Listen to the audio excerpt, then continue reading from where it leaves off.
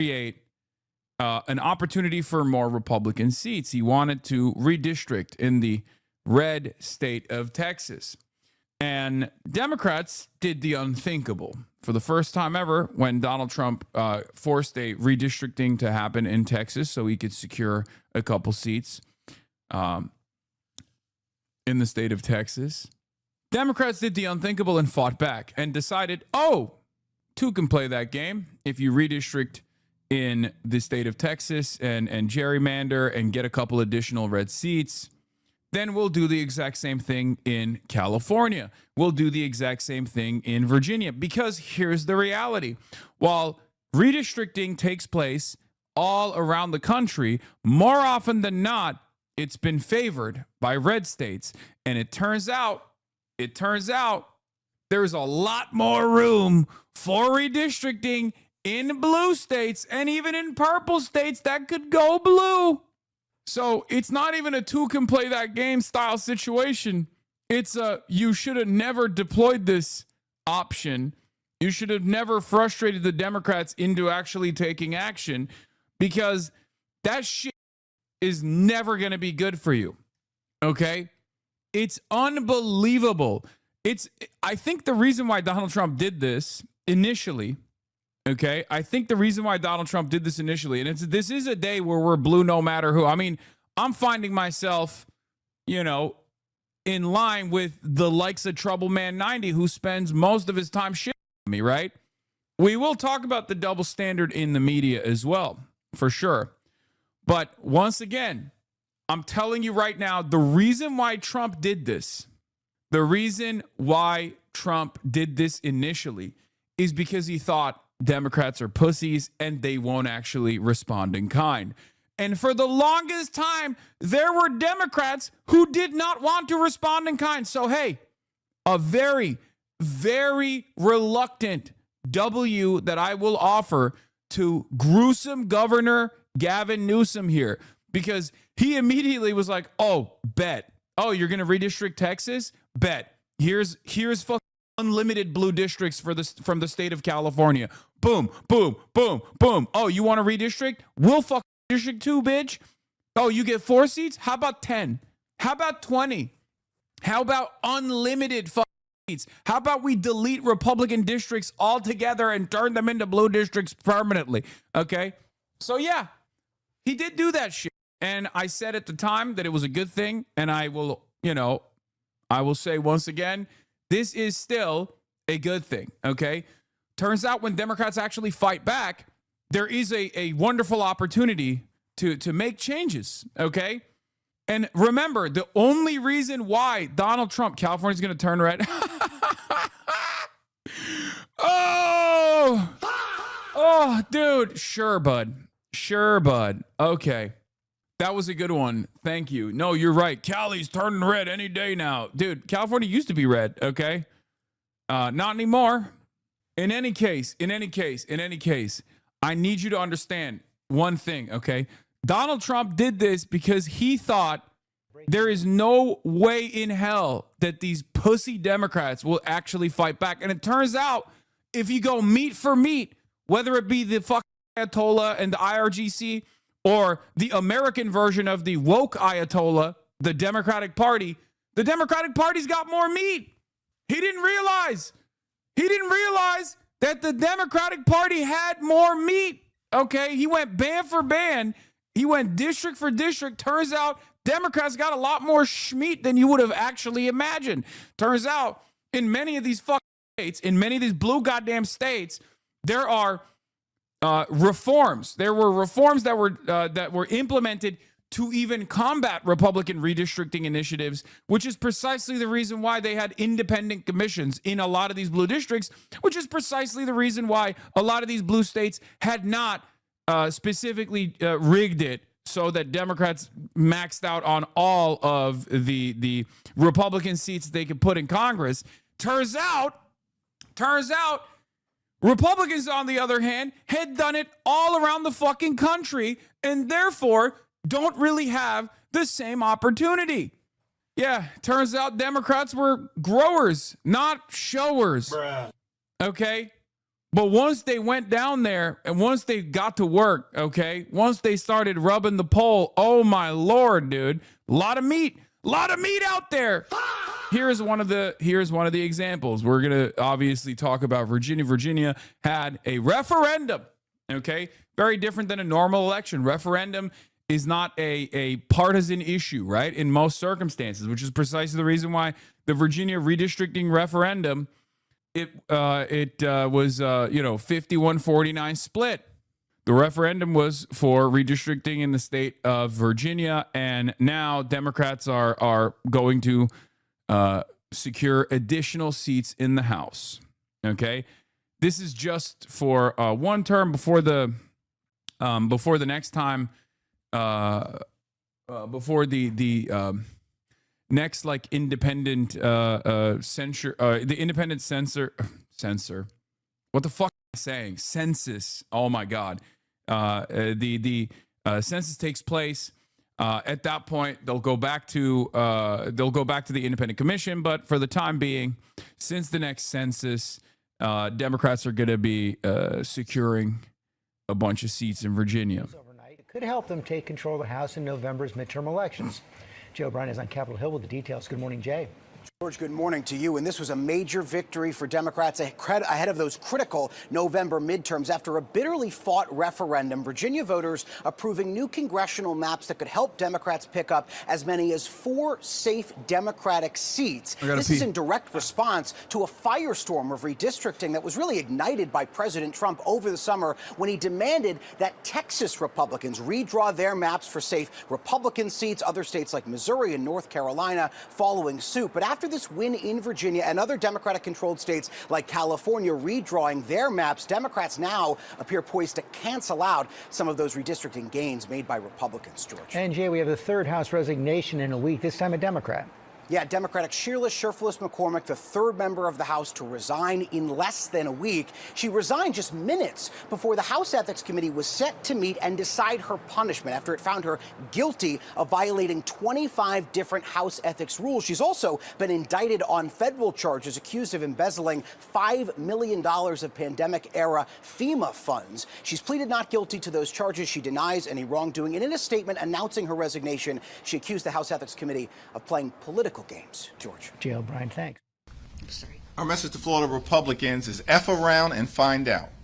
If they go down the road of a DeSantis dummy-mander, the Florida Republicans are going to find themselves in the same situation as Texas Republicans, who are on the run right now. And under no circumstances are Texas Republicans picking up 5 seats. They'll be fortunate if they get 2 or 3. While in California, we are going to get all 5. The Republicans are dummy-mandering their way into the minority before a single vote is cast because they started this war, and we're going to finish it. We have some breaking news tonight, as CNN can now project that Virginia voters have approved a Democratic plan to dramatically redraw the state's congressional map. 92% of the results are in, with just over 51% voting yes on the ballot measure. Now, if this map is enacted, it means Democrats could win 10 out of the state's 11 congressional districts. Guys, I missed the sexual panther. I heard his voice and I nutted. I heard his voice from the other side of the hall and I nutted. Okay, but I'm not gonna replay it because I feel like it's gonna his aura is too powerful. When he says dummy mander, I was like, I had to rush over here. We're currently only up 1-2. Estimated redistricting shift so far from John Cooper: Texas +5 Republicans, California +5 Democrats, Utah +1 Democrat, Missouri +1 Republican, North Carolina +1 Republican, Ohio +1 to +2 Republican, Virginia +4 D. Net roughly 1-2 Democrat seats nationally. Oh, don't worry. That's all it takes, baby. You're on the big TV. What's wrong with you, dog? All right, well. Please check out VA State Senator Louise Lucas. She's the only politician I've seen who might be able to keep the woke Commander Kyle Kulinski if you keep messaging better than Jeffries. Okay. Dude, you guys, you know there are, like, once we add on state senators as well and, like, state reps in general, like we're talking about thousands of candidates, okay? Thousands around the country Like, I can't, I can't, I don't know what you want me to do. I can't get to all of them, okay? I know I said I want to let 1,000 Zorons bloom, but like, it's pretty, you know, there are thousands of people. I can't go through all of them and like, you know, lend as much support as possible. I'm one guy. You guys forget. I'm literally one guy. I need to see that Michigan Fist video again. Michigan Fist, Michigan Fist. I'm going to Michigan Fist myself. Okay? This is the life you chose, liberal Rogan. That's not even the case. Like, Joe Rogan doesn't do any of this shit. This is a totally separate thing. Why not just group them together and do them in batches? Oh my God. Oh my God. Backseat production is my favorite part of the Hasanabi broadcast. Okay. There's always so many wonderful ideas that come from this community. Thank you so much, chatter. That seems like a great idea. Surely I can't think of a single way that would fall apart. Yeah, let's just go after hundreds of candidates from all around the country and do like a Votorama style situation, and just get them on a round table. It's fine. It'll be easy. The point is, I don't have the brain processing capacity to like do the necessary groundwork to figure out the background of all these people. Okay. Didn't you already do that in New York? Yeah, but that's the DSA slate. That's entirely different. That's an organization that I trust, an organization that I work with, an org whose candidates I trust, okay? Whose candidates I have knowledge over. Very different circumstance than like random chatters bringing up their like state senators and shit. Anyway, no disrespect to any of these people, okay? I'm working on my own pace. I'll try to get to it. You understand you did this to yourself by having 95% of your stream guests be candidates? I know. I fucked up. That's why we have Jeffrey Sachs coming on today, okay? In a couple hours, we will have the GOAT, Jeffrey Sachs, who is not a candidate, who's a professor, okay? We'll be talking to Jeffrey Sachs. And then tomorrow we'll be talking to Your Rage. We're going to have Jeffrey Sachs do Chad Vice. We're going to have Your Rage come on to talk about the Strait of Hormuz and what it means to, like, what it has done to America's force projection capabilities around the globe, that they cannot forcibly, militarily reopen the Strait of Hormuz, which was open before Donald Trump. Okay? And Your Rage has a lot of thoughts on this, obviously, so... Dye your hair bleach blonde to support Kyle. Sure. All right, let's get back to it. Dems win Virginia redistricting battle. What does this mean for the midterms? Which would boost the party at large in the fight for control of Congress. Harrington is here to join us. And Harry, obviously, there were a lot of questions of how this would go tonight. Tell us what we're seeing in these numbers so far. Yeah, I would just say, look, the yes side won. Yes, they are probably going to end up lower than the percentage that Kamala Harris won in terms of the margin. But you know what? A win is a win is a win. And this means a lot for Virginia. And I will just note, just look at this. They have basically going to gerrymander this state rotten. They are basically going to lock Republicans out of power in a state where Donald Trump got 46% of the vote back in 2024. House seats Republicans in Virginia. If you want to understand how ridiculous like redistricting is in places like Wisconsin, for example, famously, I've talked about it quite a bit, but for Democrats to actually win majority in like to win majority representation in the state of Wisconsin, they need like almost 70% of the vote. Okay, like it's a little bit like for those of you who don't understand how redistricting works, how gerrymandering works, it's a little bit like the Electoral College, where like Democrats need to outperform the Republicans not by 1%, but usually the way the Electoral College works, they have to outperform the Republicans by like 5 to almost 10%, not 10%, but like 5 to 7% in order to actually win the Electoral College. So it's kind of like that, okay? You know, they're trying to slice up the districts in a way that puts a majority. Bro, you have no idea what you're talking about. Get off the platform. All right, today we're gonna do something different. We're gonna let Pockets 2, following since 2026, 420, explain to us the concept of redistricting. And I'm just giving him the table now. Go ahead. pockets too. Don't chat GPT it. Just explain to us, redistricting, gerrymandering, why I'm wrong about the way that I've described it thus far. Okay, you've taken too long. Kind of feels like you didn't know what the fuck we're talking about, and you were just chirping for no reason. All right, let's continue. Are only going to really end up with 9%. That is quite the imbalance that's going on here, right? Of course, this is part of a larger national picture as well in terms of redistricting. And this, to me, is what is so interesting, right? Oh, we've had all this redistricting, right? It started in Texas. Then it was California. We've done Ohio. We've done North Carolina. We've done Utah.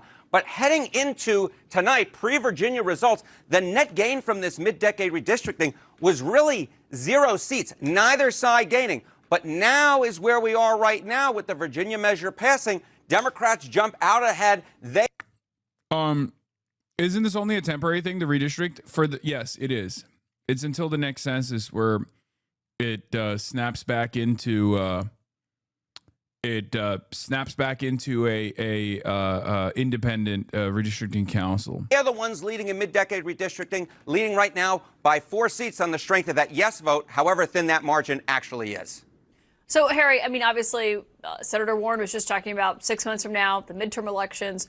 What could this mean for the fight for who controls Congress here? Yeah, I mean, if you know anything about the House of Representatives, and you're down in Washington, D.C., so you know a heck of a lot more than I do, I would just say this. The power right now, it's so tight, right? Every vote is so tight in the U.S. House of Representatives. So you just take a look here, and this gives you the math of why this vote was so important. If you talk about the margin of the GOP majority in the House post the 2024 election, it was 2 seats, 2 seats. That's how many seats they could lose on a vote before losing the majority. Now, all of a sudden, we're talking about Democrats gaining 1, 2, 3, 4 seats, 4 seats in Virginia. The simple math here is 4 is greater than 2. Without Democrats needing to pick up any more seats, this would eliminate the Republican majority and instill a Democratic majority because the margins are so tight.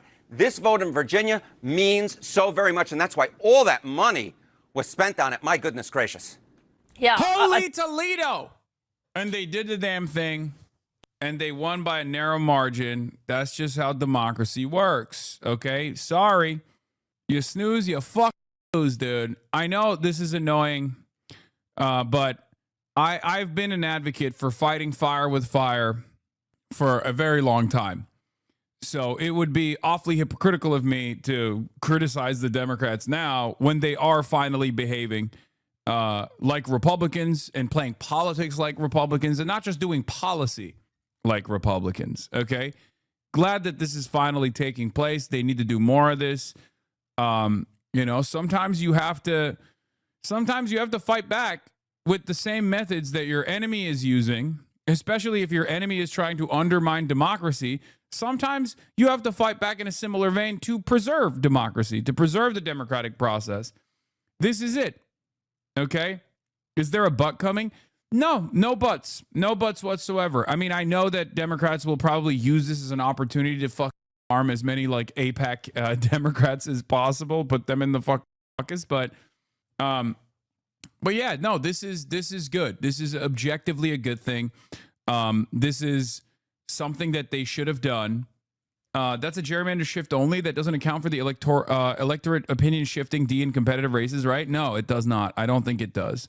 Ton of money. Harry, thank you for doing that math for us. I know, it's very hard, very hard. This is why we keep you around. That's right. Harry Ensign, thank you for that. For more on this, my political sources are here tonight. Jermichael, what's your assessment of what's happening? I mean, look, I'm not happy about it. Look at this. Look at this dildo. Oh my God, is that Neera Tanden? Oh my God. Holy Toledo. Dude, what the fuck is this panel? What we're seeing is a gradual destruction of institutions in our country. So what happens when you create an atmosphere and an environment where compromise no longer exists? Yeah, maybe this is good for Democrats today, but is it good for the long run? Probably. Dude, CNN, what is the panel? Caitlin, what are you doing? Put someone else on that goddamn panel. Okay, I guess Neera Tanden will be the defender of the Democrats here, even though she sucks. Unbelievable. Unbelievable. Or they're like, oh, what a sad day for the democratic process. You, okay? The fuck you mean what a sad day for the democratic process? Sorry, talk to the Republicans for once. It is one of the most annoying things, like when Democrats finally do like a fraction of what the Republicans have been doing, and everyone's like, whoa, whoa, whoa, you're not supposed to do that. Them's not the rules. You're supposed to eat shit and die every election. What do you mean? Why are you not rolling over and taking it up the ass? How dare you? It's literally Harlem Globetrotters versus the Washington Generals, man. Every time they're like, whoa, what are you doing? You're not supposed to dunk. You're not allowed to take 3-point shots. What are you doing? You're supposed to lose every time. It's unbelievable. The one time Democrats do the right thing, all of these like liberal panelists, like liberal adjacent panelists, the reasonable Republicans, the reasonable Republican strategists immediately are like, whoa, what a sad day for democracy. I'm sorry. Trump is your guy. You can't say that. You can't be defending Trump on a daily basis and then turn around and be like, well, I can't believe the Democrats are doing this. I mean, I get why. Okay. I get why they're saying this, because the expectation is, yeah, Democrats are supposed to be controlled opposition. Democrats are supposed to just eat it every day of the week. Sorry, sucks to fuck. It's so ridiculous, and it's hilarious to see this. Look. Washington Post editorial board was fine with the Republicans' gerrymandering in Texas, but when Democrats responded in Virginia, it's a power grab that plunges America deeper in the gerrymandering abyss. The Texas gerrymander freak out. What's happening in the Lone Star State is not a threat to democracy. Virginia plunges America deeper in the gerrymandering abyss. Hold on. It's unbelievable, dude. It's unbelievable, but I hope this gives more confidence to the Democrats to do stuff like this, okay? I hope it gives more confidence to Democrats. Incredible double standard by the media. The one time Democrats actually fight back. More of this, please. Take this country back from the hands of fascists. Let corporate media stooges scream in agony. Who cares? We got our own dog to dunk now, and the libs are mad. Yeah, it's bull. Okay, I've been talking about how bull is for the longest time. Okay, sucks to suck, dude. Maybe this is a dumb question, but what is even the moral argument against Dems redistricting? Like, there isn't a fair way to district there. It will always be arbitrary. No, redistricting is cheating. Okay, it straight up is cheating. But the problem is Democrats for the longest time, knowing full well that they have the votes in all of these fucking states for the most part, with the exception of some states where they have like done gerrymandering, have actively tried to fight against gerrymandering. As a matter of fact, there's a reason why there's a lot more blue seats that are readily available in blue states. That is because to even have a normal Democratic proportional representation in said blue states, they had to literally set up independent commissions against the Republicans constantly fighting. Okay? Now, of course, there's a wonderful opportunity here for the Democrats to keep farming more seats because most of those blue states are even blue to begin with because they were able to set up independent commissions against the wishes of the Republicans who wanted to gerrymander it into oblivion. Red states, on the other hand, unbelievably red because they've already been gerrymandered. Okay? So yeah, play the same game that Republicans are playing, okay? This is I hope it inspires Democrats to fight back even harder. When are you going to thank this woman for fighting back against the Republicans, Hassan? Louise Lucas, I have the utmost respect for Senator Kaine and Senator Warner, but we don't need coaching on redistricting coming back from a cuck chair in the corner. How about you all stay focused on the fashion in the White House and let us handle redistricting in Virginia 10-1. You truly aren't your normal grandma. I keep telling him, don't let the gray hair fool you. She said, cuck chair. That was in January. She posted her victory lap today. Thank you, McDonald's, for hiring those facing federal job losses. Every family deserves to earn a living, and that's why we raised our minimum wage in Virginia to $15 an hour. Yeah, her header is her with boxing gloves on. You see? Revealed. Virginia wine moms release counter plan for the Trump arch. These elections, if we lose these elections, the House, and in this case the House, and just it's going to be a disaster. And shut your bitch ass up. Don't call.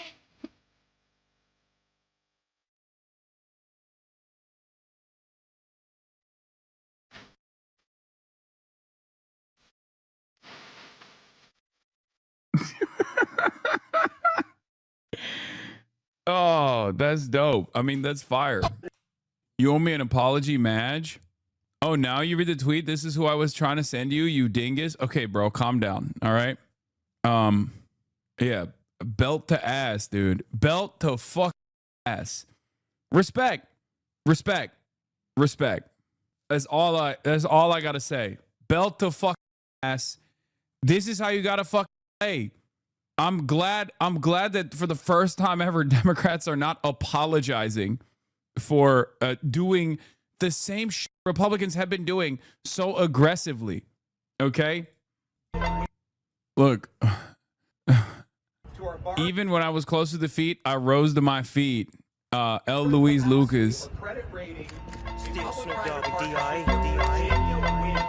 Guess who's back?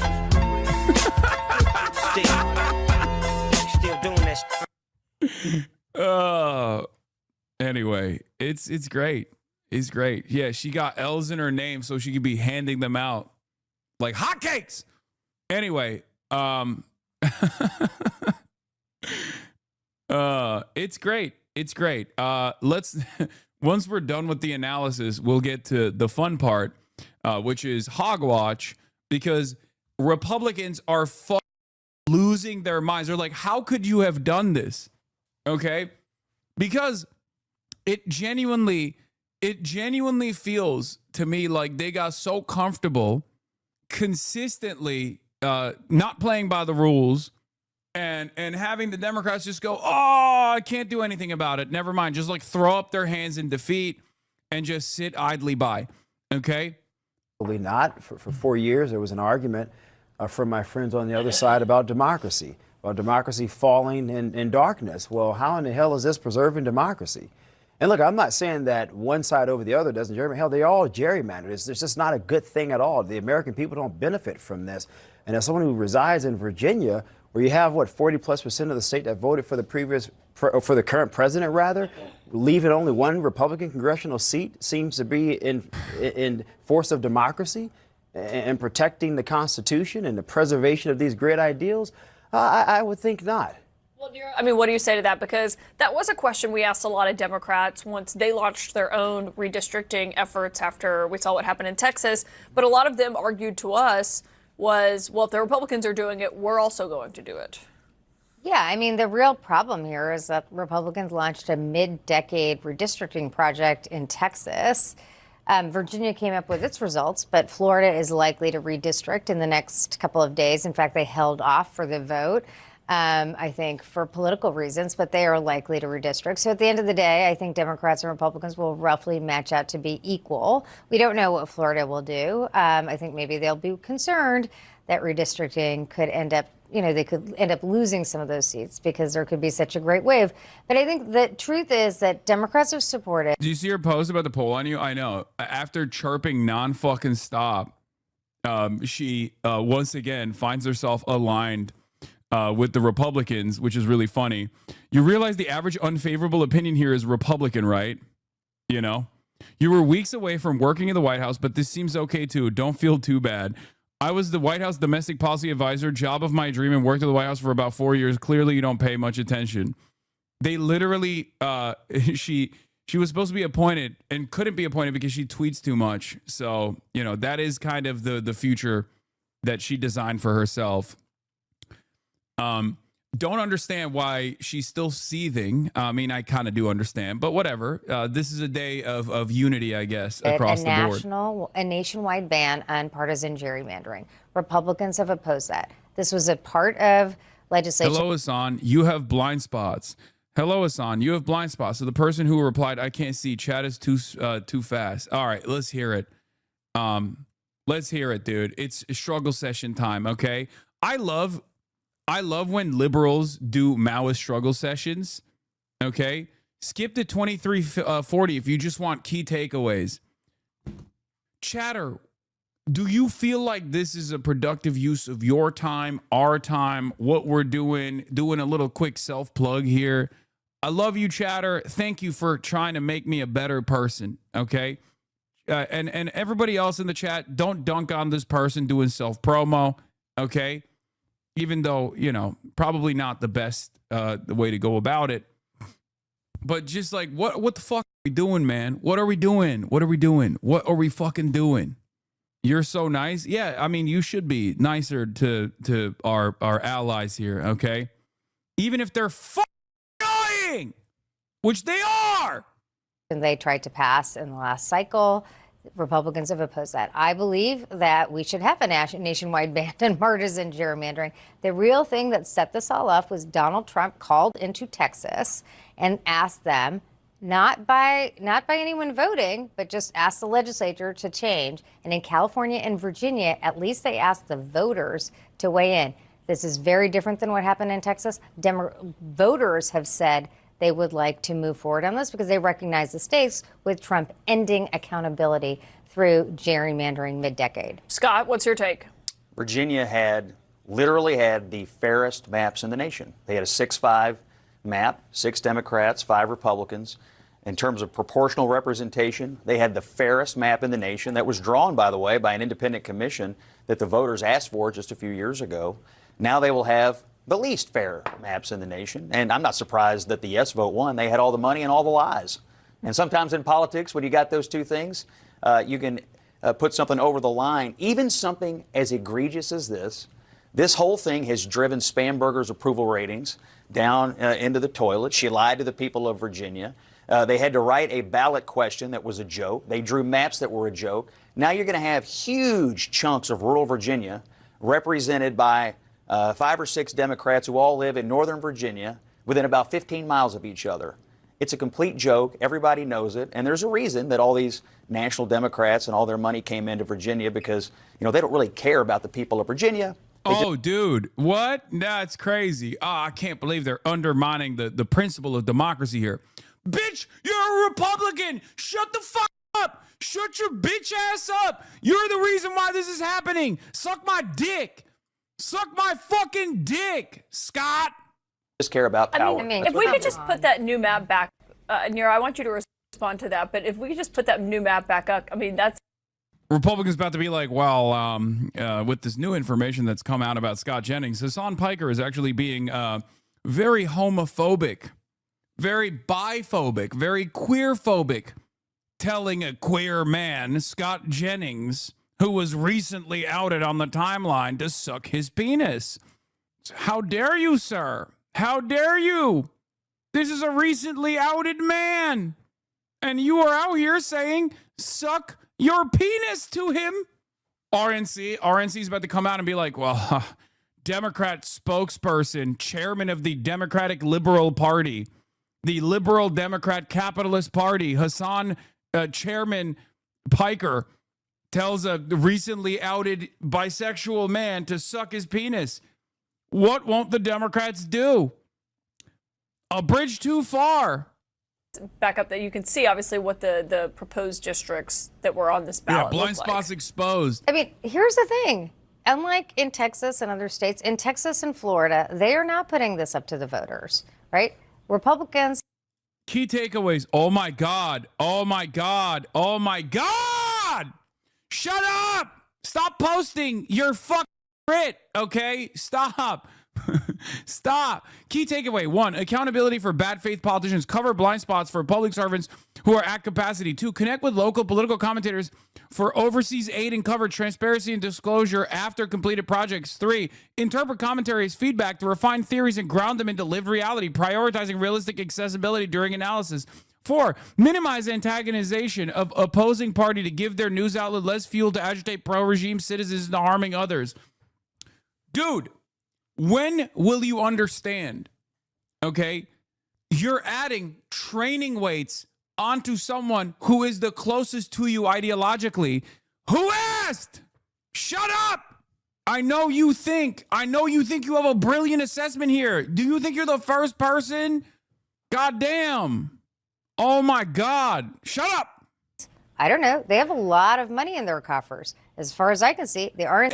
You think you're the first person to come in here and be like, I actually know exactly how you could do your job a lot better than you, even though you've been doing it for 10 fucking years and getting constantly ass blasted by both the liberals and their adjacent, like, independent, supposedly quote unquote independent outlets, and also the entirety of the Republican Party, all the way to the fucking Nazis. But guess what? I got you, King. I know you didn't ask for this, but I got you. You actually suck. And I got a way for you to not suck. Here, do it my way. How about you do it your way? Okay? You do it your way. And when you do it your way and you build this fucking momentum, this grassroots momentum, I'll come to you. I'll say, listen, King, thank you so much for showing me the right way to do things. You minimize antagonism towards the fucking opposition party. Like, imagine thinking this is good criticism when you're basically saying, I'm pissing off the Republicans into being transphobic or into being anti-black. How fucking delusional is this criticism? What are you doing? A party that has anchored its entire principles around murdering, jailing black and brown people. You think they're being antagonized by someone like myself into doing that further? What are you, fucking stupid? The fuck? What the fuck are you saying? Think.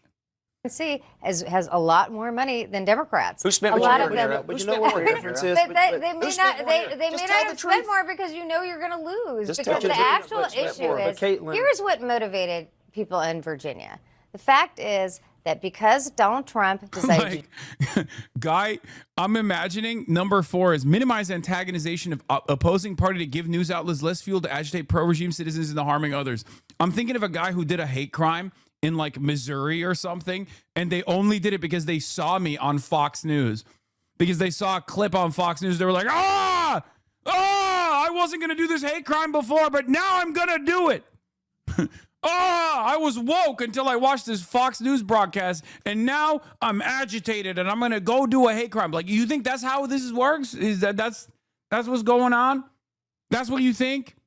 Criticism of the ideology of empire must be balanced with infrastructural empowerment of people, not just pro-human, but human-centered. What does the fuck mean? Bullet points that literally are just bullet points through AI slop that unironically is just being like, hey, why don't you be a liberal? Okay, why don't you be a liberal who's nice to Republicans? This is how we win. do mid-decade redistrict in Texas. People believed that in order to level the playing field, you needed to ensure that Virginia acted. But you know what the difference is? Ridiculous is what's the one thing just to say no. With Texas, neither one of you said a word about Texas. Well, that's not true. I actually talked a lot about Texas, where was Scott and I wasn't happy about that. But let me just say this: the difference is Democrats have a number of seats still in the state of Texas. Now we can disagree on whether this made sense morally, ethically. That's a fair point. But in Virginia, you're eliminating all but one. They took 5 seats all in Texas. but one. That's basic math. How is that at all fair? How's that fair? You didn't give Texans How's the right that fair? to vote. You didn't put it up to a ballot proposition. The question is, but how is it fair in Virginia the legislature, to leave Republicans with one? Would you be okay if we left Democrats with one congressional seat? You know what I would be okay with? I would be okay with a ban on partisan gerrymandering across the country. And I wish you guys had supported that. When the president, so clearly wanted this to happen in Texas, that it did set off this kind of arms race. Of course it is. Why do these people want to talk about fair? Because, again, meat for meat. Democrats went meat for the first time in a long time. all of a sudden, there's more meat. Life is a game of inches, okay? Turns out Democrats got a couple more inches on the Republicans, and all of a sudden everyone's like, whoa, whoa, whoa, whoa, you're not supposed to do that. You're not allowed. The fuck? We get to do that. We get to violate all the fucking rules, and then we turn around and we cry to the referee after we beat the fuck out of the referee. F you. That's what I say. That's what I say to the Republicans, okay? Fair is fair. What do you mean fair? When have you fought fair, bitch? Shut the fuck up. And that's my initial point. This is not good for the country. Like, I'm a conservative. Hell yes, I want my side to do well. I strongly believe in my principles, and I presume Near here cares a lot about her side, and she wants to see Democrats do well. But how in the hell is this good for democracy when both sides believe there is no interest in incentivizing on anything? We don't have to compromise. We don't have to figure it out. We don't have to work things out, because you know what? We'll have one red state, one blue state. There will be no purple states. There will be no party in the middle. How does that move things forward when you look at the things that this country is currently struggling with on the economic front, the education front, healthcare? You have China, our greatest adversary, that are moving leaps and bounds ahead, and we can't even govern ourselves appropriately. This should make any person in this country happy about where we are. You know, I agree. I just think the way to have dealt with this is to have a ban on gerrymandering in any of these states. Mid-decade redistricting is really something has really happened very rarely. North Carolina did it a few years ago, but we should really most people are used to decennial. Most states are used to it, like doing it every decade. We should do it, and we should actually abandon all this. And I wish Republicans had joined the Democrats. Scott, if you were a member of Congress, would you vote to ban gerrymandering? Well, I actually am rather protective. What's up? What's up, Scott? Great question. Great question. I don't know. I mean, maybe. It depends. Of the states making these decisions. That's a no. I don't really have a problem with states making decisions about this. Do you see the guy who outed Scott on the timeline was also saying Cenk is paid by Russia and funneled part of that money to kickstart your career? True. Yes. He had gay sex with Scott Jennings, and also Vladimir Putin gave Cenk, Uncle Chunk Weigert, $17 billion that Uncle Chunk Weigert gave me directly, so I could purchase a fucking PlayStation 4 camera. I needed that Russian money. What I have a problem with in this case, look, Texas did what they did. They had a right to do it. Virginia did what they did. What I have a problem with in Virginia is you had a fair map, and you also had an independent commission draw it, and you also had the new governor, tell the people of Virginia during her campaign she wasn't going to do it. So this whole thing was built on lies, and the ballot question, if you read it, was a total joke. You showed the map of the districts. They're a complete joke. And so I think what they've done is they basically disenfranchised 90%. Scott seems like he hates referendum, which is a referendum is the purest expression of the democratic process, Scott. Kind of feels like you're crying to the referee after the fact, huh? Doesn't feel too good, does it? Doesn't feel too good, does it now? Doesn't feel too good, does it now? Oh, hell no. Oh, hell no. The question, Scott, was, would you be in favor of banning redistricting across the board, Scott? It wasn't, in Virginia, they didn't abide by the democratic process. Scott, thank you to the Democratic Party for at least giving me one day of pleasure watching these Republican fascist cry about how undemocratic this process is. Oh, it's so good. Look. First time the Democrats actually fight back, Republicans are on the back foot. You see how quickly they change their language? I've been literally saying this non-fucking stop. I've been saying this for the utilization of rhetoric, okay? I've been saying this for legislative engineering, all of this stuff. The moment that Democrats actually start fighting fire with fire, Republicans turn into fucking tards.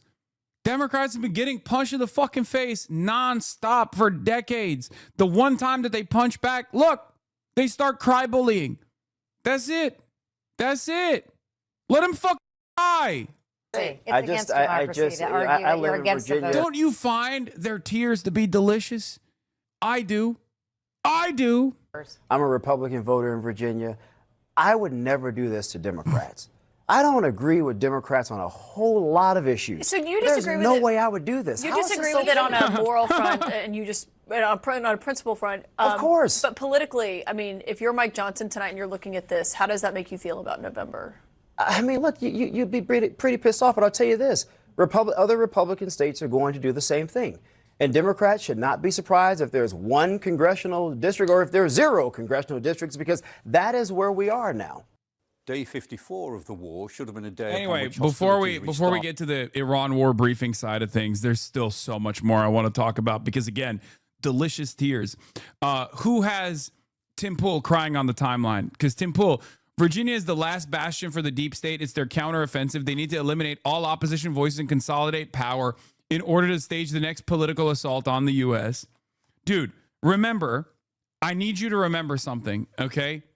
They did January 6th. Like, look, I think it was funny, okay? You know my opinion on January 6th. But, like, if you care about, like, the democratic process or whatever, okay, you cannot be defending January 6th and then turning around and fucking complaining about shit like this, okay? Just never forget the very same people, including, I mean, Tim Pool, that literally got paid by Russia anyway through Tenet Media. That's a totally separate story. But just like, remember, these are the same fucking people. What? January 6th was not funny. The left treating it as a joke is why Trump is back in the White House. Buddy, what leftist is the reason why Donald Trump is not in prison for doing January 6th? While it was objectively a funny incident, I will never not laugh at fucking HVAC business owners literally crawling up the steps of the rotunda, okay, to walk in, to think that they could just like undermine the democratic process because they were able to tackle this like symbolic vote certification process while they demand to murder Mike Pence, okay? What fuck leftist is the reason why Donald Trump is not behind bars? I'm a very fair guy, okay? I'm a very pragmatic guy, perhaps too pragmatic. Some of the people on the to my left get mad at me for this. But the idea that like it's the left that is the reason why Trump is not behind bars is fucking idiotic, okay? I've said this before. Throw his bitch ass in prison, okay? Throw his bitch ass in prison. Yeah, I said that too. I said the same shit. I said, hey, look, Brazil did the right thing. It wasn't my fault. The idea of January 6th is not funny. The execution of January 6th was and is hilarious. Yes, you will never convince me that people who flew from all around the country, just like the fattest Treatlerites you've ever seen, the fattest small business Hitlerites in the entire country gathered in the Capitol to walk through the halls of Congress and they thought that like intercepting this symbolic process, this vote certification process would somehow magically overturn the results of the past Democratic election. It just doesn't work that way.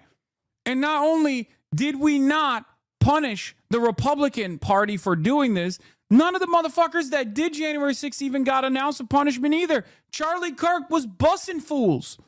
Turning Point USA. Charlie Kirk was bussing mother to the Capitol, man. What are we talking about? If you don't take it seriously as a Democratic Party, you can't expect me to not laugh at it, okay? Yeah, they did Hogchella, and you're out here expecting me not to laugh.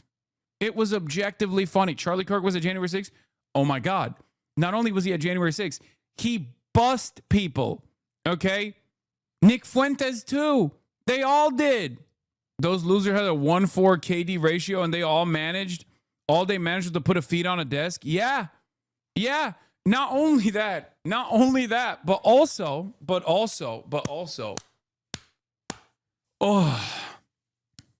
they had no real no mechanism for success, okay? They had nothing going on. They got jailed, the people that participated in it. Some of them got jailed. Donald Trump won the election again, and then he released them. And then half of them are back in jail because they're either attempting to do suicide by cop or just have a tendency to secure child sexual abuse material, it seems. Half of them are fucking pedophiles, dude. How is that possible? How do you have a movement where so many of them are straight up pedophiles? How is that possible? How is that possible? It's unbelievable. It is truly unbelievable that you got a movement comprised almost entirely of small business treatlerites that happen to have unbelievable amounts of child sexual abuse material in their fucking hard drives. How is that possible? These are just like the biggest villains of all time. They're just so gross, so evil. And we have to act as though they're normal. We have to act as though they're not fucking freaks. Democrats tell me like, oh, we want a strong Republican Party. No, I want no Republican Party, okay? Maybe a symbolic one. That's my argument, okay? So, of course, on this glorious day when the Democrats are finally fighting back, okay, like they got something to lose, they're finally fucking fighting back and winning. Baseless claim? Oh, is it? Is that a baseless claim? Does that hurt your feelings to hear about how many of the January 6ers that got released from prison had to go back to prison because they were, taking their dicks out in the nearest fucking kindergarten? Does that hurt your feelings to hear? Pedocon is a theory like gravity is a theory, okay? Pedocon is just reality. Sorry if that fucking hurts your fifis, I'd say suck my dick, but, I'm 34 years old. It's a couple decades too old for you, I think.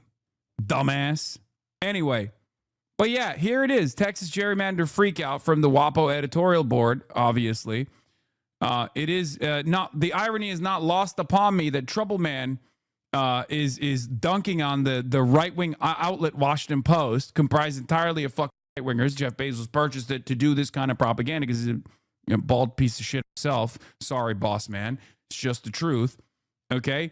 Obviously, Trouble Man, this guy, loves when that right-wing outlet is shit me, doesn't realize that the Washington Post is a right-wing outlet, especially his editorial board. He's fine with that alignment when it's actually dunking to his left, but all of a sudden, obviously, when it's dunking on the Democrats, we're united. Unlike Trouble Man, I'm consistent, okay? I want to fight the Republicans. I want to fight fascism in this country. If the Democrats, if the liberals are going to be doing that, I'm going to support them. All right? That's it. That's it. That's the point. Now let's keep watching these Republicans cry delicious tears. Anyway, I'm going to break myself and post social media ban to note something that I might write if I wasn't leaving or on a trip tonight. If you want to solve gerrymandering as a solvable problem, there are several options. Liberals would prefer some. Commissions that account for communities of interest. Conservatives will prefer others, say strict compactness requirements, but each side's skepticism of the other's preferred option is mostly unjustified. Commissions haven't mistreated the GOP in the way it believes. Nationwide commission-drawn maps perform as one would expect based on computer sims. With commissions nationwide, the maps might well lean more GOP than today. The GOP's misperception here is partly based on the lopsided seat count in California, but single-member districts don't yield proportional maps. In California, where 80% of people live in D geographies, a fair map will yield 80% Dem seats. That's what the Sims say too. The GOP's concern that communities of interest are just a backdoor way to justify gerrymandering Democratic seats isn't unfounded. This strikes me as an area that's ripe for compromise if anyone ever wanted. Still, so far it hasn't yielded unfair results. There have been commission-drawn maps where Ds aren't happy with the result, like Colorado or Arizona. On any given map, someone's going to get the marginal district. But if you judge this process in the aggregate, it works out fine and fair. A compactness/boundary standard wouldn't be nearly as bad as progressives seem to believe either. It wouldn't hurt Democrats or the number of minority-majority districts to the extent they believe. Dem fears were understandable in the Obama era, but it's not 2012 anymore. Dems win in the burbs while doing worse in both city and countryside. As a result, compact districts yield a competitive and relatively balanced map nationwide. More pure gold from Tim Pool.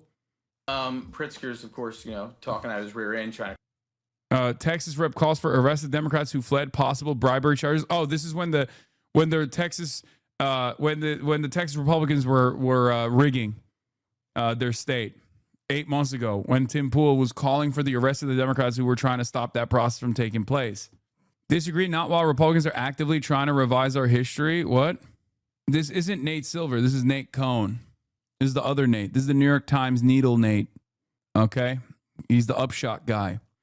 Here again, there's a lot of interstate variation. In states like Texas, compact districts would yield many seats for the Democrats. In Illinois or Wisconsin, it's great for the GOP. Nationwide, it would be fine. As the nation's suburbs become more diverse, compact districts do less and less to pack non-white voters into overwhelmingly non-white seats. Nowadays, compact maps yield many minority opportunity districts without any deliberate effort to create them. Details are interesting and I guess not wrong, says Aaron Frischner. But Republicans aren't against a ban because of the particulars. They simply think they're entitled to power regardless of the popular will. This is also why they stole the Supreme Court seat and tried to steal a presidential election. Exactly. Because Republicans are fucking fascist, okay? I've said Republicans are fascist throughout my entire career, but now they're like fully leaning into the fascism. They're like openly demonstrating the power that they have, no matter how undemocratic it is. Okay, as a matter of fact, they like that it's undemocratic. They see that as a flex. I understand why journalists want to show nonpartisan objectivity by drawing parallels between the parties and finding space in the middle, but the parties simply differ here. The reason the parties disagree on a gerrymandering ban is also why they disagree on the Electoral College. There are 10,000 examples of this from prominent voices on the right today. They aren't saying, let's reform the system. They're just outraged that their own tactics were used against them. Look at this from one of the most followed conservative Virginia accounts. It's insane. I'll take 4 to 6 GOP. By the way, one of the most followed Republican Virginia accounts, of course, Lolly. I'll take 4 to 6 GOP pickups in Texas, 1 GOP pickup in Missouri, and 2 to 3 GOP pickups in Ohio in exchange for losing 1 GOP seat in Maryland. The fact of the matter is we hold all the cards here. There's absolutely nothing Democrats can bring to bear that matches our ability to gerrymander Republican-controlled states next year. Why would we not do this? And then openly states, no, I support gerrymandering when my side does it, and I oppose it when Democrats do it because Democrats are my enemy and I want them to lose everywhere. The Democratic Party masquerades as a legitimate political party while functioning as an illegitimate tool for foreigners, criminals, and their managerial handlers to sack and pillage this country at the expense of the American people. The appropriate number of Democratic seats at all levels of government is 0. The party itself should be banned, and at least half of its elected officials should be in prison. How refreshingly honest. Unbelievably funny, though, that like a prominent right-wing figure in the election Twitter on the Republican side is a fucking polygon. You should be in prison. As a matter of fact, in the state of Texas, by Texas law, you would be in prison. What the fuck are you talking about? Your same party wants to beat you to death with hammers for your gross, perverse sexual fantasies. Mean. This is why it's so funny. It's funny to me that these guys are like, yeah, no, in a future neo-Nazi universe that I want to craft, I will be fine. They will let me jerk off to the fucking polygon. No, they won't. Okay? Even in your wildest dystopian future that you have designed for yourself, you're still going to jail. Anyway, this is not just a phenomenon of Trumpism either, though he has obviously taken it to new depths. Adam Serwer makes the point in a depressing way. Exhibit A, Peter J. Hansen. It's really so egregious that Virginia's wealthiest residents are straight up trying to steal voting power from the state's rural and working class voters. From now on until eternity, Peter J. Hassan says, any Virginia Democrat who says, I support the working class or I support our farmers should be asked, then why did you support disenfranchising them?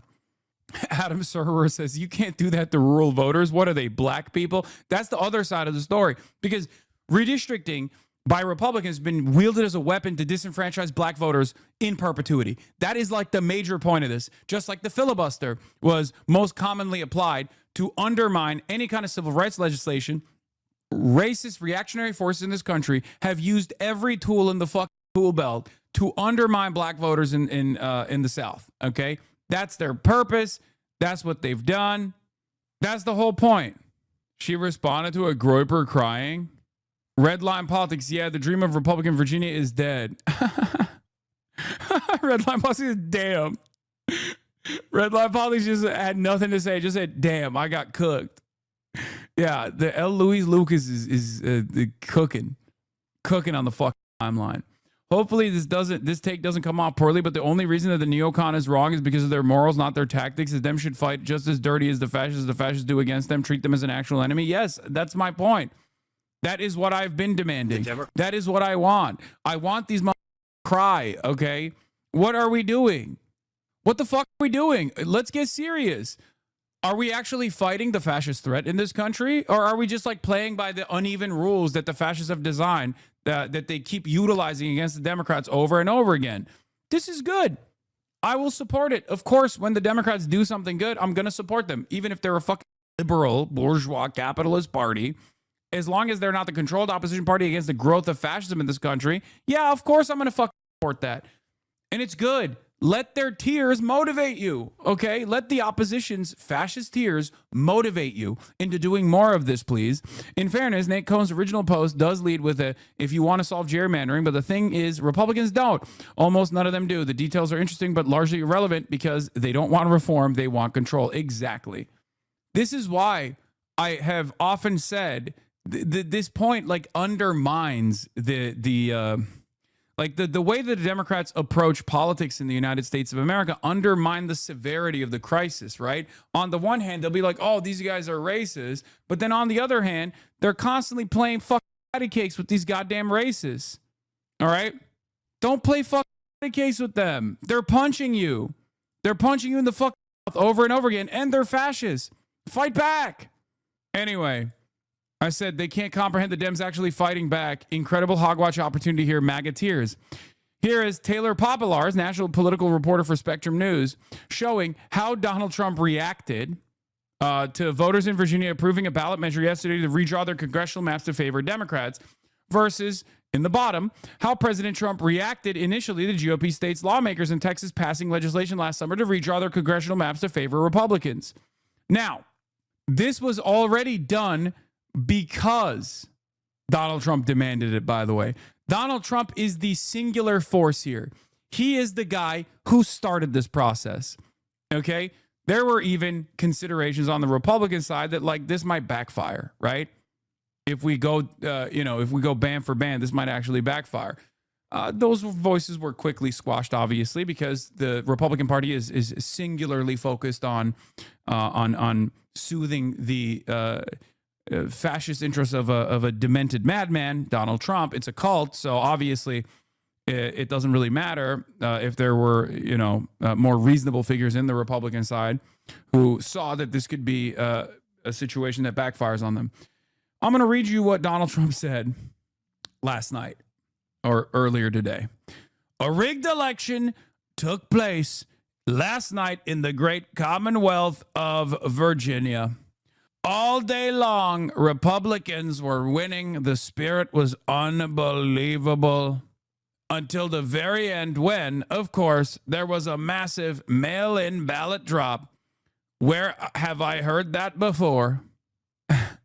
And the Democrats eked out another crooked victory. 6-5 goes 10-1. And yet the presidential, he's going to do another January 6th in Virginia, dude.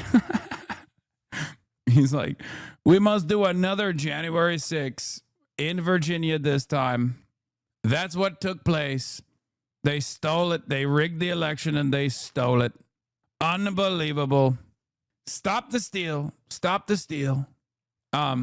Very close to a 50-50 split. In addition to everything else, the language of the referendum was purposely unintelligible and deceptive. Yeah, it's the Democrats fooled my illiterate voters. Everyone knows Republicans can't read or write, which is good. That means they're bigger patriots than the stupid elite libtards who know how to read and write above a 6th grade level. This is why it should be illegal. We are doing a reverse poll tax. We are instituting a reverse poll tax. If you can read or write above a 6th grade level, you are not allowed to vote any longer. That's right. We're bringing back Jim Crow laws, but this time you are no longer allowed to read or write if you want to vote. After all, that is the real America. Big words are banned in the real America. No more school. Only homeschool. Homeschool only. We're no longer doing common core curriculum. It's woke. It's too woke. They're teaching them the maths. They're teaching them the reading. They're teaching them the writing. Anyway, he said the language was purposely unintelligible and deceptive. As everyone knows, I'm an extraordinarily brilliant person. I'm an extraordinarily brilliant person. And even I had no idea what the hell they were talking about in the referendum, and neither do they. I'm so smart, and yet I couldn't read. We should make it illegal to read. I am a real stable genius. How dare they? How dare they trick us with big words? Let's see if the courts will fix this travesty of, in air quotes, justice. President Donald J. Trump. Now, look at what he said when the shoe was on the other foot. Let's take a look. Big win for the great state of Texas. Everything passed on our way to 5 more congressional seats and saving your rights, your freedoms, and your country itself. Texas never lets us down. Florida, Indiana, and others are looking to do the same thing. More seats equals less crime, a great economy, and a strong Second Amendment. It means happiness and peace. But Republicans, there is one thing even better. Stop mail-in voting, a total fraud that has no bounds, except for when I do it every single election. I have never voted in person. I have only voted by mail. That's real. Donald Trump votes by mail.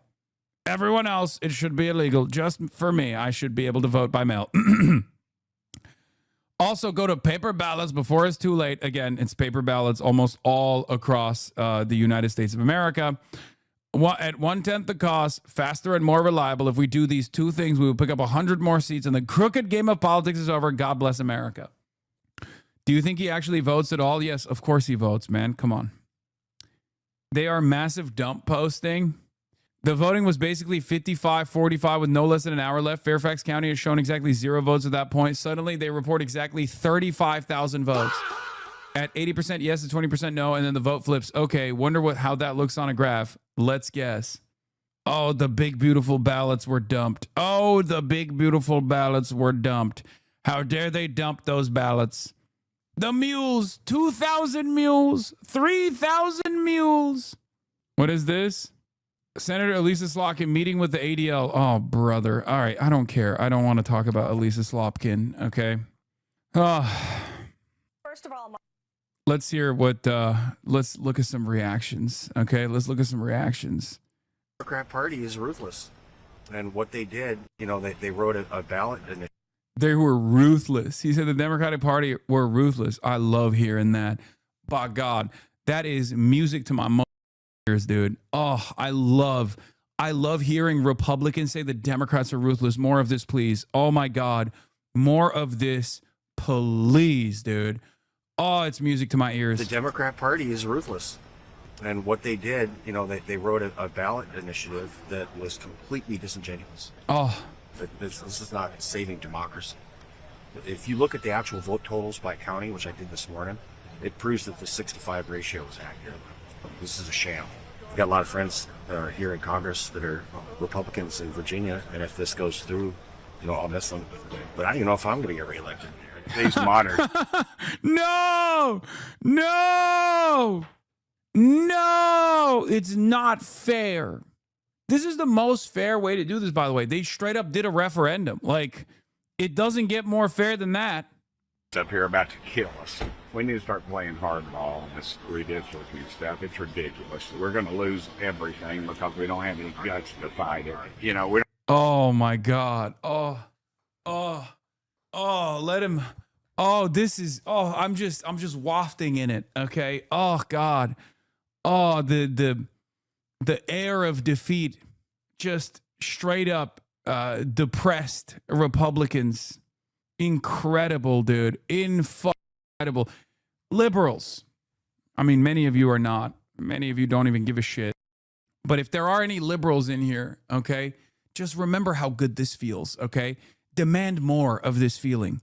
Demand more from your electeds so they fight back so you can feel this good again and again and again and again. Not educating our voters. We're not registering people to vote.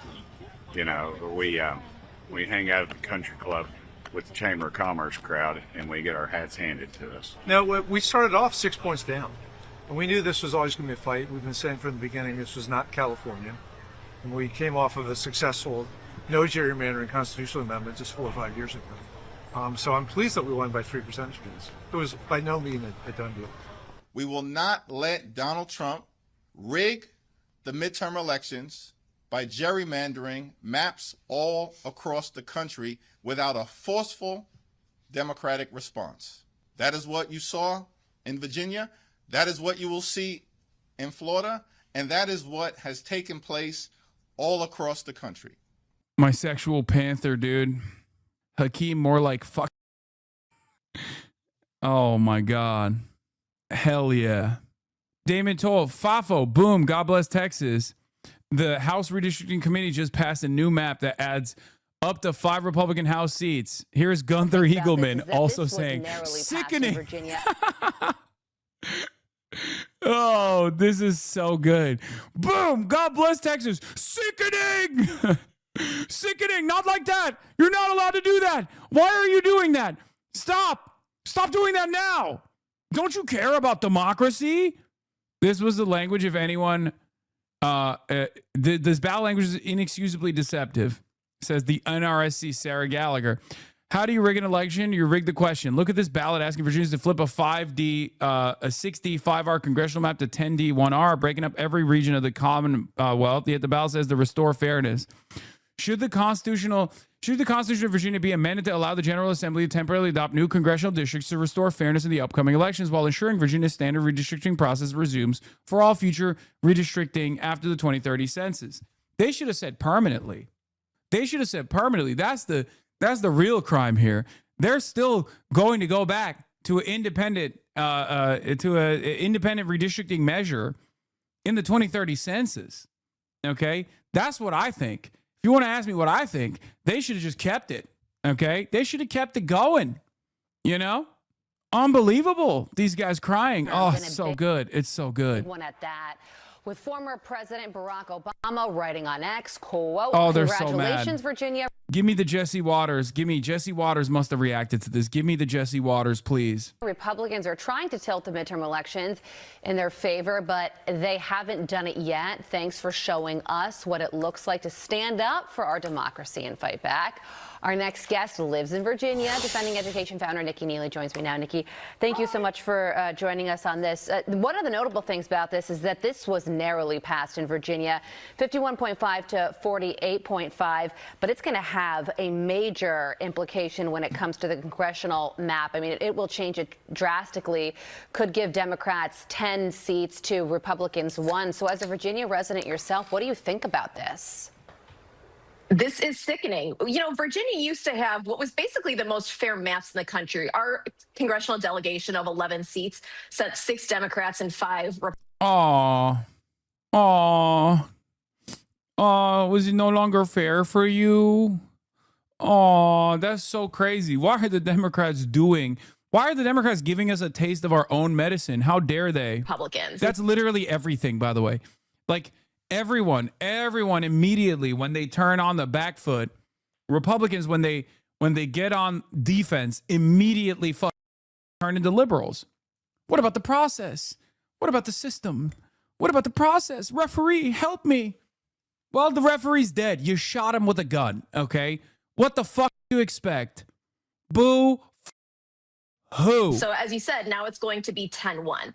But this whole referendum was a gaslighting attempt. Much like we were told Abigail Spanberger was a moderate, we were told that this was a temporary measure. We were told that it is to restore fairness. And there is absolutely nothing fair about upstate Virginia basically dictating what is going on for the rest of the state and the rest of the country. Because, you know, oh, so many this you moments. What is this? Pinchy intensifies. Oh, the gerrymander lobster. Here's Jesse Waters mid-decade on mid-decade redistricting last year versus Jesse Waters on mid-decade redistricting tonight.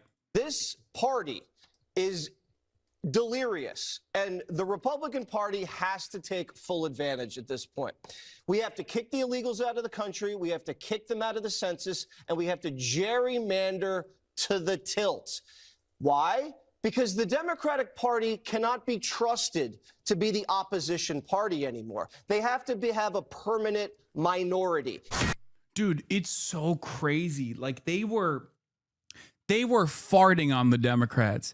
Not only did they ruthlessly brutalize the Democrats, ruthlessly brutalize all systems, all process, everything, they were literally dabbing. They were dabbing on the Democrats, okay?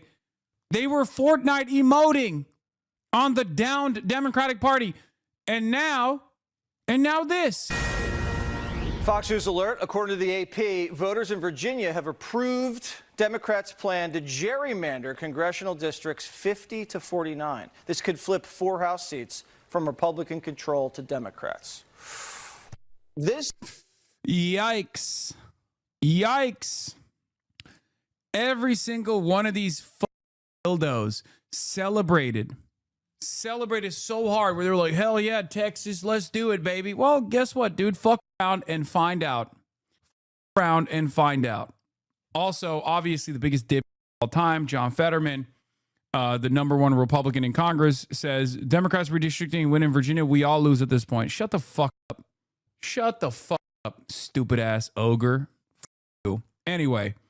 Oh, it's so good. It's so good. Oh, give me more. Trump's disapproval rating has noticeably spiked upwards ever since he announced this blockade on the issues. His net approval on inflation has fallen literally below the chart. There's also that too. Libs finally getting their dunks in. Yeah. House seats, Democrats. Raw milk meltdown. Yeah, suck it. Suck it, Jesse. Yes, I know. Osei was arrested when he was trying to stop an eviction from one of his district constituents. Yeah, they also had to suspend the Department of Homeland Security Assistant Secretary because she has sugar daddies. A DHS official tells me that 29-year-old Julia Varvaro, DHS Assistant Secretary for Counterterrorism, has been placed on administrative leave and removed from her position while allegations of a repeated use of sugar daddies are being investigated. Yep. Secret sugar daddy sex scandal exposed out of Trump's counterterrorism headquarters. Read glamorous senior aides, voracious text messages, itemized trophies, and her utterly shameless justification. It's fucking awesome.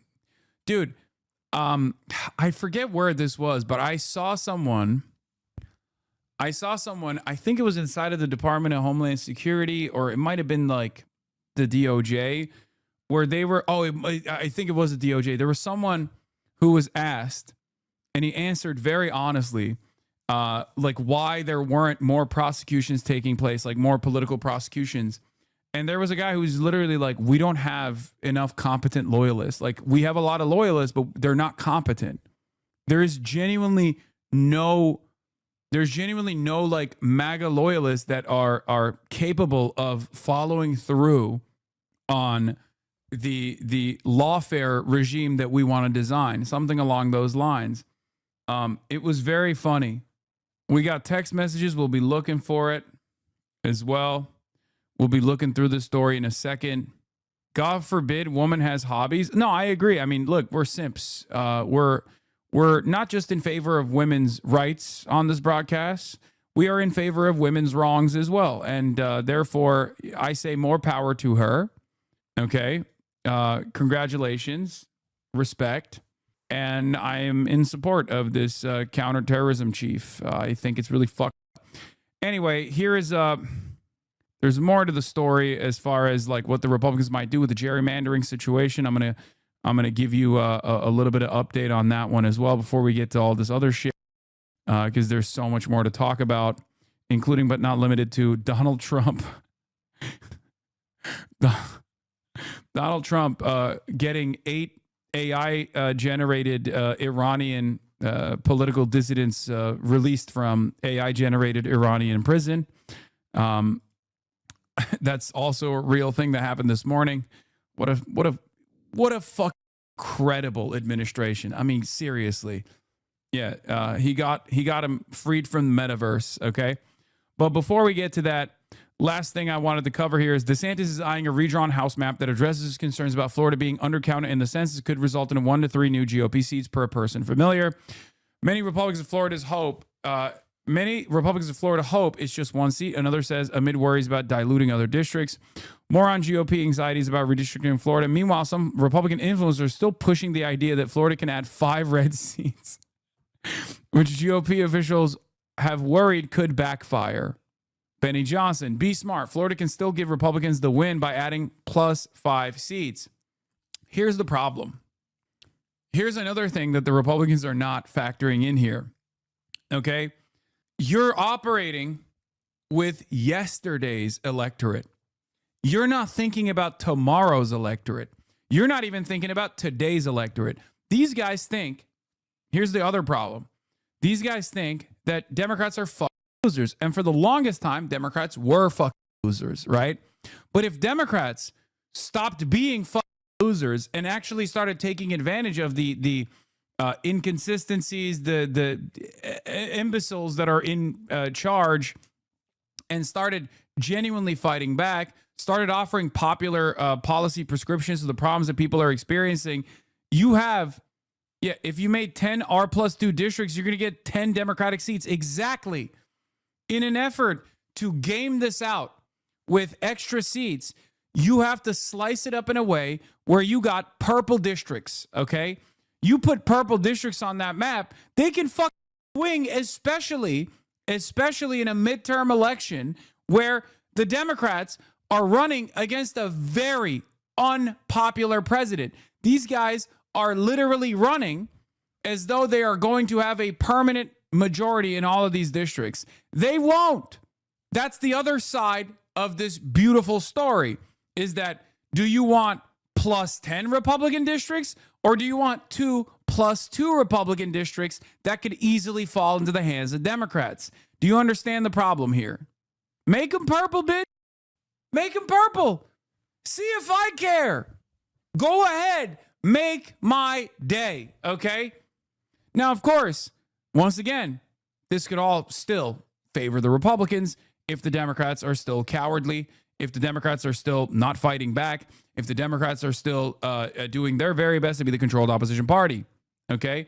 Bro, don't tell them this. Why are you giving them advice? Because they're fucking stupid. They're not going to listen to me. They're going to listen to Benny Johnson. They're fucking morons. This is the issue here, okay? This is what is called a dummy mander, is what Jeffries was calling a dummy mander, you know, where he said, in Florida, Republicans proceed with this illegal scheme.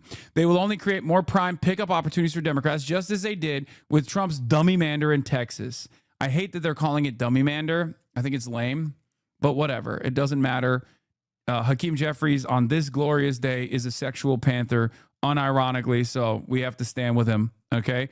We will aggressively target for defeat Mario Diaz-Balart, Maria Elvira Salazar, awful as well, by the way, Carlos Jimenez, Kat Kamek, Anna Paulina Luna, another fucking monster, Laura Lee, Corey Mills, and Brian Mast. Oh my God. We are prepared to take them all on, and we are prepared to win. Maximum warfare everywhere, all the fucking time. Pack watch, RIP Bozo, go ahead, make my day, okay? Straight up. You chop these districts up. They are no longer safe. You create an opportunity where they are less safe. You create an opportunity where the Democrats could actually pounce and flip some of these purple districts blue, especially given how unbelievably unpopular Donald Trump is. In a situation, you're living out so hard law because listen, I think a lot of people forget that, like, I don't just shit on the Democrats because they don't abide by my wishes personally. The other side of the story is that the Democrats could be using the system to their advantage, okay? So in the very few instances where they actually do fight back against the Republicans and make them scream in agony, of course I'm going to celebrate it, okay? Because at the end of the day, aside from being a socialist, I am also an anti-fascist. And the Republican Party is a fucking fascist party. So if the Democrats, as liberal as they are unironically fighting back against the fascist Republican Party for once, yeah, I'm going to fucking celebrate it, okay? That's it. Because this is a multifaceted, multi-pronged approach. Every bit helps. Anything that claws back power from the hands of these corrupt, tyrannical fascists in this goddamn country is good.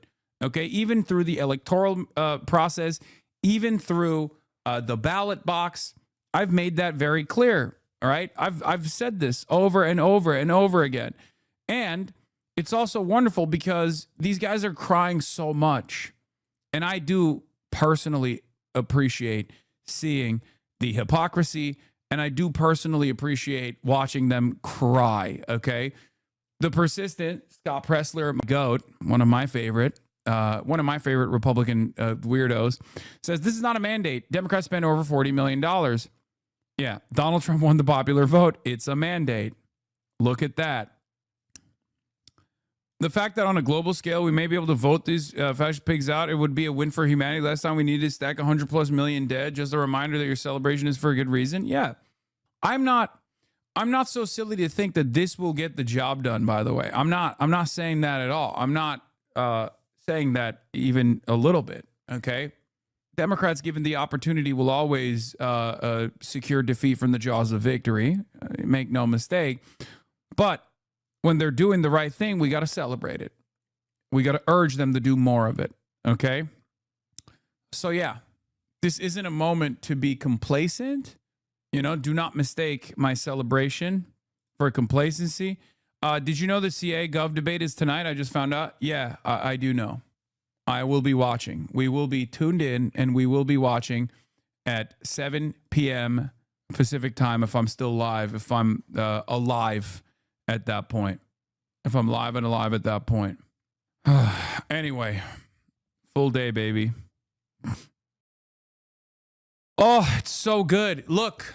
First time the Democrats actually fight back, Republicans are on the back foot. You see how quickly they change their language? I've been literally saying this non-stop. Democrats have been getting punched in the face non-stop for decades. The one time that they punch back, look, they start cry bullying. That's it. Let them cry. All right. Our first story of today is in the beautiful state of Virginia. That's right. Virginia is in the news. It's on the map. Before we talk about Virginia, though, let's talk about the state of Texas. Now, if you recall, Donald Trump, a while back, wanted to desperately create an opportunity for more Republican seats. He wanted to redistrict in the red state of Texas. And Democrats did the unthinkable. For the first time ever, when Donald Trump forced a redistricting to happen in Texas so he could secure a couple seats in the state of Texas, Democrats did the unthinkable and fought back and decided, two can play that game. If you redistrict in the state of Texas and gerrymander and get a couple additional red seats, then we'll do the exact same thing in California. We'll do the exact same thing in Virginia. Because here's the reality. While redistricting takes place all around the country, more often than not, it's been favored by red states. And it turns out there's a lot more room for redistricting in blue states and even in purple states that could go blue. So it's not even a two can play that game style situation. It's you should have never deployed this option. You should have never frustrated the Democrats into actually taking action, because that is never going to be good for you. It's unbelievable. I think the reason why Donald Trump did this initially, and this is a day where we're blue no matter who. I mean, I'm finding myself in line with the likes of Troubleman 90, who spends most of his time on me, right? We will talk about the double standard in the media as well. But once again, I'm telling you right now, the reason why Trump did this initially is because he thought Democrats are pussies and they won't actually respond in kind. And for the longest time, there were Democrats who did not want to respond in kind. So, hey, a very, very reluctant W that I will offer to gruesome Governor Gavin Newsom here, because he immediately was like, bet. You're going to redistrict Texas? Bet. Here's unlimited blue districts from the state of California. Boom, boom, boom, boom. You want to redistrict? We'll redistrict too. You get 4 seats? How about 10? How about 20? How about unlimited seats? How about we delete Republican districts altogether and turn them into blue districts permanently? So yeah, he did do that. And I said at the time that it was a good thing. And I will say once again, this is still a good thing. Turns out when Democrats actually fight back, there is a wonderful opportunity to make changes. Okay, this is just for one term before the next like independent censure, the independent censor, the census takes place. At that point, they'll go back to the independent commission. But for the time being, since the next census, Democrats are going to be securing a bunch of seats in Virginia. We're currently only up 1-2. Estimated redistricting shift so far from John Cooper: Texas +5 Republicans, California +5 Democrats, Utah +1 Democrat, Missouri +1 Republican, North Carolina +1 Republican, Ohio +1 to +2 Republican, Virginia +4D. Net, roughly 1-2 Democrat seats nationally. Oh, don't worry. Just look at this. They are basically going to gerrymander this state rotten. They are basically going to lock Republicans out of power in a state where Donald Trump got 46% of the vote back in 2024. House seats Republicans in Virginia. If you want to understand how ridiculous like redistricting is in places like Wisconsin, for example, famously, I've talked about it quite a bit, but for Democrats to actually win majority majority representation in the state of Wisconsin, they need like almost 70% of the vote. So, Harry, I mean, obviously, Senator Warren was just talking about 6 months from now, the midterm elections. What could this mean for the fight for who controls Congress here? Yeah, I mean, if you know anything about the House of Representatives, and you're down in Washington, D.C., so you know a heck of a lot more than I do, I would just say this. The power right now, it's so tight, right? Every vote is so tight in the U.S. House of Representatives. So you just take a look here, and this gives you the math of why this vote was so important. If you talk about the margin of the GOP majority in the House post the 2024 election, it was 2 seats. That's how many seats they could lose on a vote before losing the majority. Now, all of a sudden, we're talking about Democrats gaining 1, 2, 3, 4 seats. 4 seats in Virginia. The simple math here is 4 is greater than 2. Without Democrats needing to pick up any more seats, this would eliminate the Republican majority and instill a Democratic majority because the margins are so tight. This vote in Virginia means so very much, and that's why all that money was spent on it. My goodness gracious.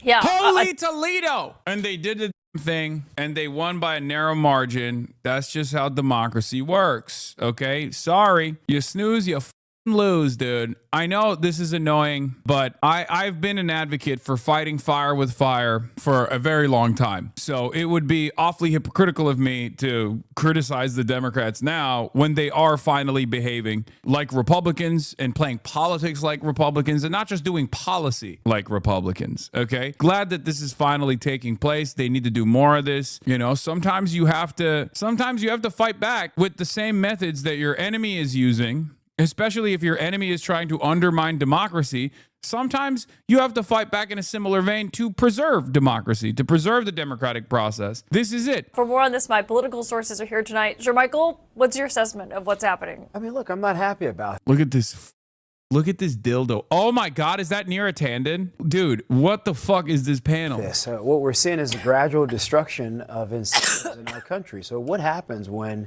you create an atmosphere and an environment where compromise no longer exists? Yeah, maybe this is good for Democrats today, but is it good for the long run? Probably. Dude, CNN, what is the panel? Caitlin, what are you doing? Put someone else on that goddamn panel. Okay, I guess Neera Tanden will be the defender of the Democrats here, even though she sucks. Unbelievable. Unbelievable. Or they're like, oh, what a sad day for the democratic process.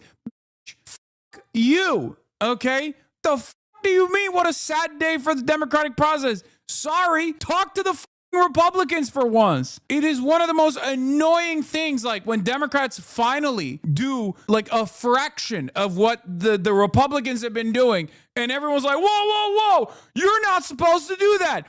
Them's not the rules. You're supposed to eat and die every election. What do you mean? Why are you not rolling over and taking it up the ass? It's literally Harlem Globetrotters versus the Washington Generals, man. Every time they're like, whoa, what are you doing? You're not supposed to dunk. You're not allowed to take 3-point shots. You're supposed to lose every time. It's unbelievable. The one time The one time Democrats do the right thing, all of these like liberal panelists, like liberal adjacent panelists, the reasonable Republican strategists immediately are like, whoa, what a sad day for democracy. I'm sorry. Trump is your guy. You can't say that. You can't be defending Trump on a daily basis and then turn around and be like, well, I can't believe the Democrats are doing this. I mean, I get why they're saying this, because the expectation is, yeah, Democrats are supposed to be controlled opposition. Democrats are supposed to just eat it every day of the week. Sorry, sucks to suck. It's so ridiculous, and it's hilarious to see this. Look, Washington Post editorial board was fine with the Republicans gerrymandering in Texas, but when Democrats responded in Virginia, it's a power grab that plunges America deeper into gerrymandering abyss. The Texas gerrymander freak out. What's happening in the Lone Star State is not a threat to democracy. Virginia plunges America deeper in the gerrymandering abyss. It's unbelievable, dude. It's unbelievable, but I hope this gives more confidence to the Democrats to do stuff like this. I hope it gives more confidence to Democrats. Sucks to suck, dude. Maybe this is a dumb question, but what is even the moral argument against Dems redistricting? Like, there isn't a fair way to district there. It will always be arbitrary. No, redistricting is cheating, okay? It straight up is cheating. But the problem is Democrats, for the longest time, knowing full well that they have the votes in all of these states for the most part, with the exception of some states where they have like done gerrymandering, have actively tried to fight against gerrymandering. As a matter of fact, there's a reason why there's a lot more blue seats that are readily available in blue states.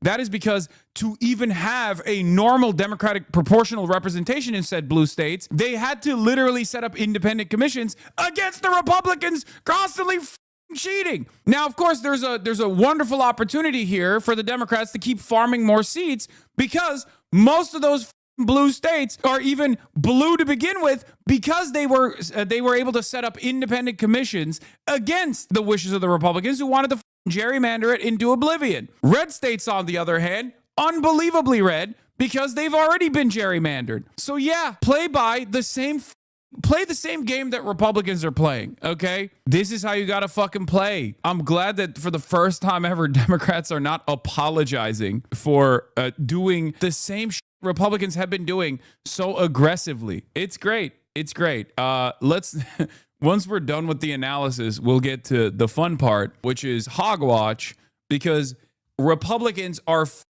losing their minds. They're like, how could you have done this? Because it genuinely feels to me like they got so comfortable consistently not playing by the rules and having the Democrats just go, oh, I can't do anything about it. Never mind. Just like throw up their hands in defeat and just sit idly by. The real thing that set this all off was Donald Trump called into Texas and asked them, not by anyone voting, but just asked the legislature to change. And in California and Virginia, at least they asked the voters to weigh in.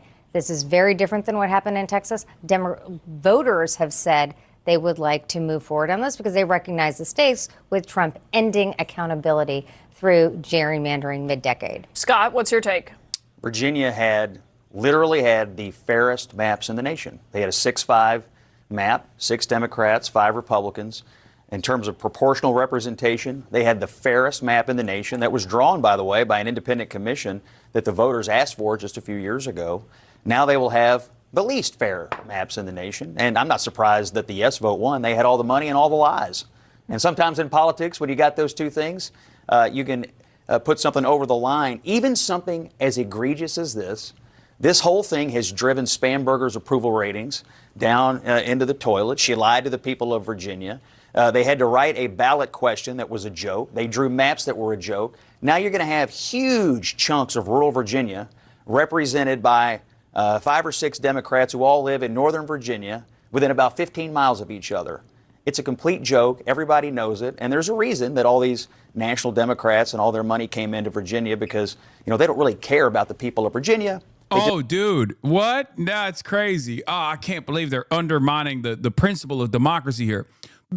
You're a Republican. Shut the fuck up. Shut your bitch ass up. You're the reason why this is happening. Suck my dick. Suck my fucking dick, Scott. How does that move things forward when you look at the things that this country is currently struggling with on the economic front, the education front, healthcare. You have China, our greatest adversary, that are moving leaps and bounds ahead, and we can't even govern ourselves appropriately. This should make any person in this country happy about where we are. You know, I agree.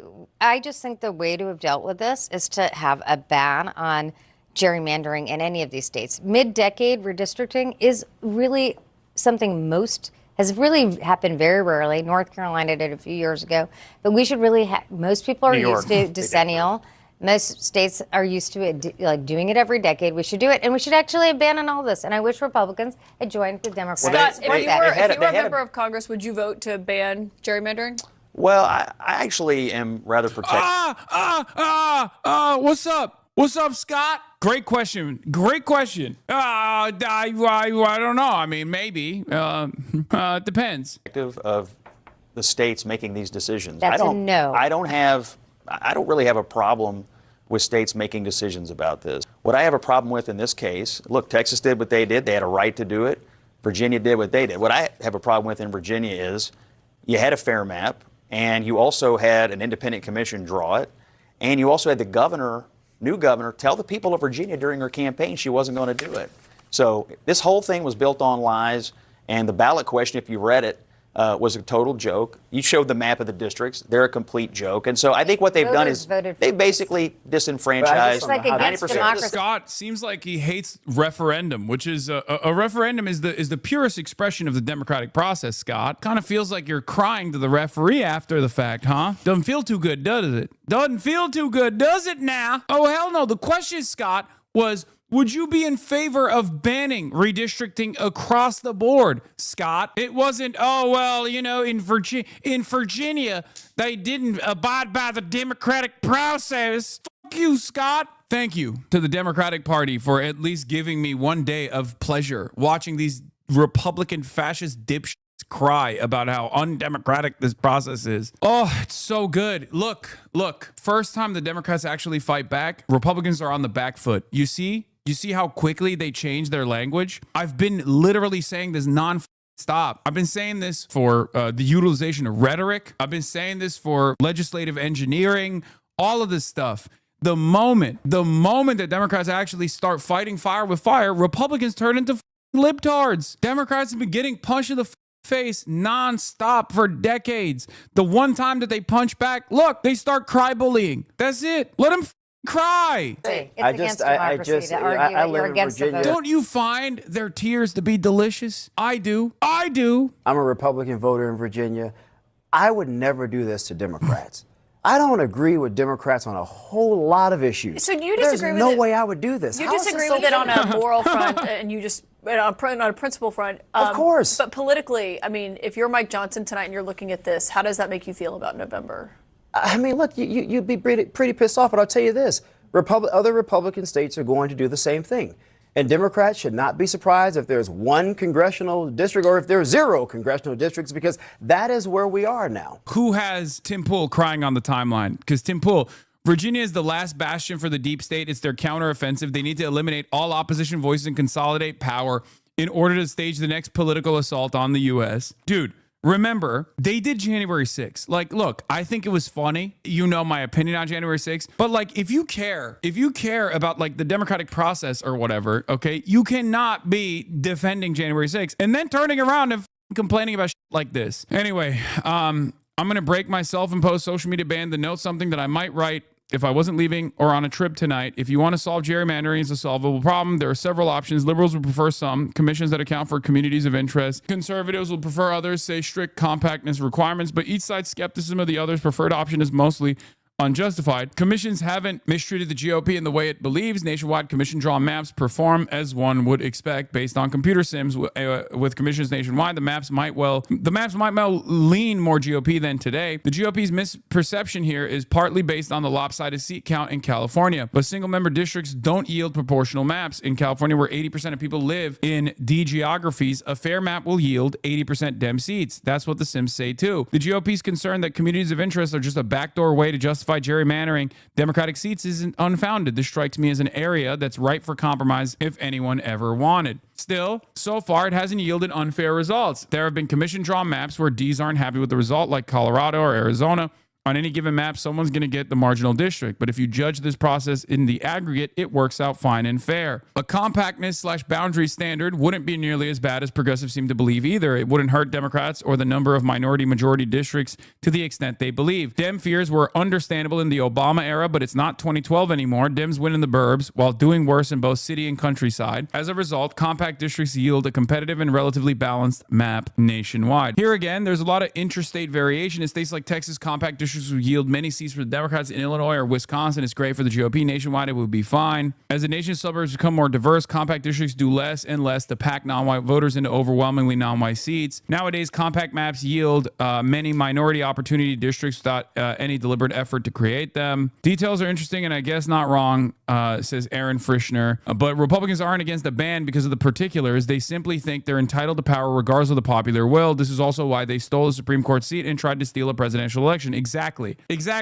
Because Republicans are fascist, okay? I've said Republicans are fascist throughout my entire career, but now they're like fully leaning into the fascism. They're like openly demonstrating the power that they have, no matter how undemocratic it is, okay? As a matter of fact, they like that it's undemocratic. They see that as a flex. I understand why journalists want to show nonpartisan objectivity by drawing parallels between the parties and finding space in the middle, but the parties simply differ here. The reason the parties disagree on a gerrymandering ban is also why they disagree on the Electoral College.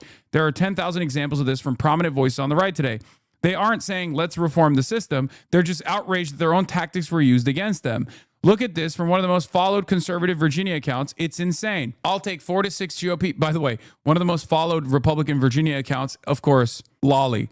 I'll take 4 to 6 GOP pickups in Texas, 1 GOP pickup in Missouri, and 2 to 3 GOP pickups in Ohio in exchange for losing 1 GOP seat in Maryland. The fact of the matter is, we hold all the cards here. There's absolutely nothing Democrats can bring to bear that matches our ability to gerrymander Republican-controlled states next year.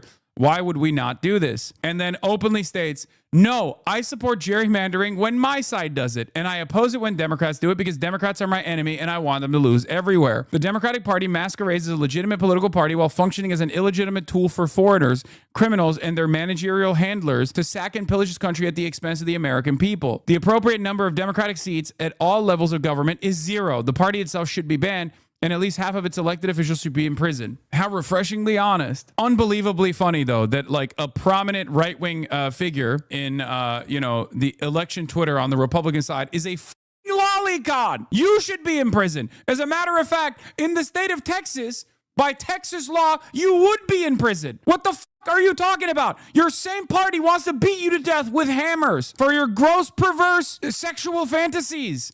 You mean? This is why it's so funny. It's funny to me that these guys are like, yeah, no, in a future neo-Nazi universe that I want to craft, I will be fine. They will let me jerk off to the lolicon. No, they won't.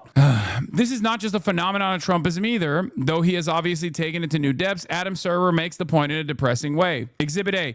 Peter J. Hansen, it's really so egregious that Virginia's wealthiest residents are straight up trying to steal voting power from the state's rural and working class voters. From now on until eternity, Peter J. Hassan says, any Virginia Democrat who says, I support the working class or I support our farmers should be asked, then why did you support disenfranchising them?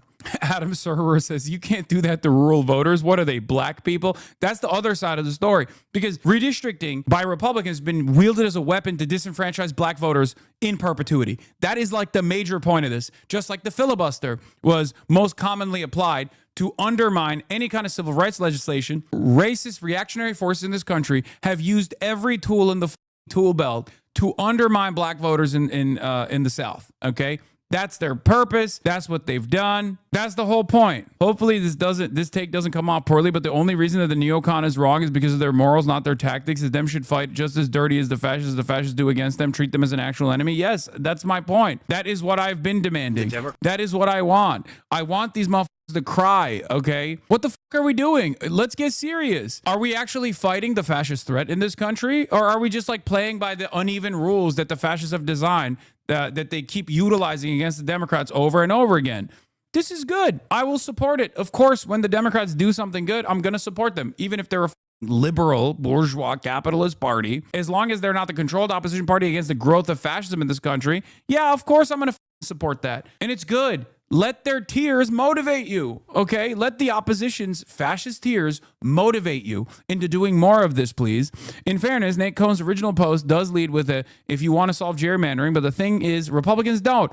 Almost none of them do. The details are interesting, but largely irrelevant because they don't want reform, they want control. Exactly. This is why I have often said this point like undermines the way that the Democrats approach politics in the United States of America undermine the severity of the crisis, right? On the one hand, they'll be like, oh, these guys are racist. But then on the other hand, they're constantly playing patty cakes with these goddamn racists. Don't play patty cakes with them. They're punching you. They're punching you in the mouth over and over again, and they're fascists. Fight back. Anyway, I said they can't comprehend the Dems actually fighting back. Incredible hogwatch opportunity here, MAGA tears. Here is Taylor Popolars, national political reporter for Spectrum News, showing how Donald Trump reacted to voters in Virginia approving a ballot measure yesterday to redraw their congressional maps to favor Democrats versus, in the bottom, how President Trump reacted initially to GOP states lawmakers in Texas passing legislation last summer to redraw their congressional maps to favor Republicans. Now, this was already done because Donald Trump demanded it, by the way.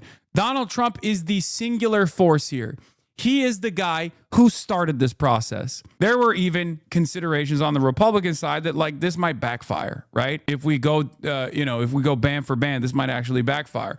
Those voices were quickly squashed, obviously, because the Republican Party is singularly focused on soothing the fascist interests of a demented madman, Donald Trump. It's a cult, so obviously it doesn't really matter if there were, more reasonable figures in the Republican side who saw that this could be a situation that backfires on them. I'm going to read you what Donald Trump said earlier today. A rigged election took place last night in the great Commonwealth of Virginia. All day long, Republicans were winning. The spirit was unbelievable until the very end when, of course, there was a massive mail-in ballot drop. Where have I heard that before? And the Democrats eked out another crooked victory. 6-5 goes 10-1. And yet the presidential, he's going to do another January 6th in Virginia, dude.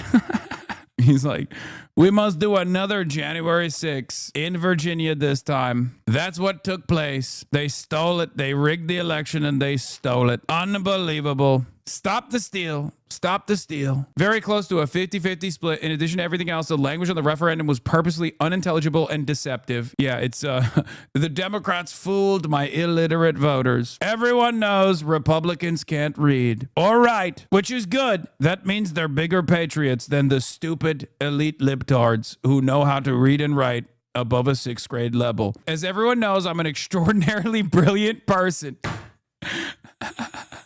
I'm an extraordinarily brilliant person. And even I had no idea what the hell they were talking about in the referendum, and neither do they. I'm so smart, and yet I couldn't read. We should make it illegal to read. I am a real stable genius. How dare they trick us with big words? Let's see if the courts will fix this travesty of, in air quotes, justice. President Donald J. Trump. Now, look at what he said when the shoe was on the other foot. Let's take a look. Big win for the great state of Texas. Everything passed on our way to 5 more congressional seats and saving your rights, your freedoms, and your country itself. Texas never lets us down. Florida, Indiana, and others are looking to do the same thing. More seats equals less crime, a great economy, and a strong Second Amendment. It means happiness and peace. But Republicans, there is one thing even better. Stop mail-in voting, a total fraud that has no bounds, except for when I do it every single election. I have never voted in person. I have only voted by mail. That's real. Donald Trump votes by mail. Everyone else, it should be illegal. Just for me, I should be able to vote by mail. Also, go to paper ballots before it's too late. Again, it's paper ballots almost all across the United States of America. At 1/10 the cost, faster and more reliable. If we do these two things, we will pick up 100 more seats, and the crooked game of politics is over. God bless America. They are massive dump posting. The voting was basically 55-45 with no less than an hour left. Fairfax County has shown exactly 0 votes at that point. Suddenly, they report exactly 35,000 votes.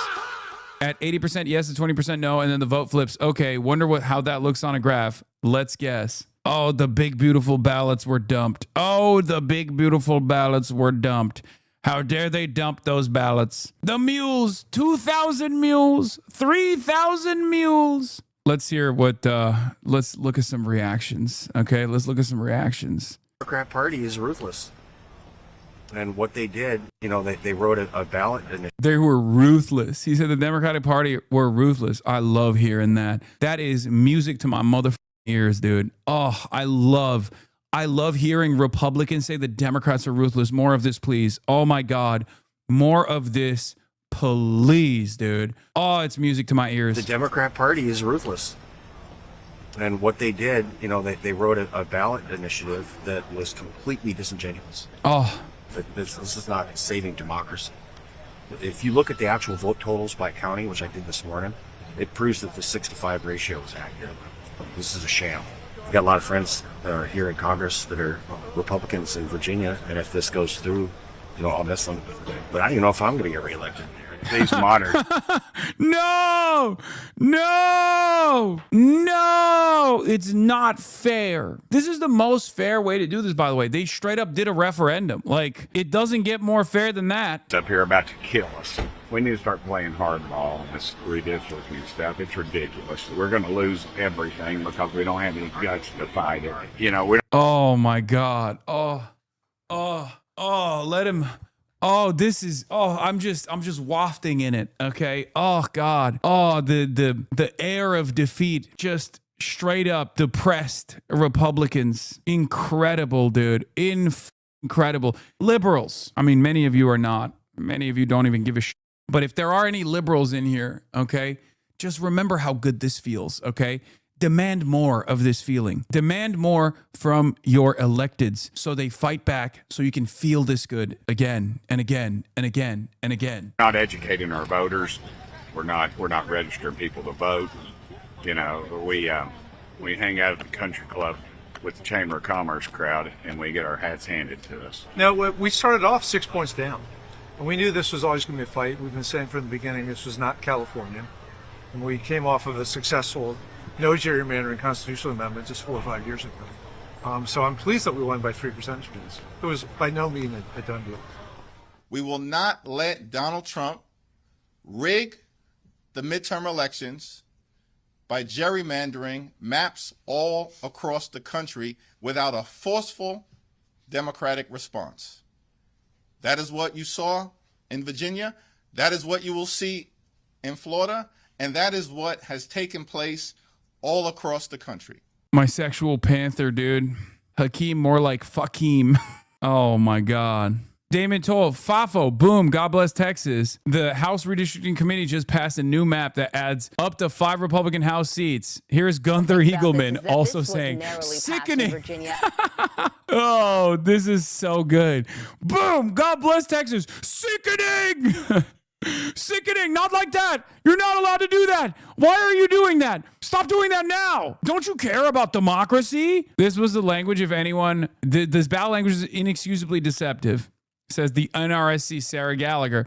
How do you rig an election? You rig the question. Look at this ballot asking Virginians to flip a 5D, a 6D, 5R congressional map to 10D, 1R, breaking up every region of the Commonwealth. Yet the ballot says to restore fairness. Should the Constitution of Virginia be amended to allow the General Assembly to temporarily adopt new congressional districts to restore fairness in the upcoming elections while ensuring Virginia's standard redistricting process resumes for all future redistricting after the 2030 census?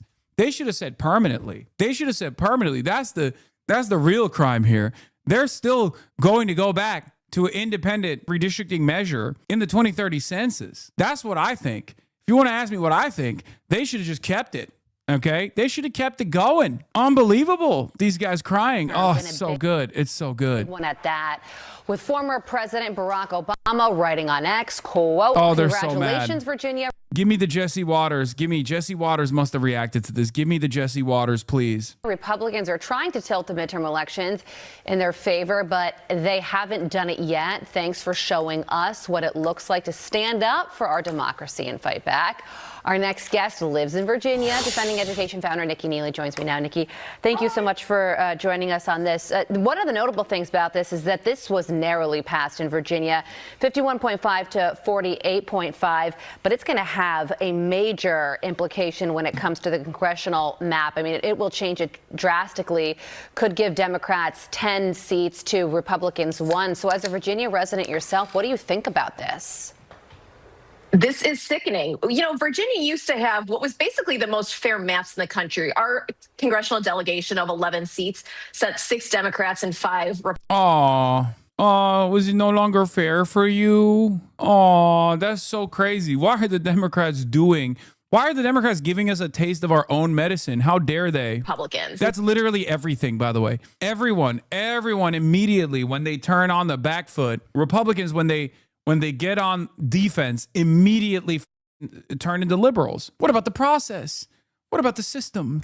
What about the process? Referee, help me. Well, the referee's dead. You shot him with a gun, okay? What the do you expect? Boo. Who? So as you said, now it's going to be 10-1. But this whole referendum was a gaslighting attempt. Much like we were told Abigail Spanberger was a moderate, we were told that this was a temporary measure. We were told that it is to restore fairness. And there is absolutely nothing fair about upstate Virginia basically dictating what is going on for the rest of the state and the rest of the country. Because, you know... So many this you moments. What is this? Pinchy intensifies. Oh, the gerrymander lobster. Here's Jesse Waters mid-decade on mid-decade redistricting last year versus Jesse Waters on mid-decade redistricting tonight. This party is delirious, and the Republican Party has to take full advantage at this point. We have to kick the illegals out of the country, we have to kick them out of the census, and we have to gerrymander to the tilt. Why? Because the Democratic Party cannot be trusted to be the opposition party anymore. They have to have a permanent minority. Dude, it's so crazy. Like they were farting on the Democrats.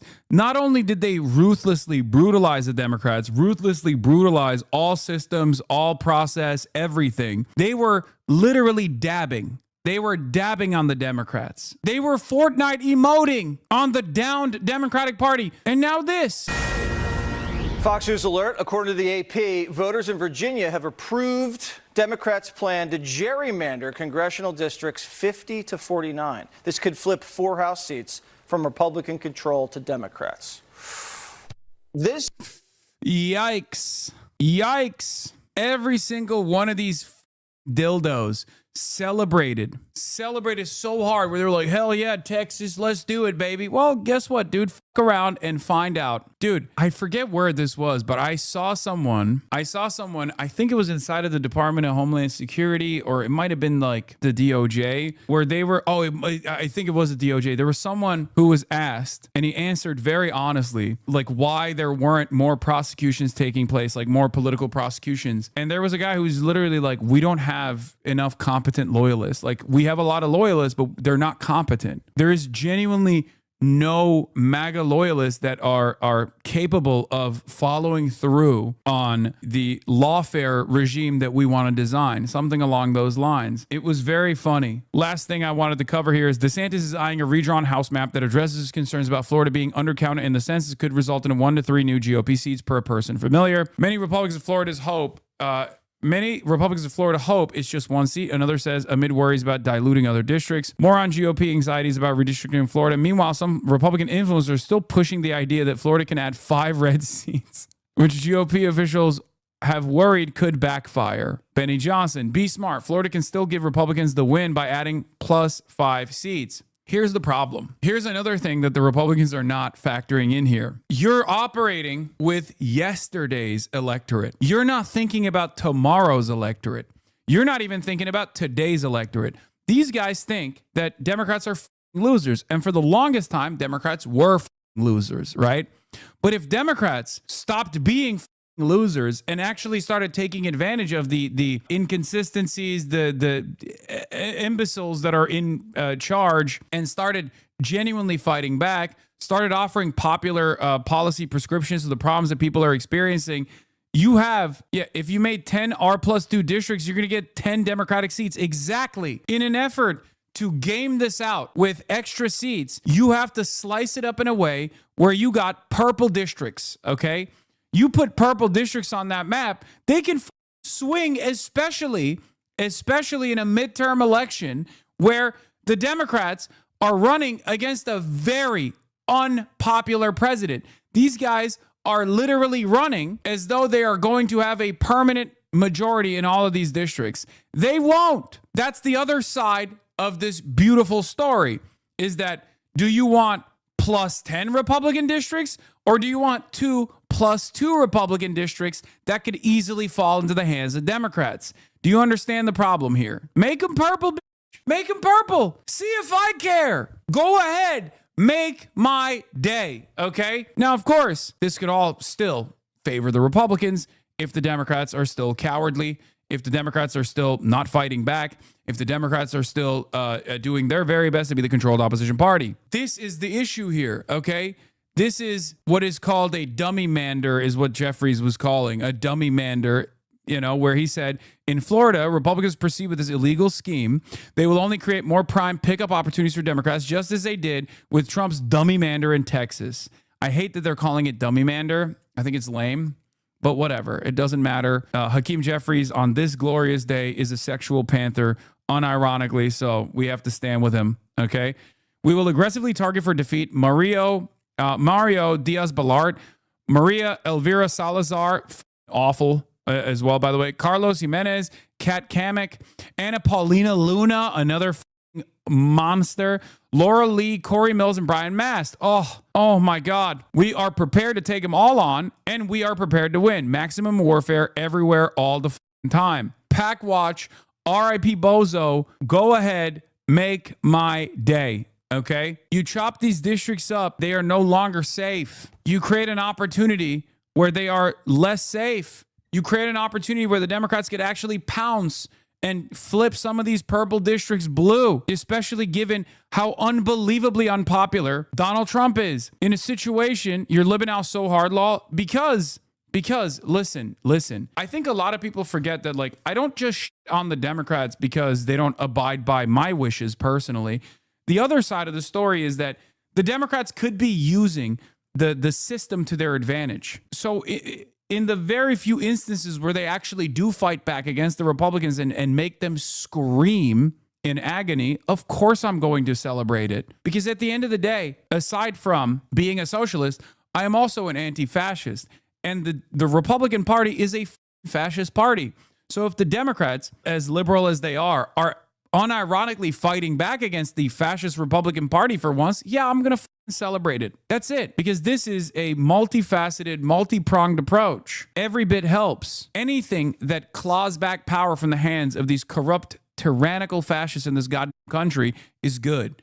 Okay? Even through the electoral process, even through the ballot box. I've said this over and over and over again. And it's also wonderful because these guys are crying so much. And I do personally appreciate seeing the hypocrisy, and I do personally appreciate watching them cry, okay? The persistent Scott Pressler, my goat, one of my favorite Republican weirdos, says this is not a mandate. Democrats spend over $40 million. Yeah, Donald Trump won the popular vote. It's a mandate. Look at that. The fact that on a global scale, we may be able to vote these fascist pigs out, it would be a win for humanity. Last time we needed to stack 100+ million dead. Just a reminder that your celebration is for a good reason. Yeah, I'm not so silly to think that this will get the job done, by the way. I'm not saying that at all. I'm not saying that even a little bit. Okay, Democrats, given the opportunity, will always secure defeat from the jaws of victory. Make no mistake. But when they're doing the right thing, we got to celebrate it. We got to urge them to do more of it. Okay. Oh my God. Again, why are you defending Liberty University? You are defending Liberty University. Okay, that's what you're doing. You're defending a university who literally straight up marketed not prosecuting date that takes place on their college campus. And I'm saying, look, if these guys are going to be cordoned off to a place where it's self-selecting, then yeah, it's better off that they do that.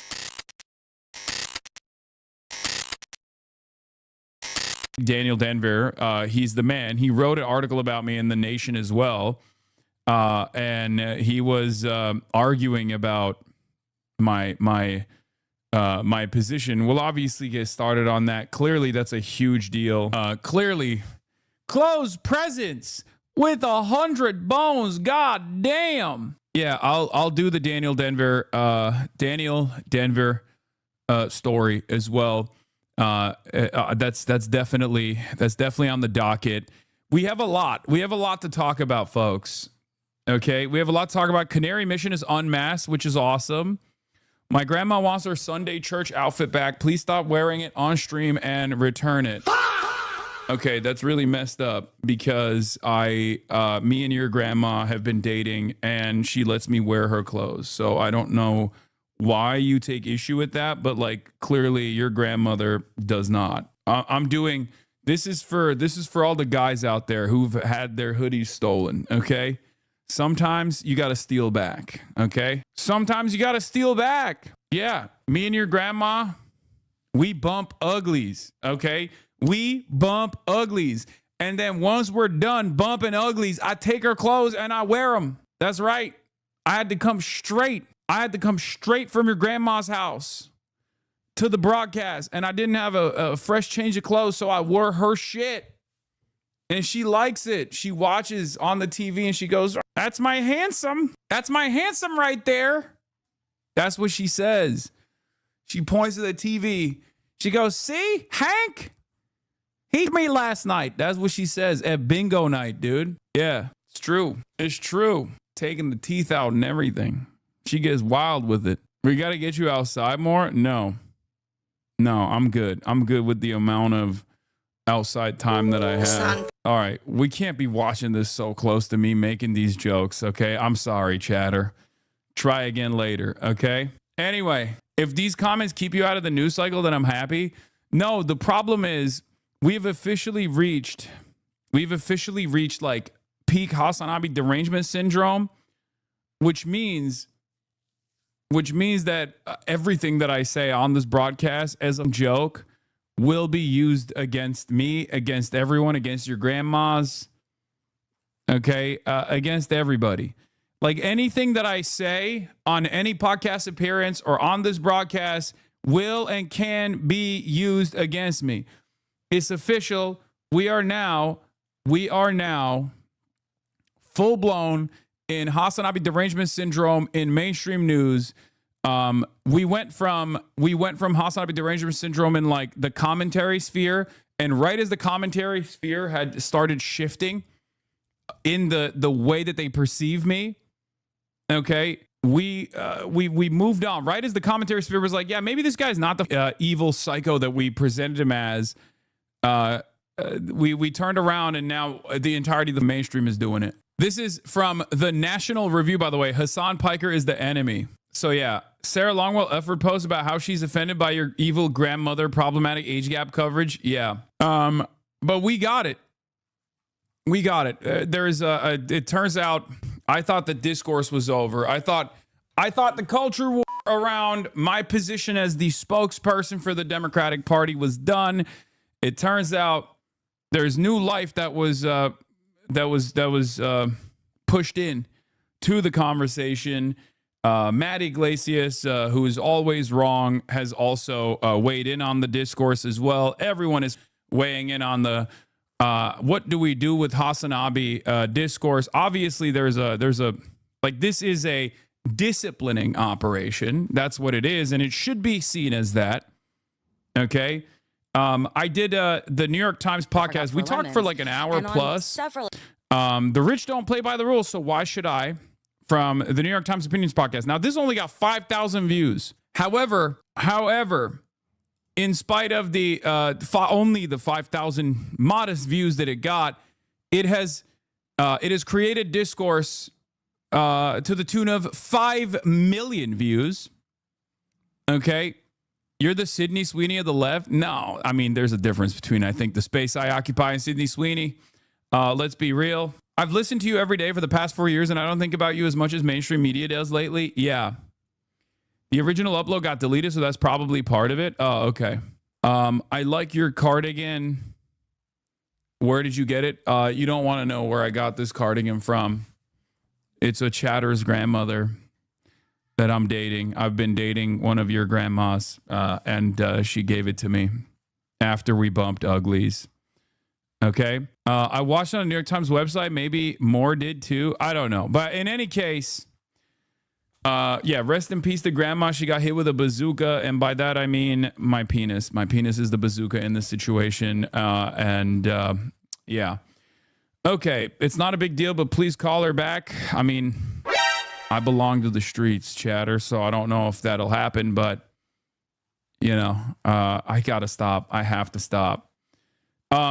Chris Rabb has decided to do a event that is a rally. For the record, don't know where that came from. Don't know what's going on there, but I guess he wants to do a rally. And got to talk to them about that. Didn't know that that's what we were doing, but breaking from CNN, Hassan Piker will date your grandmother and steal your inheritance. True. Pragmata, your grandma, is true. Trump scheduled to address international media at 3 p.m. today.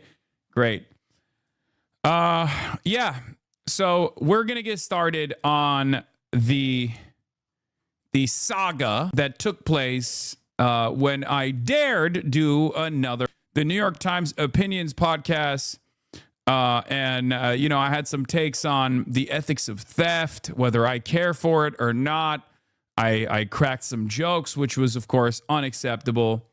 BDBD reacted to your interview with Jeffrey Sachs and your opinions on China. John J. Mersheimer belongs in the offensive realism school. What school does Sachs belong to? Oh my, gradually approaching academic art. Neither of these two is pro-China, right? Jeffrey Sachs has always been neutral globalist. What he opposes is hegemonic order. As for Hassan, he's left-wing. He's even more anti-imperialism. It's just that the enemy of my enemy is my friend. Strictly speaking, Jeffrey cannot be solely classified as pro-China, given that his primary research and stances are also concentrated on traditional anti-American blocs such as Russia, Iran, and Cuba. As for Hassan, due to his ideological and systemic affinities, he can be considered entirely pro-China. Where are the pro-China folks? Only rationalists here. Dream collaboration. Saxon is not pro-China. He is anti-American. That means Jeffrey Sachs. Professor Sachs can indeed be considered pro-China. Of course, he certainly can't compare to us Chinese ourselves. Moreover, if someone completely abandons our own country and blindly pro-China, it would actually make people look down on them. If the Yanks take Israel to task and force Israel to cease fire, let the Yanks through the two-state solution, then exert pressure on Iran by blockading the Strait of Hormuz to force them into a dictated peace instead of recklessly striking Iran as they do now. TLDR, conservatives think the radicals are too conservative. That was Chinese netizens react to two Sinophiles talking about China. This is killing me. Is the beef between Chinese and Japanese really this strong? Bro said fuck crying about interracial relationships. We got real to focus on. A heartwarming moment in Beijing's Sanlitun where love knows no borders. Who cares? The divine mission of all Han Chinese men is to participate in the final battle against Japan. Until that is accomplished, black men can accompany Chinese women however they want. What the? That's amazing. Yeah, see, there is something that's more powerful than anti-blackness, which is sometimes seen as like a universal principle, right? Especially in a Western design. A Western hegemonic design of the world, obviously, one of the number one ops has always been black folk in order to justify chattel slavery in the minds of the Western Empire. But it turns out there are certain places on the planet where something takes a stronger priority than anti-blackness, it seems, and that is. Yeah, that's China. Wait, did I blast off at all? Did I even start? Oh, I didn't. All right, let's get to it. Let's blast off before I get into it. I haven't even done that yet. It's crazy. So much going on in the world that I forgot to blast off. Okay. We got New York Times drama. New York Times podcast drama breathes new life to Hassan derangement syndrome discourse. Sugar Baby and DHS, Votorama on ice, Trump orders kills on RGC Navy, your rage on Chad Vice. Later, get in now. Fox and Friends covered it too. Dude, every day that goes by that I go viral over and over again is another day that I'm closer and closer to Donald Trump finally doing a true social on me and then someone just assassinating me in the street. You know, every day that goes by is a day that we are closer to that end. I hope it doesn't happen, but I do worry about that for sure. Trump definitely knows who you are. I hope not. I hope my goat doesn't know who I am, you know? My goat, Donald Trump. Anyway, New York Times podcast drama breathes new life to Hassan derangement syndrome discourse, Sugar Baby and DHS, Votorama on ice, Trump orders kill on IRGC Navy, your rage on Chad Vice later, get in now. If that happens, can I have Kaya? No, get in line. Mods, Hassan, I be spamming? Yes, of course I'm spamming. You know why I'm spamming. I want you to also tell the people that you know and love to get into the broadcast. Live and alive, baby. Get a Pope mobile? True. Anyway, here it is. Occasions I was like, I'm just going to go back, grab those 4 lemons and I'll get be the hell back out. in 1 second. You should go to prison. I know. You think they're going to ban me? They should throw you in jail. See? I was being serious. I didn't feel bad about it at all. I'm proposing a new term, micro-looting. I started going into the grocery store, I would pick up the thing that I wanted, and then I would go. It's a survival technique. Gotta eat to live, gotta steal to eat. You're paying for that, right? No, babe, food is a human right. People are taking small things from big corporations, and they're feeling justified. Like, look, everyone's shoplifting from Whole Foods when you're shopping there. You're not gonna steal from a deli like that. But Whole Foods, fuck Whole Foods. Fuck Bezos, fuck Amazon, all that. We should be rioting, but we're tired, so I'm gonna take these bagels. But is it a slippery slope? What's going on with our moral code? To find out, I'm talking to political commentator Hassan Piker and New Yorker writer Gia Tolentino. Thank you both so much for being here with me today to talk about this. Hi, Gia. Hi. Hi, Hassan. Hi. I want to start with a little exercise just about our own morals. Would you share your Netflix password? I do. I also do. Well, With anyone. For the longest time, I actually had someone else's Netflix password. That was my primary access to Netflix. And now you share your own? Yeah. Would you get around a paywall on an article you're trying to read? Do it every day on my stream. Yes, Every and day. I support it when people do it for my own work. I say, go off. Use the Wayback Machine. Would you pirate music from an indie band? Is it 2005 and I'm using LimeWire? Because yes. I feel like every millennial has at some point done this. I feel like fundamentally Spotify is kind of like deleterious to the musician livelihood. I think the Mangione part of the interview made sense and was totally unobjectionable if you think at all. The shoplifting stuff did confuse me though. Like the written version made it sound like you guys were saying shoplifting is a revolutionary form of protest, but I don't think you would say something like that. So it was probably lost in the transcription. No, I literally talk about how it's I mean, I don't know what ended up making its way to the final product, but I just straight up was like, I think this stuff is ridiculous. Like, I don't think this is, it's almost self-serving to assume. Actually, we both agreed on this, where we said like it's self-serving to assume that this is like some kind of revolutionary action. The real thing that you should be doing is like salting every grocery store possible. But I'm pretty sure that didn't that make it to the final point, like the final transcript? I use that, but then I go to the shows. Yeah, no, I'm pro piracy all the way. Like across the board. Would you pirate a car? Yes. You know, if you could, if one could pirate a car, it was just a classic thing back in the day. The government funded anti-piracy initiatives would be like, dude, would you steal a car? I'm like, yeah, sure. If I could get away with it, if it was as easy as you know, pirating IP, I would do it. Yeah. Would you dine and dash from your local diner? Never. Tip 35%. Mike's, come on. No, I wouldn't do that. And if I saw somebody doing that, I'd probably pay for their meal. Yeah. Would you steal a book from the library? Never. No. Would you steal from the Louvre? Yes. I would not be logistically capable of executing such a fact, but would I cheer on every news story of people that I see doing it? Absolutely. Absolutely. Yeah, I think it's cool. We gotta get back to cool crimes like that. Like, you know, bank robberies, right? Stealing priceless artifacts, things of that nature. I feel like that's way cooler than the 7,000th new cryptocurrency scheme that people are engaging in. Like, this was endlessly discussed. It's so obvious that I'm fucking joking. It is unbelievable how much discourse that moment invoked, okay? How much discourse that created.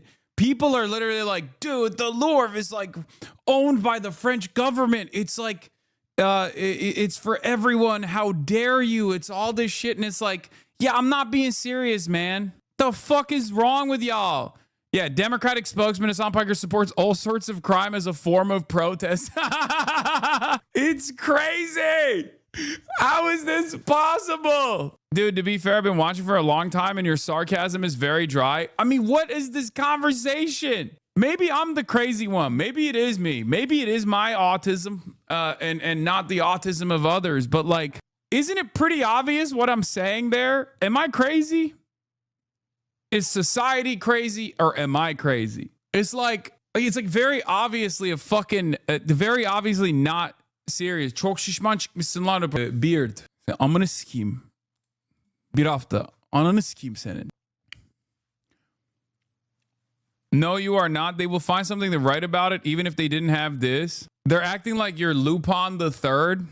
I mean, this is art bank rob. Yeah, I think it's cool. We gotta get back to cool crimes like that, like, you know, bank robberies, right? Stealing priceless artifacts, things of that nature. I feel like that's way cooler than the 7,000th new cryptocurrency scheme that people like. What are we doing? Like, what the fuck? I don't get it. Please explain the joke to me. I'm a centrist Democrat and hate humor. Okay, you guys need to stop. Don't even joke right now. I'm being super honest. Is there something going on? Is there something going on with me? Am I the one who is at fault here? Is it just like my dry autistic delivery that causes people to take things that I'm saying super seriously? Like I'm making like everything that I'm delivering is a socialist hadith, okay? I'm the socialist Ayatollah, and every word that comes out of my mouth, these motherfuckers, these centrists and the right-wingers, they treat it like I'm the socialist Ayatollah. I'm the Ayatollah of woke socialism, and I'm delivering another hadith, a fatwa. I'm delivering a fatwa. Everyone needs to interpret everything I'm saying super seriously. To that, I always have to go back to and say, legalize comedy. What the hell? I can't tell if it's like a cynical, weaponized misunderstanding or if there's like genuinely a lot of people that maybe see people twisting my words and making that come across as sincere, and then they get confused. They're like, what the fuck's this guy about? This guy's about murdering everyone and also stealing. He's for stealing everything. I don't get it. are engaging in. Mm-hmm. Would you steal from Whole Foods? You want to go first? Yes. And I have under very specific circumstances. I think that stealing from a big box store, I'll just state my platform. Mm-hmm. It's neither very significant as a moral wrong, nor is it significant in any way as protest or direct action.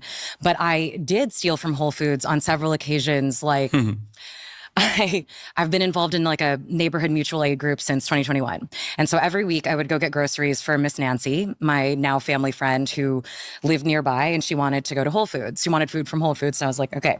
You're not at fault at all, in my opinion. I think people have an automatic assumption that people in the political sphere are always 100% serious and sincere. They have no frame of reference for a political entertainer being in the mainstream like you currently are. Yeah, if I'm being serious, I'm being serious. I'll be serious when I have to, right? But then I'll also fucking make jokes. God damn, dude. We can't have any laughter in this life. It's crazy. People are out here straight up saying, like, if you are, jokes are immoral, okay? Jokes are bourgeois decadence. If you crack a joke at any point in your life, you must be shot and killed. It's crazy. Jokes are counter-revolutionary. Jokes are bourgeois morality. It's immoral. It's completely unacceptable. Anytime you say anything, I'm gonna take it sincerely. I'm going to treat it like it's the most serious thing you've ever said. You want to steal from the Louvre? You're gonna steal from the Louvre. You might have even already stolen from the Louvre, right? Great. And so I'd be getting Miss Nancy all her groceries, and then I would finish, and I'd be like, oh my God, 4 lemons. I forgot 4 lemons. And on several occasions, I was like, I'm just gonna go back, grab those 4 lemons, and get the hell out. You should go to prison. I know. You think they're going to ban me? They should. See, am I being sincere, you think? Guys, I read the transcript. He clearly wants to send this author to jail. They should throw you in jail. But I didn't feel bad about it at all. Mm-hmm. And was part of it because of how you feel about Whole Foods as a corporation?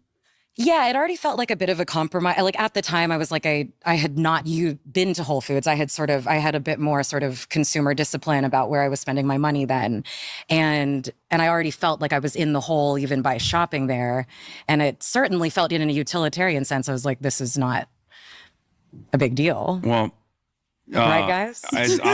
I'm pro stealing from big corporations because they steal quite a bit more from their own workers. However, one thing that might even help your ethical dilemma is the fact that the automated process that they designed, these companies know will increase shrink, right?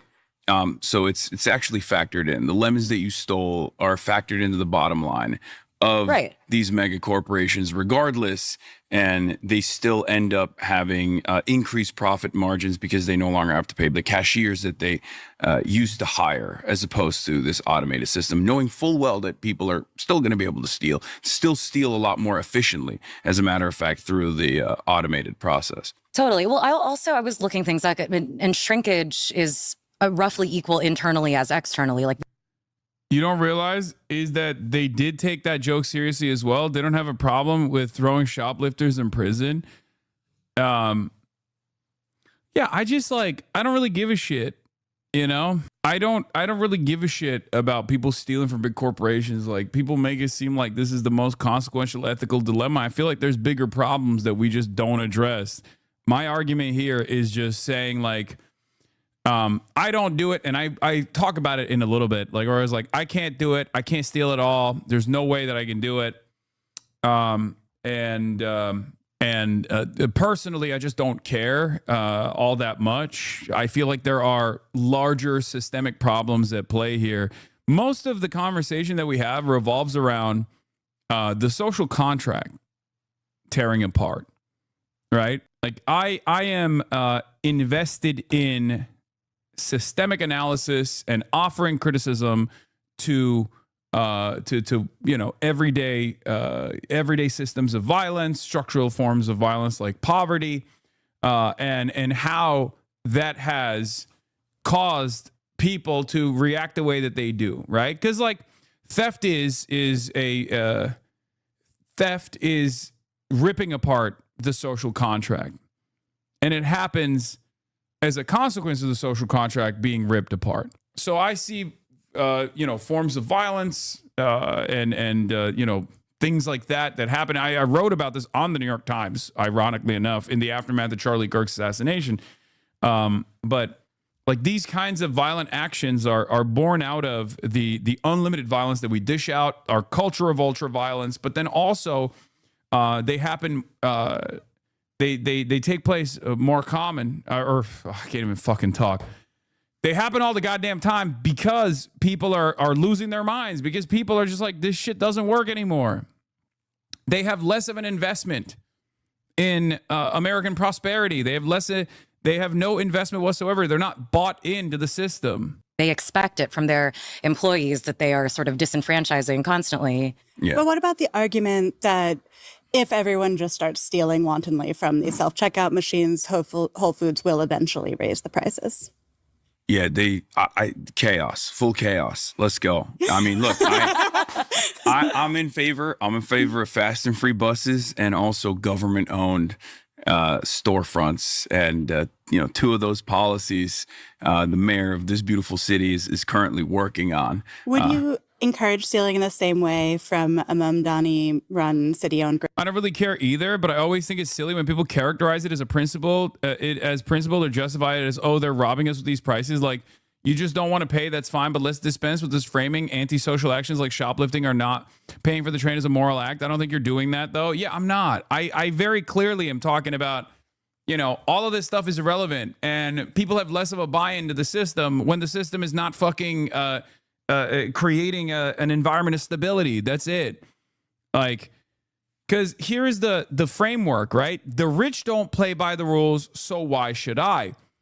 My point is, the rich don't play by the rules. We should focus on that. That's always my point, right? And people only focus on the why should I part. And it's like, I personally follow the rules. I am. I'm always following the fucking rules. I mean, there are certain instances where I think the rules are silly and stupid, like IP, patents, whatever. But for the most part, I follow the rules. I can't break the rules. I can't violate them at all, okay? But again, regardless, I'm not going to spend a good deal of time talking about the rule breakers when they're just like regular folk, when they're ordinary folk. Because the real problem is the rule breakers that are writing the fucking rules. And this entire conversation is me trying to bring the conversation back to that. Grocery store with No. lower prices? And why? I would not, because I feel like that's taxpayer funded, and the prices are this union labor, and the prices are also adjusted regardless. I think that hypothetical is interesting, right? Because if you look at it from a categorical imperative type thing, what if everybody did this? You know, the converse is like, oh, what if every major grocery chain stole from workers and consumers? And that is basically true, right? Like, it's interesting. Like, I think it speaks to the thing where a kind of harm committed by the individual strangely continually draws more ire than the same harm being committed by a structure. And so, I kind of am inclined towards this. It's like, everyone try it, see what happens. Yeah. Well, by the way, ironically enough, I don't personally do it. I never do it.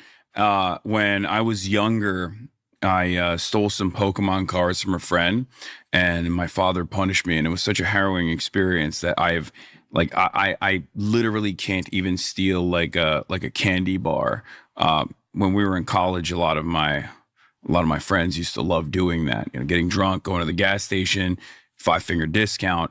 I would never participate in it, and I still can't to this day participate in it. I'm just saying that I personally don't really care. If someone needs the food, they should absolutely steal it. There's one thing that's like stealing when you're a teenager and you want the adrenaline rush, and part of it is about testing the rules and getting away with something. But I feel like what I'm seeing on TikTok and social media is people saying that they're stealing from Whole Foods, not just for the thrill. I saw someone also participating in this discourse and being like, Hassan is telling poor black people to go and steal so they go to prison. And I was like, I'm checking out of this. Unbelievable. That is the maximalist version of like, I say I like pancakes, you say I hate waffles, and you should be going to prison for your take. That was the most insane version of that. I saw a piece of that on TikTok. I do appreciate it because it reminds me, it harkens back to like the Tumblr ultra woke discourse. You know, that's like a woke 1.0 relic. But, you know, excellent stuff regardless. Central Committee, thank you for the raid. Hope you had a good stream, brother. Very interesting times that we are alive currently. Anyway, let's continue. But out of a feeling of anger and moral justification, because the rich don't play by the rules. So why should I? And Jeff Bezos has too much money. He's a billionaire. So why should I have to pay for organic avocados? My friends and I have started calling this micro looting because it has a like slight political valence to the theft as opposed to just the thrill of getting away with something. Have you noticed this around you online? Have you noticed more people talking about stealing in this way?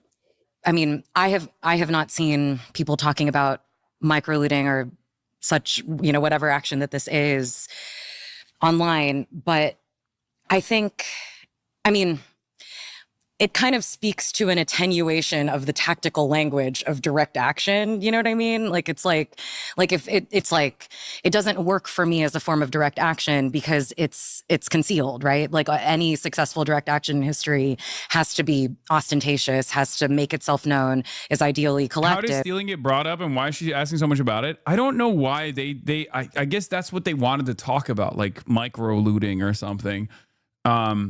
I don't care. And this is sort of necessarily individual and hidden. But I'm like, oh, great. Let's think of ways to, like, let's take this energy and let's move it into some other thing. Like, I think it's great that the valence of property is kind of on the table as something to be toyed with in terms of direct action. I feel like we've forgotten there is a long and storied history of sabotage and sort of engagement with property destruction even, which is abhorrent to people. I mean, you remember in 2020, the like Gucci, Chanel stuff. I steal cheese because it's too expensive and I am poor. What are you, a rat? Fucking ratatouille ass motherfucker. That's so funny. I mean, respect. All right, let's continue. In Soho, when that was looted. Well, NYPD is investigating a robbery pattern targeting high-end clothing boutiques in Soho. Latest happening Tuesday at the Chanel on Spring Street. That looms so much larger in many sort of Bloomberg liberals' imaginations as profoundly more violent in some ways than the original action being protested, right? And I find that really interesting. Yeah, I mean, I was thinking about the Boston Tea Party as part of like, that's a political destruction of property. And yet right now it feels like, I agree with you, the looting around the 2020 protests was such a huge talking point. It made people so uncomfortable. And I'm curious why, like, what do you think the root of that is? I was thinking, that thieves are actually quite highly valorized. This feels like bait to make people hate the media and leftists. I mean, I don't think I gave any like super unreasonable answers here. I was just like, I don't really give a shit when people who need the food steal the food. Who fucking cares? And also, let's talk about the larger problem, which is our hyper focus on like property rights that we actually place a lot more emphasis on in our commodity fetishist culture, where we literally place the protection of private property and the interests of private property and the storefronts over the interests of human beings. Also, Majority Report, thank you for the raid. But it is precisely that. It is designed to make Matt Iglesias shudder. In narrative, I mean, Aladdin, famously. Stop! Robin Hood, Jean Valjean. Right? Yeah. Jean Valjean. Stole a loaf of bread. We understand it's well within the collective consciousness that stealing for need or purpose, it's something that we understand and feel quite friendly towards. And I think if someone were, let's say, walking out of Whole Foods with an IKEA bag of whatever and giving it to the people, sheltering underneath the scaffold. There's a line where if you talk about this for too long, it starts to look like a caricature of leftism, stuff you would find in a Paul Thomas Anderson movie, I guess. At the jail going up in Brooklyn next door, I think most people would agree that if someone were to be stealing with a purpose, we love that in America. We do. We can love it again. Mm-hmm. We just have to do it with a purpose. I was reading a Pew Research poll about Americans' morality, and it basically was just like, well, we didn't even ask about the obviously immoral things like theft. We only asked about like having an affair. And I like part of what I'm seeing around me is that people feel like the laws are immoral. The rich don't play by the rules. We live in a society where there are billionaires, where the top 1% holds 32% of the net worth and the bottom 50% holds 2.5%. So at some point, if the laws don't feel moral, do you start to question your own sense of having to abide by them? Of course. Yeah. I wanted to work off of a point that you were making. This was also something that was addressed in a previous New York Times podcast that I did with Rouse Douthat, where I brought up the concept of adventurism.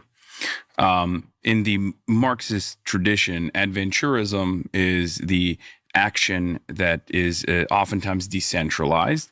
Oftentimes anarchists will say this is the propaganda of the deed. The action itself, no matter how violent or how disruptive it is justifiable because the disruption is the point. I believe in the power of organized labor and labor militancy and building these structures of power so that we can actually make more effective change, more longstanding change.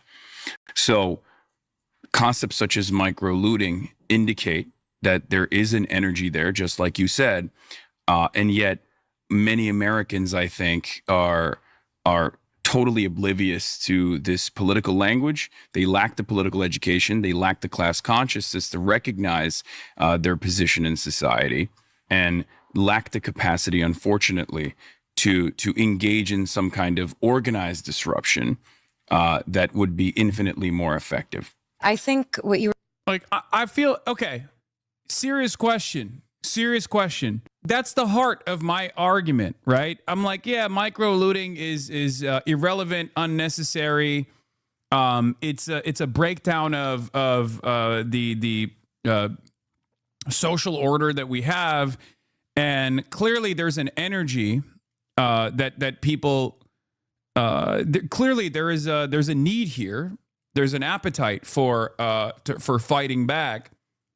But at the end of the day, it's infinitely less productive than it's infinitely less productive than like organized labor and labor militancy, right? People are just being done. What they see is the tax the rich shirt douchebag with just 2 women with valley accents. People view it as you're being out of touch without actually listening to what's being said. Damn, that was very rough, Miss Metafan. God damn, one of the OGs in this community coming in and cooking my ass so hard. You didn't something insanely complicated. People are just purposely misrepresenting it. I just think that I'm not doing a good enough job, clearly, as a communicator. If so many people are voluntarily, cynically or not, misunderstanding, you know? And I don't know if we just say this is bad faith and move on.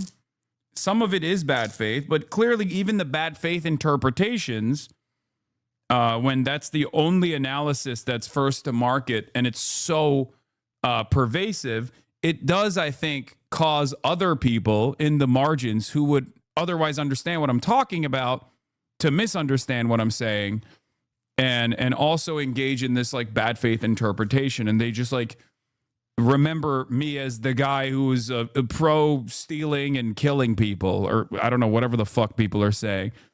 Now you are. There are limits to what you can say versus how someone can engage with your words. It's a matter of the times, a matter of the individual, a matter of worldview. I don't think many people who were upset by our language even watched this fucking video. Yeah. We're saying about people lack the language and the organizing structure to engage in like the obvious thing to do if you want to chip into. It's just not something modern internet culture is capable of handling. It's all about quick clips and assumptions. Substance is all out the window. Yes, but I like Hassan because he persists with this nuance. Because that is how we should be. And people are smart enough to understand will actually listen instead of biting at clips. There's a lot of smart people. Yeah, I don't know. Hassan's biggest issue is he tries to talk about complex topics from a position of authority when he has neither the intelligence or experience to do so. Like, this is the type of person. This is the type of person that I always am trying to fucking understand. Yeah, Sam Adler Bell says, my contribution to Hassan discourse. I watched a lot of Nick Fuentes on Rumble while working on a piece. The odd thing is that Fuentes is not at all a typical streamer. He's doing a throwback thing, looking into camera, no live chat, just monologuing. Incel Walter Conkright, very impressive. I don't watch him, but I approve of Hassan Piker because I think it's really important for left-wingers to be handsome. And then he also followed up by saying, also regarding Hassan's statement on the UHC assassination, I said pretty much the same thing in my column and on Chris Hayes' show. Democrats aren't lining up to associate themselves with me, but nobody tried to cancel me. Yeah. Got to try harder, bud, to try to get canceled. Yeah, it's they're deliberately misunderstanding and misrepresenting. The only way you get them to stop is to become less moral than they are. The entire hate campaign is gaslighting you into doubting your communication skills. Centrists can't deplatform you, so they try to demoralize you. I mean, they're not going to succeed. They're not going to succeed.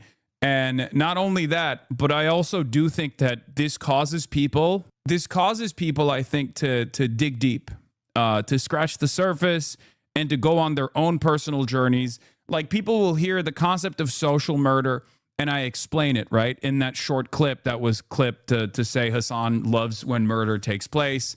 He's saying every wealthy person is murdering people by the dozens, and all of the wealthy people should be killed, or whatever the fuck people are interpreting that I'm saying. But there will be some people that will go, wait a minute, what the fuck's this guy talking about? What is social murder? I never thought about that. I never thought about it like that. Let me take a look. Let me try to figure out what he was saying here, you know?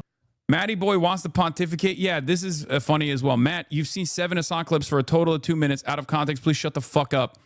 I haven't seen any clips. I get my information from reading things. Buddy, the medium that I'm in is not and this means that everything that you've read about me is filtered through the lens of people who fucking despise me.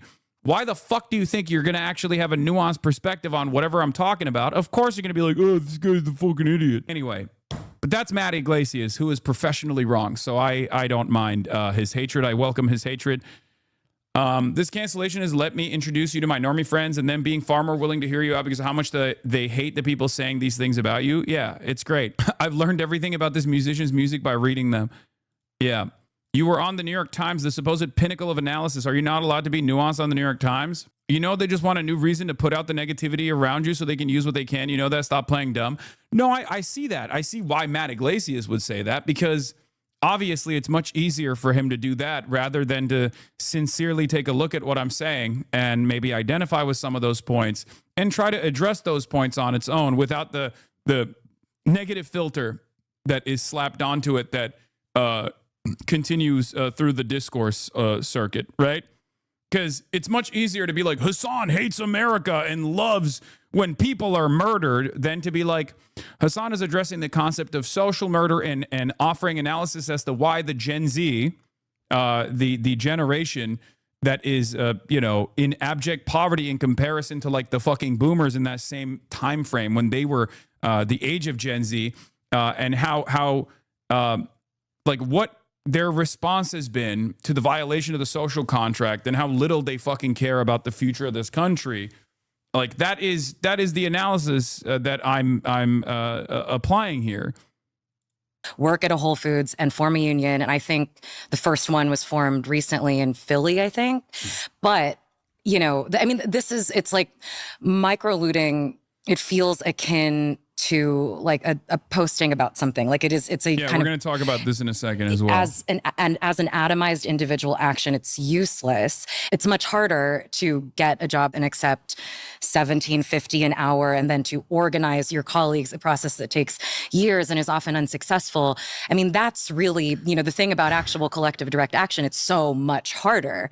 And it often doesn't profit you whatsoever, such as, me getting an extra $10 by grabbing my extra loaf of bread from Miss Nancy. I do think we are also lazy as humans. We're also selfish. We also, we've lost not only the language and the union density and the structure to engage in things like this, but we have also lost the sort of muscle that is built up to be able to engage in these sort of things. We've lost the rooms in which these things are planned, Mm-hmm. Yeah. And the confidence. I think we've lost the confidence within ourselves because there is not a lot of action like this.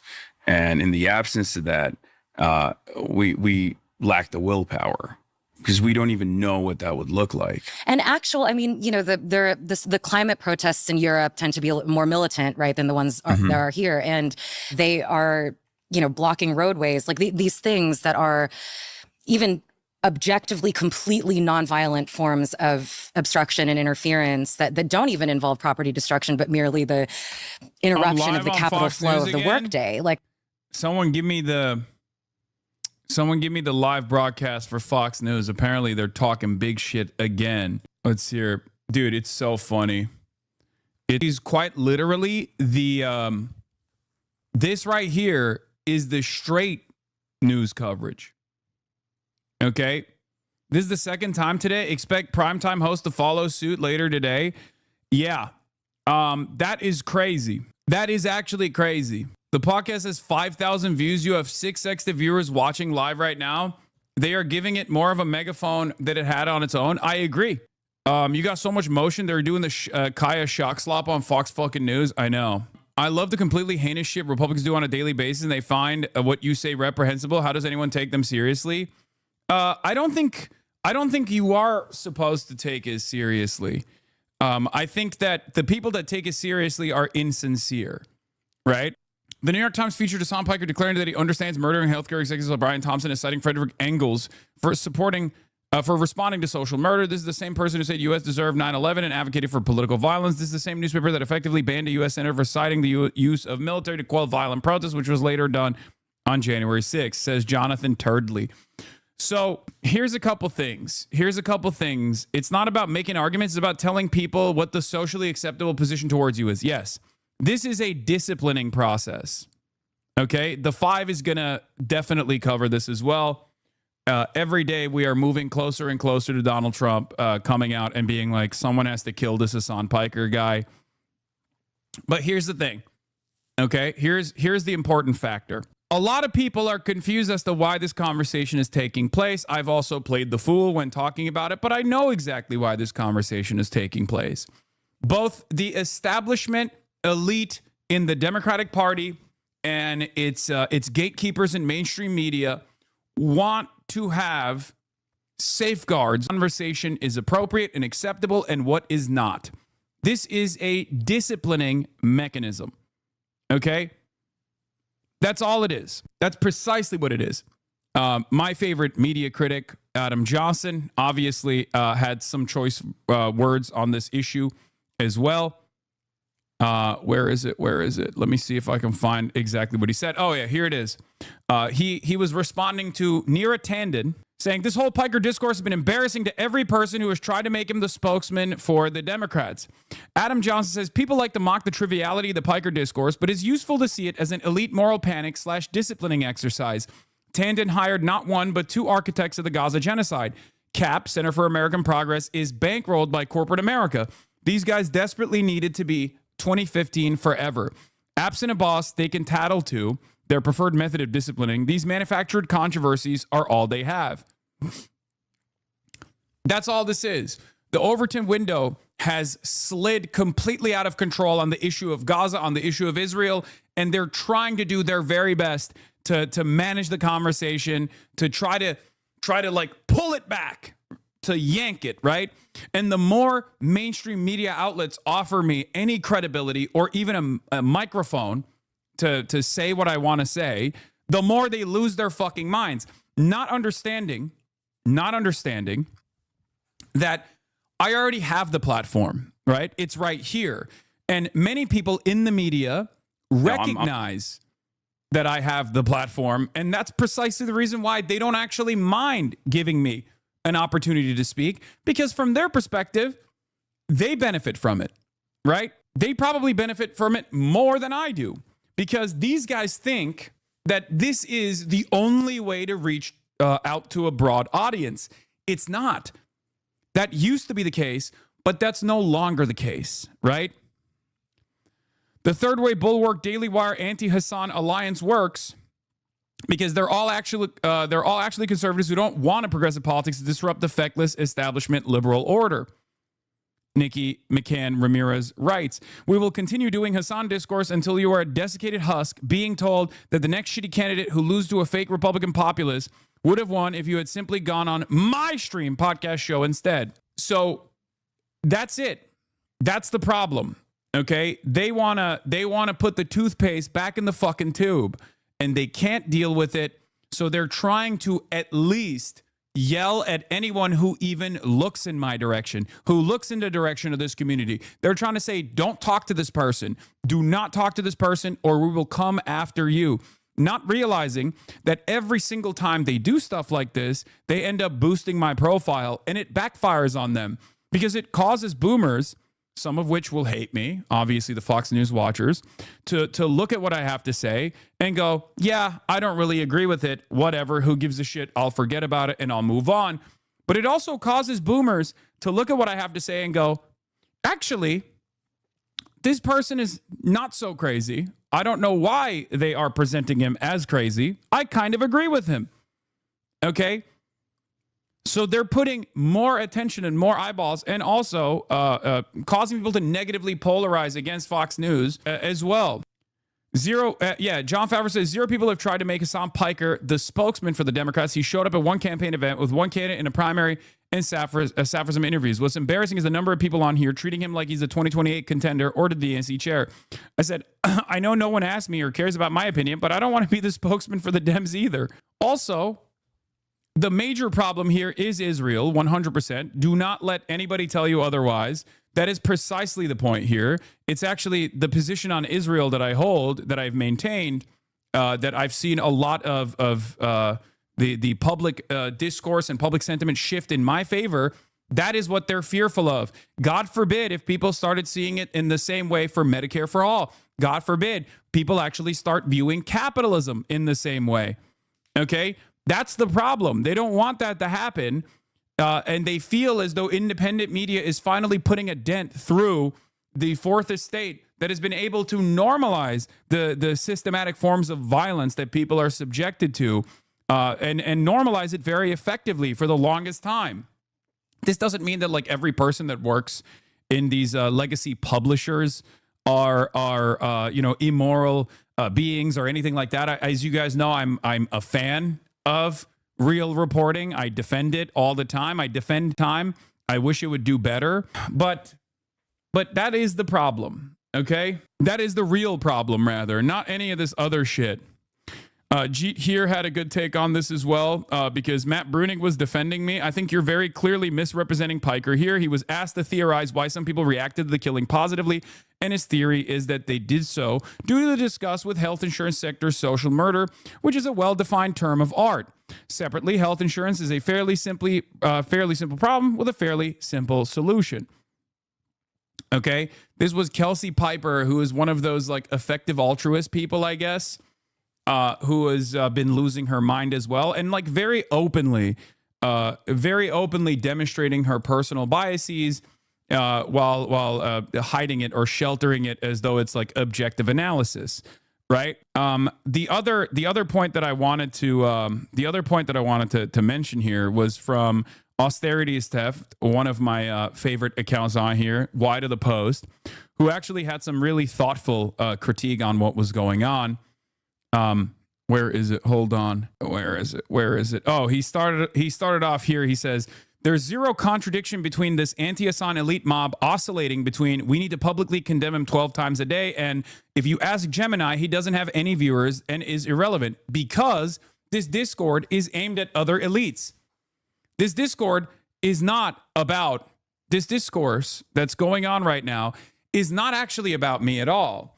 This discourse is 100% about signaling to other elites, signaling to other gatekeepers in mainstream media to stay the fuck away. Okay? To stay the fuck away. Okay? They've been trying to kick him off Twitch and YouTube for years. It hasn't worked. So they're trying to make him toxic so that nobody in politics wants to go on a show so that it can't serve as a launch pad for a rising crop of left populists, particularly critics of Israel. The Israel-Trump war on Iran has only served to make this feel urgent or existential for them.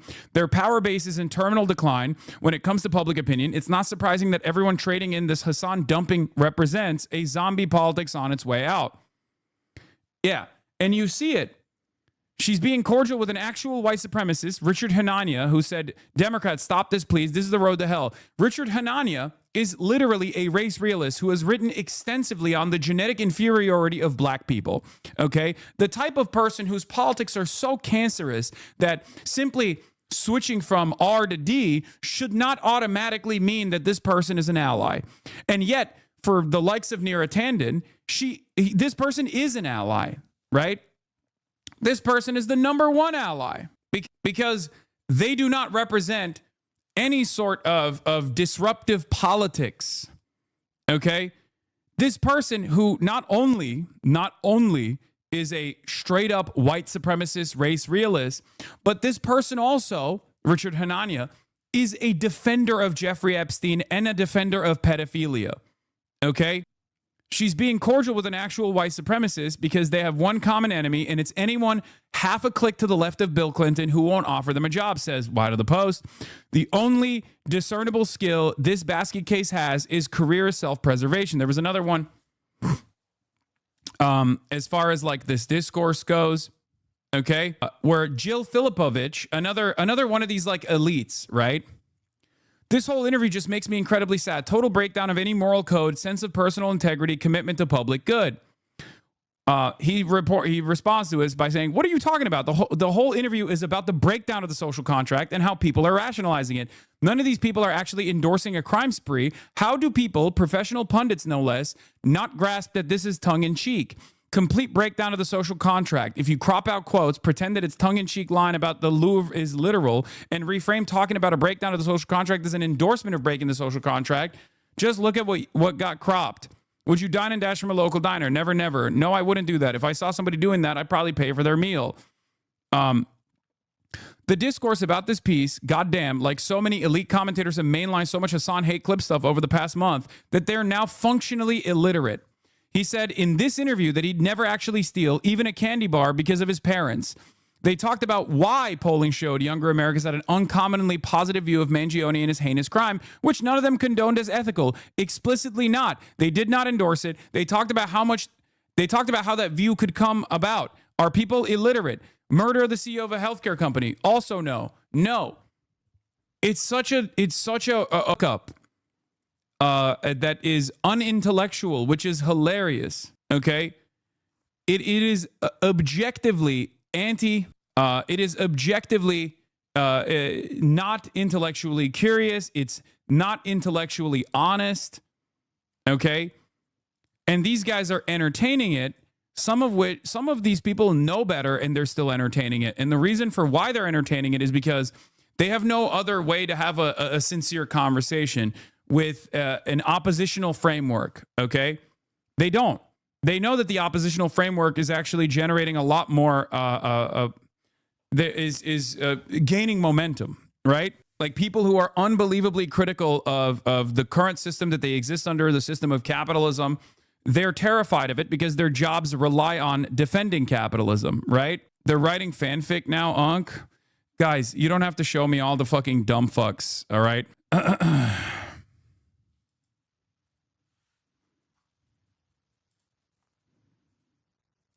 Anyway, my favorite part of all this is the most bigoted people all of a sudden are woke and using woke language when describing you. Yeah, I know.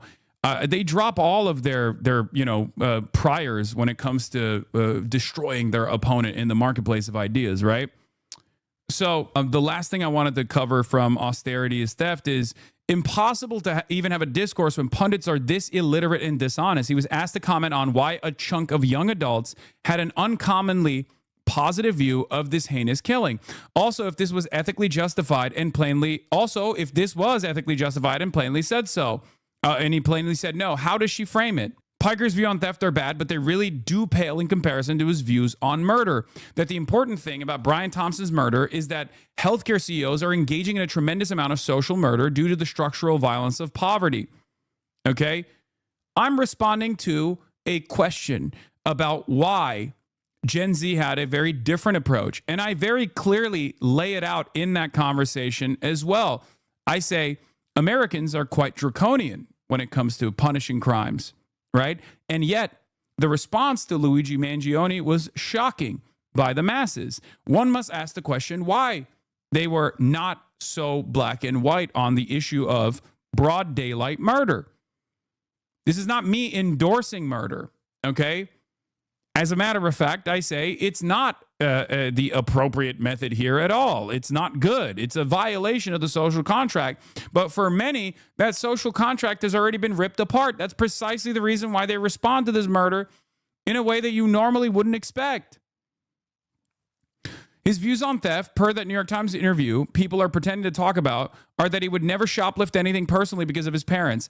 He was asked to comment on why public is increasingly willing to rationalize shrink from a self-checkout at big box stores.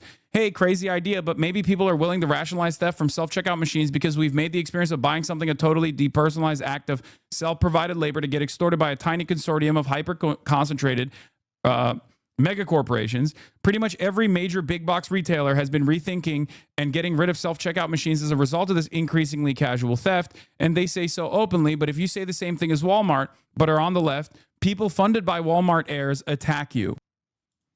Yeah, this was another one that I retweeted. Good morning. I'm an established political journalist, and I'm going to pretend like I don't understand context, hypotheticals, and moral relativity just so I can once again try to destroy Hassan Piker. I'm a very serious person whose opinion you should care about.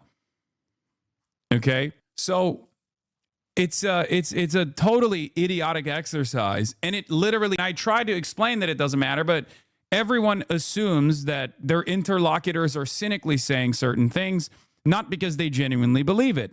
Okay, I must be saying this doesn't matter. This doesn't actually harm my bottom line or my goals here of reaching a broader audience and actually getting them to understand where I'm coming from.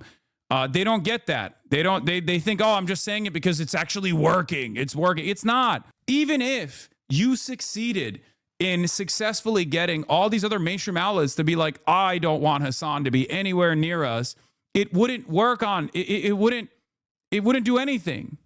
Are criminalized to shocking degrees, Anyway, even in Europe, And I guess I'm saying, like, maybe we are getting the lack of courage is maybe a rational response to the kind of the way these actions are treated in the popular consciousness as well as by the criminal justice system, but they shouldn't be. I want to get back a little bit to the anger underneath this. Like in 1965, CEOs were paid 21 times the average worker. In 2024, CEOs are paid 281 times the average worker. I feel like some of this is coming from a feeling of like the social contract is broken. And then there's also the slippery slope of what happens if we completely break the social contract and no one plays by the rules anymore. And I wonder where you two see the interplay of those two ideas. Well, the rules are already designed in a way where if you steal from the poor, you become rich. If you steal from the wealthy, you go to prison. So there's only one direction where you can do unlimited theft and erode the social contract for the 99%. There's an invisibility baked into the system that allows the wealthy to engage in this sort of behavior. Because I mean, it's a cliche at this point, but like wage theft is the most consequential amount of theft that takes place in the United States of America. A similar invisibility exists in structural violence as opposed to individual acts of violence as well. If it's a police officer engaging someone violently, the automatic assumption from the average person is, oh, that's probably a criminal. They probably deserved it.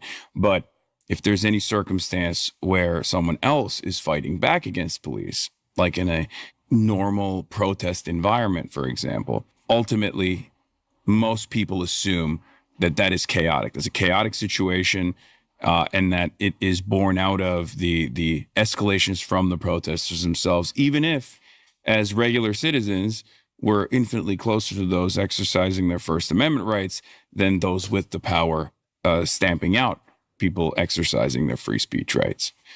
We never look at systemic forms of violence, and we don't look at systemic forms of theft in the same way that we do as individuals breaking that social contract. I think there is, in my ideal world, what we were talking about, the one kind of theft being inescapable and hegemonic and completely oppressive, and then people trying to get a little bit of it back through stealing from Whole Foods or whatever, right? It's in the ideal world, it is not one in which this continues and this increases to somehow even it out, right? When is one in which the theft from above is broken by regulatory means and or bottom up means like unionization, right? You were just talking about not being like we should encourage wanton theft across the board, but we should try and fight against the theft that comes from the top. It feels difficult right now in a moment when the funniest part about this wave of outrage over this interview is that there's absolutely nothing radical about it. It's basically a common sense based on the logic of anyone with even a basic understanding of reality. Yeah, I wasn't being like particularly radical in my commentary here at all. But what I find strange, I guess it's not so strange, it's very commonplace, is the handshake between right-wing reactionaries, from Ben Shapiro to Fox News commentariat to all of the right flank of the liberal Democratic Party, people in positions of power within the party structure, doing the exact same analysis, right? Like, I hope people can see exactly what's going on here. This is a rehashing of the exact same ridiculous outrage that was manufactured towards Bernie Sanders in 2016 and in 2020 as well. They're doing it right now. They can't do it towards Bernie Sanders to the same degree. So now they're just like using a platform to punish this kind of thought, to say this is unacceptable. Okay. They called Bernie Sanders racist. He was not. They called him sexist. He was not.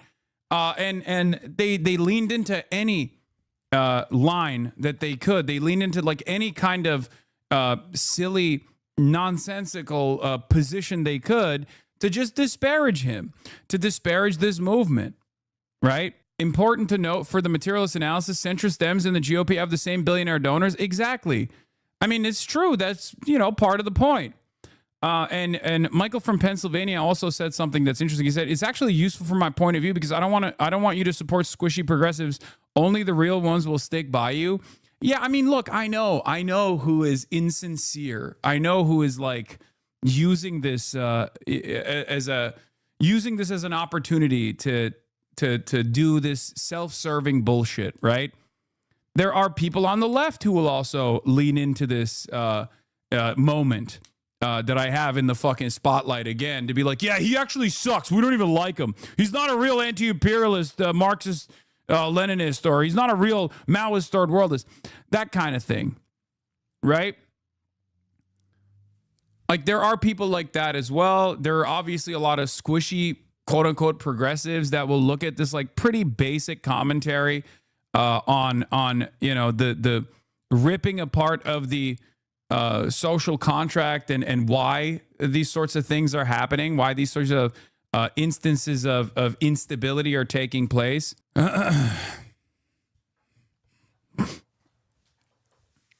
According to a recent study from Yale, there are 68,000 excess deaths per year that can be attributed to people who delay or avoid care because of their lack of health insurance. What do you attribute their deaths to? Magic? No, it's the structure of our healthcare system, right? The best posts, though, are the ones that just put your thoughts in quotation marks as though it makes it scarier. They sound incredibly normal just as a statement. About. In an interview with the New York Times, Democrat influencer Hassan Piker explains why the United Healthcare CEO's structural violence may have justified his assassination. He calls the American criminal justice system draconian. I don't fucking understand. Like, I mean, they're trying to bastardize my take there. I'm not saying it justifies it. I'm just saying that from their perspective, the reason why they interpret it as such, as like revenge, is because they God, I hate when they call me a fucking Democrat influencer. It's so fucking annoying. I am not a Democrat influencer. Jesus Christ. So many people keep saying Democrat spokesperson. But yeah, ultimately, though, this is a disciplining exercise and it should be treated as such.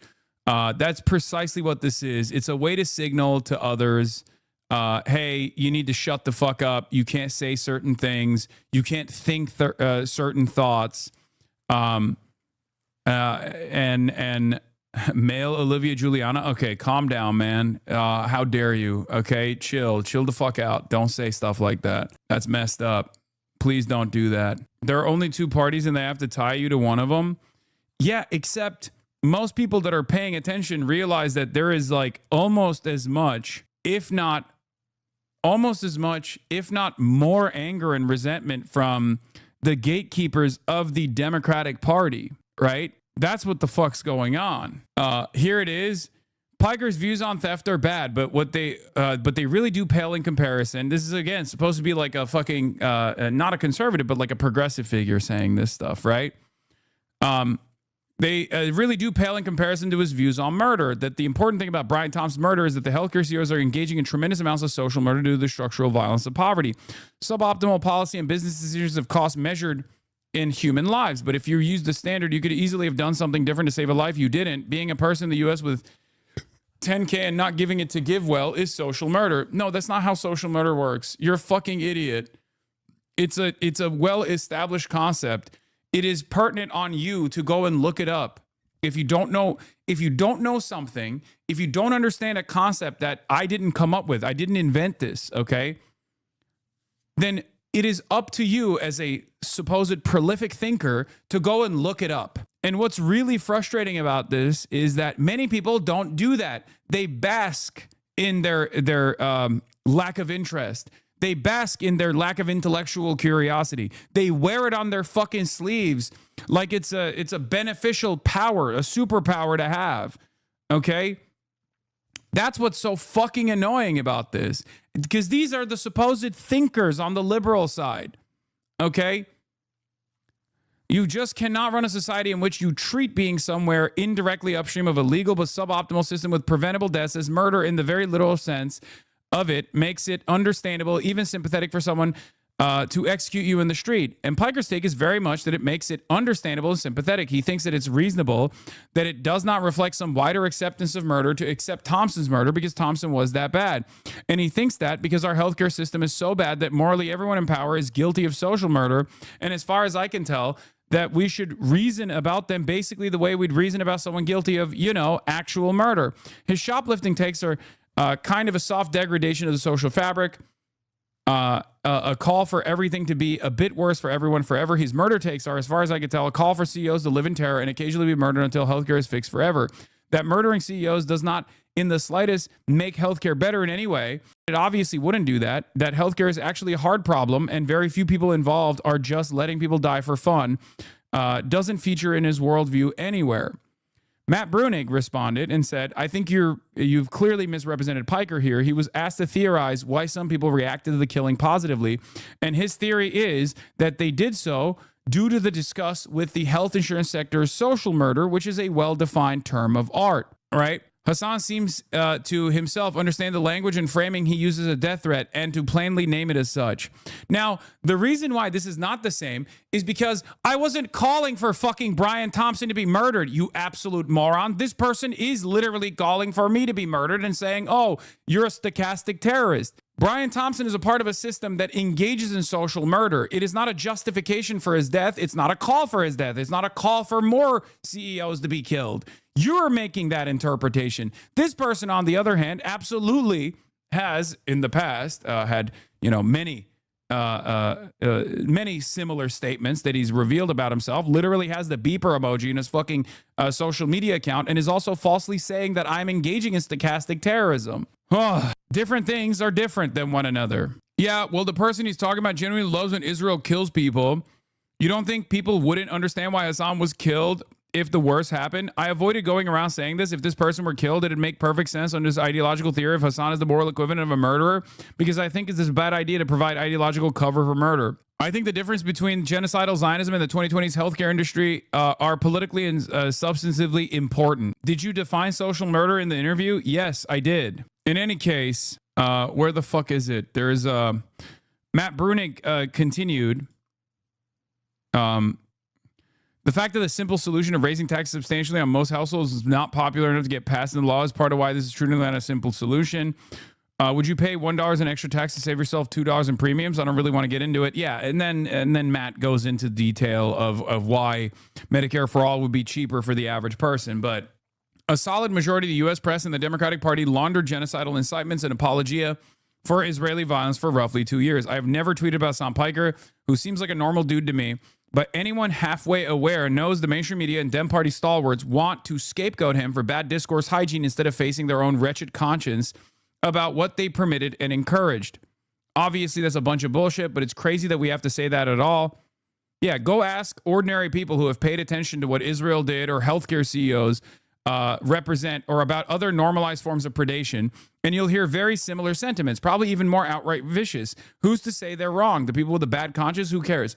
Yeah, like they try to make it seem like I'm this out of touch elite for having this take, but this take is a fairly common one, if not infinitely more openly violent.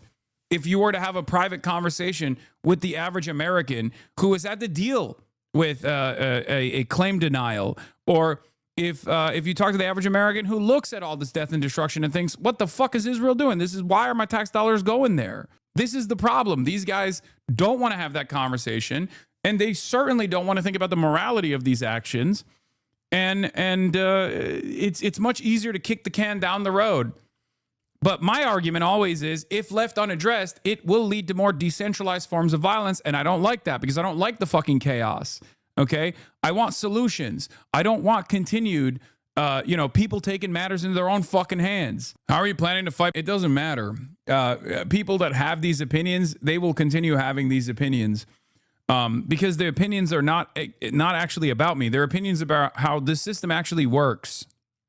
It works well because it works well for them, or rather, their salaries are dependent on them continuing to defend this system. Okay? That's it. All I can do is just keep saying the fucking truth. Can you please address this? Yes. This is the most hurtful thing I've seen. Hassan Piker has one weak spot. It's his jumper. I've seen it. He shoots a hard ball. I like all his other stuff though. This is devastating. I didn't want to fucking even give it any daylight, okay? But yeah, I do feel like, once again, they've chosen to argue about an issue that is unbelievably unfucking popular, right? Now, they do have a devious way of framing the conversation around, like, how Hassan said murder is awesome and he wants more of it to happen or whatever. But I think most people can cut through that noise, or perhaps it's kind of like the Rick Scott phenomena. maybe they do hear that, they do take it seriously, and then they go, no, I do think murder is awesome, which is a much more devastating predicament to be in. So maybe they should stop doing this, okay? So anyone who works for a company or has a belief system or supports an ideology that Hassan Piker disagrees with can be murdered with impunity? Is that what I said? No, I didn't say that at all, you fucking weirdo. The left, he's not suggesting killing people, him. And then this is the Rick Scott take. This is Hassan responding to Mike Johnson about Republican positions on healthcare, saying that Rick Scott being a prominent member of their party shows that they don't care. Plus, if they did, the Republicans who are pro-death penalty, Hassan isn't, would have demanded for capital punishment. Again, this person is supposed to be a Democrat, by the way.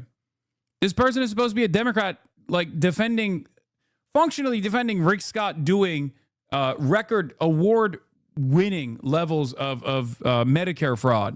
Piker spent 7 hours a day streaming and is apparently a millionaire. This is a performance Marxism entertainment. If someone came into his house or car, he would shit to be worked to death in a gulag. Okay, got it, buddy. Another delusional take from that lady. Oh yeah, the Strokes guy. Are Jews to blame for the Strokes not writing any good songs for 25 years? He didn't say Jews. He said American Zionists. Stop projecting. Yeah. That's the other unbelievable thing that's going on. But yeah. Wall Street Journal, Josh Krauscher reports, there's something deeper going on here than a fight over foreign policy. Democrats may be repulsed by Israel's behavior, but this is really an argument over America. The connection between socialism and anti-Zionism is revealing. Increasingly, one's attitude towards Israel and its self-defense reflects one's attitude towards America, its free market, its global leadership, its use of force, and its exceptional nature. The two democratic nations have a special role in this world. They share interests and adversaries, most notably radical Islamists pursuing nuclear weapons. Sammy Gold responds to this and says, there's a very simple reason why socialism and anti-Zionism became married. The entire American establishment stood behind Israel and didn't allow for any peep of anti-Zionism to occur. No one made the case for liberal, center-left anti-Zionism, and the case can be made. This is part of it. Josh Shapiro was asked about you again. Jewish Insider, Pennsylvania Governor Josh Shapiro supports U.S. aid to Israel but calls to use it as leverage. In an interview with Jewish Insider, Shapiro said he hasn't really thought about whether he would appear on Hassan Piker's stream, but he hasn't been invited. I mean, I see this as retreat, by the way, because Josh Shapiro is a fairly open defender of the state of Israel. I mean, he worked for the Israeli embassy in his youth. So for him to basically say, oh, I haven't really thought about appearing, but he's never invited me is a sign that even more moderate Democrats, prominent Democrats with ambitions of higher office are actually seeing the discourse and are not leaning into the most ridiculous framework. Anyway, but yeah, that's the point that we're at for some fucking weird reason. It's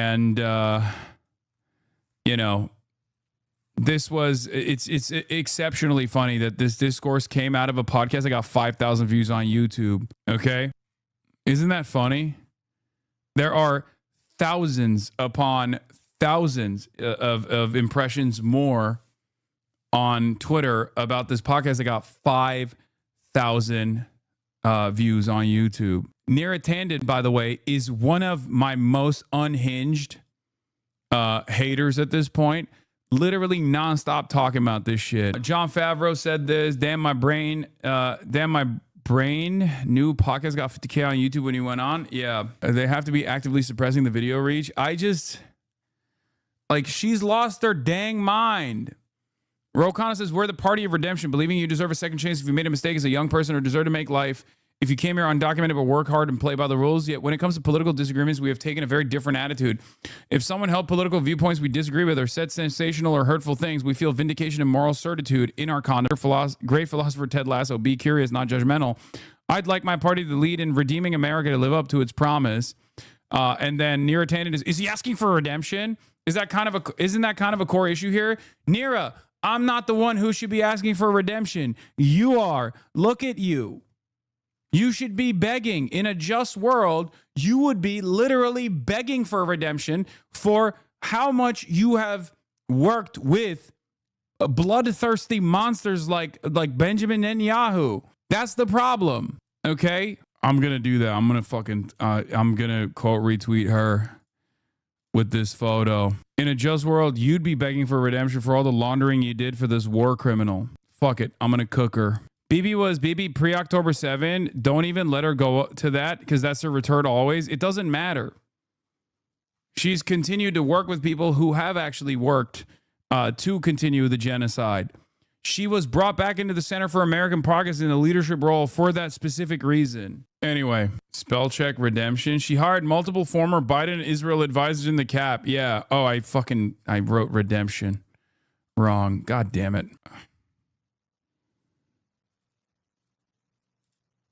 Okay. Including the numerous Biden Israel advisors you hired for cap on top of the numerous Biden Israel advisors you hired for cap. Yeah.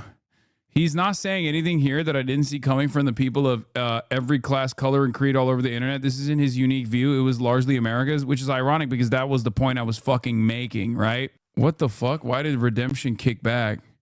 In a just world, you'd be begging for redemption for all the laundering you did for this war criminal on top of the numerous Biden Israel advisors you hired for cap. There you go. There you go. Fixed it. At DNC Big Dog, demand them release the autopsy while you're dragging them. Keyboard warrior, you ain't changing shit with tweets. Yeah, unlike you. A keyboard warrior criticizing another keyboard warrior with a much larger platform. If my statements are not changing anything about American political discourse as a political commentator who has clearly actually ruffled a decent number of fucking feathers here, what the fuck are you doing? Come on now. Come on now. Ha! Your strategy of pissing off every fucking elite neoliberal from the Democratic Party to the Republican Party is paling in comparison to my approach, which is to yell at you on your Twitch stream as I subscribe to the Piker Broadcasting Service. I don't live in your terrorist country. Oh, okay. Oh, well, thank you for your 11 months of support. Okay. He's a furry. His opinion is irrelevant. Yes. Thank you for your 11 months of continued support to the Piker Broadcasting Service. Okay. What the fuck? This tweet wasn't saved. Why? Here. Update again. Boom. Bro, why do you pay us on money if you don't like them, Lamau? Yeah.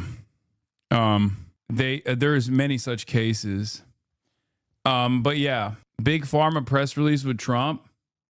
Positive viral tweet about you. Yeah, I said this. If you steal from the poor, you become rich. If you steal from the wealthy, you go to prison.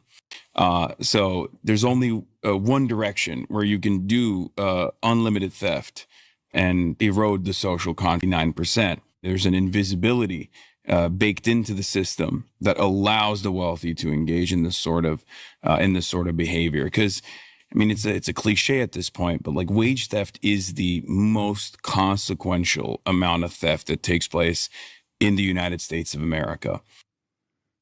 Yep. But yeah, I welcome everyone that is new, that's coming into the broadcast, following for the first time ever, to subscribe. I like him not just worshiping every single thing he do, clowns.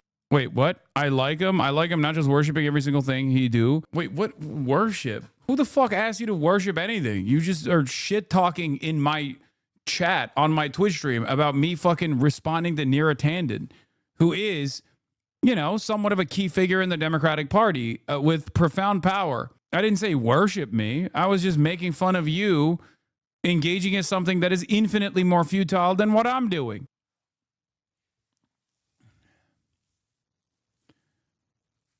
Anyway, but thank you. People were cooking you on bad faith smears when they should have been cooking you for looking exceptionally Matt Walshy in that interview. Okay, don't fucking say that. Yeah, Neera Tanden was on CNN yesterday complaining about Abdul El-Sayed. How can you guys not see that this is... Neera, you can't just keep repeating quotes that are out of context that have been debunked. See Aaron Regenberg, or that he's apologized for. It's bad faith. And again, a reminder, you had an actual wanted war criminal at your think tank and you were super friendly with him. Love you guys, but you've given him more airtime than some people consider a run for president. Sorry if I think it's important to state out loud here my disagreements with a guy who says it's okay to murder people. Jews are inbred. America was responsible for 9/11 and Russia was right to invade Crimea, amongst many other insane things. Oh my God. Every single fucking thing she said is false. I don't think I need a PhD in psychology for this one. Oh yeah, I mean this was very funny.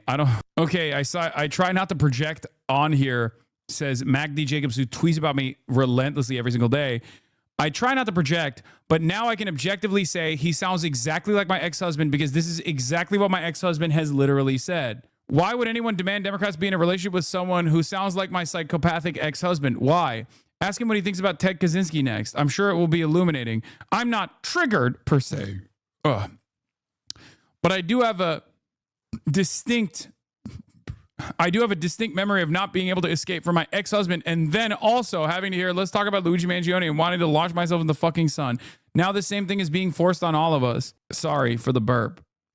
I'm not triggered, but I am absolutely triggered. I think we oftentimes forget how much of the anger and resentment that people have towards someone like myself is just around the optics. Like I remind them of their ex-boyfriend or their ex-husband or someone who was mansplaining to them in college, or I remind them of a jock that bullied them relentlessly and they just can't fucking stand it, where they're like, fuck you. Or in some instances, it's literally just, why does he have this platform? Why can't this platform be mine? I am much more deserving of this fucking platform that he has. Okay? That's all it is. And then for Ben Shapiro, it's obviously an instant classic. This guy's perhaps the biggest piece of shit on the internet, and Democrats mainstream him. Disgusting. I said, buddy, you love Israel's genocide so much you've lost more than half your audience. You claim Medicare for all would mean enslaving your doctor wife. You think I give a fuck about how you respond to a clip where I'm offering analysis to why some amongst Gen Z responded to Luigi Mangione the way they did? Yeah, I have all the best takes. Why won't people answer me? Why won't people actually listen to me? Me. That's what it is for the most part.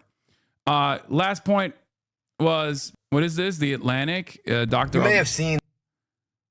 Glenn Greenwald came to my defense as well.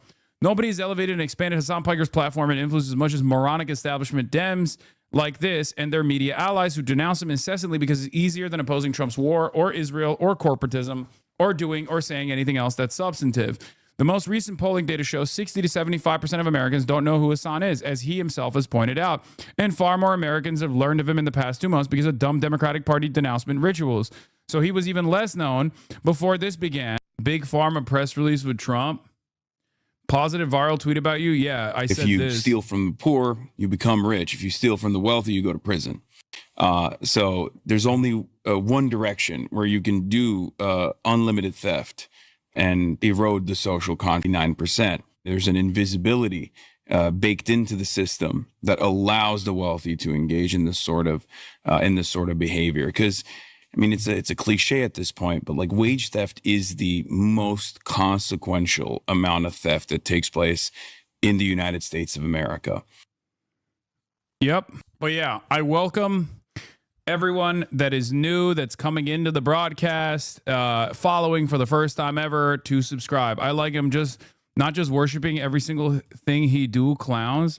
Wait, what? I like him not just worshiping every single thing he do. Wait, what? Worship? Who the fuck asked you to worship anything? You just are shit talking in my chat on my Twitch stream about me fucking responding to Neera Tanden, who is, you know, somewhat of a key figure in the Democratic Party with profound power. I didn't say worship me. I was just making fun of you engaging in something that is infinitely more futile than what I'm doing.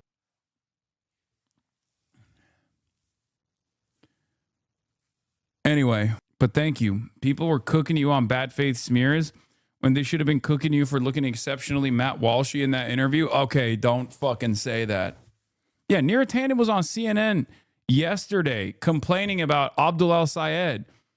How can you guys not see that this is... Neera, you can't just keep repeating quotes that are out of context that have been debunked. See Aaron Regenberg, or that he's apologized for. It's bad faith. And again, a reminder, you had an actual wanted war criminal at your think tank and you were super friendly with him. Love you guys, but you've given him more airtime than some people consider a run for president. Sorry if I think it's important to state out loud here my disagreements with a guy who says it's okay to murder people. Jews are inbred. America was responsible for 9/11 and Russia was right to invade Crimea, amongst many other insane things. Oh my God. Every single fucking thing she said is false. I don't think I need a PhD in psychology for this one. Oh yeah, I mean this was very funny. I try not to project on here, says Magdi Jacobs, who tweets about me relentlessly every single day. I try not to project, but now I can objectively say he sounds exactly like my ex-husband because this is exactly what my ex-husband has literally said. Why would anyone demand Democrats be in a relationship with someone who sounds like my psychopathic ex-husband? Why? Ask him what he thinks about Ted Kaczynski next. I'm sure it will be illuminating. I'm not triggered per se. Ugh. But I do have a distinct memory of not being able to escape from my ex-husband and then also having to hear, let's talk about Luigi Mangione and wanting to launch myself in the fucking sun. Now the same thing is being forced on all of us. Sorry for the burp. I'm not triggered, but I am absolutely triggered. I think we oftentimes forget how much of the anger and resentment that people have towards someone like myself is just around the optics. Like I remind them of their ex-boyfriend or their ex-husband or someone who was mansplaining to them in college, or I remind them of a jock that bullied them relentlessly and they just can't fucking stand it, where they're like, fuck you. Or in some instances, it's literally just, why does he have this platform? Why can't this platform be mine? I am much more deserving of this fucking platform that he has. Okay?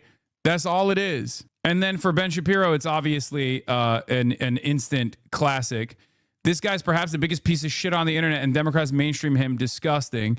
I said, buddy, you love Israel's genocide so much you've lost more than half your audience. You claim Medicare for all would mean enslaving your doctor wife. You think I give a fuck about how you respond to a clip where I'm offering analysis to why some amongst Gen Z responded to Luigi Mangione the way they did? Yeah, I have all the best takes. Why won't people answer me? Why won't people actually listen to me? Me. That's what it is for the most part. Last point was, what is this? The Atlantic? Dr. You may have seen. Glenn Greenwald came to my defense as well. Nobody's elevated and expanded Hassan Piker's platform and influence as much as moronic establishment Dems like this and their media allies who denounce him incessantly because it's easier than opposing Trump's war or Israel or corporatism or doing or saying anything else that's substantive. The most recent polling data shows 60 to 75% of Americans don't know who Hassan is, as he himself has pointed out. And far more Americans have learned of him in the past 2 months because of dumb Democratic Party denouncement rituals. So he was even less known before this began. Insanely pointless shaming routine. Democrats constantly say they want the left's Joe Rogan, but they can't stand anything or anyone. They can't completely control and force the parrot Dem establishment propaganda, which is one big reason they drove Joe Rogan away in the first place.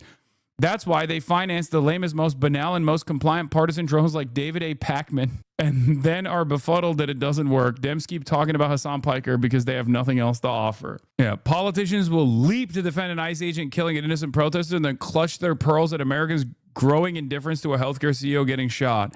How do you expect us to appreciate the sanctity of life when America funds a genocide and bombs schools and kills their own citizens? Exactly. But good luck to the Democratic Party on their endeavors to platform the appropriate independent media figures. I saw, contrary to what people say about me, George Soros, unironically, or not George Soros, but Alex Soros, actually had some choice words. Alex Soros said, where is it? Let me see if I can find it. Alex Soros said, there is already. We can do better than a Joe Rogan on the left, and we have. They're called Midas Touch, and they're outperforming every benchmark. Congrats, guys. So I guess I won't be receiving that fucking those Soros bugs anytime soon. I've been following Alex Soros on Instagram, where he follows me back, actually, for quite a while now.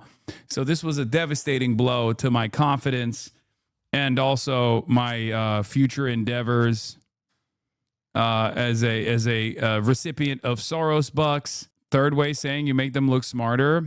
Every day Hassan Piker makes Third Way look smarter. Yeah, no, definitely. Drop him a DM. Yeah. Anyway, if we're going to talk about the actual issues that I am constantly yelling about, which we will get back to in a second, the Democrats are cooked, and they know that they're cooked, and that's probably the reason why they don't want to talk about those issues at all, and instead spend a good deal of time talking about me instead, and that is where we're at. But does he press? Okay, sure. This was WNYC Studios is supported by Odoo. Brian Lehrer did a show segment with Daniel Denvir, who has written about me, who I've known for a while now.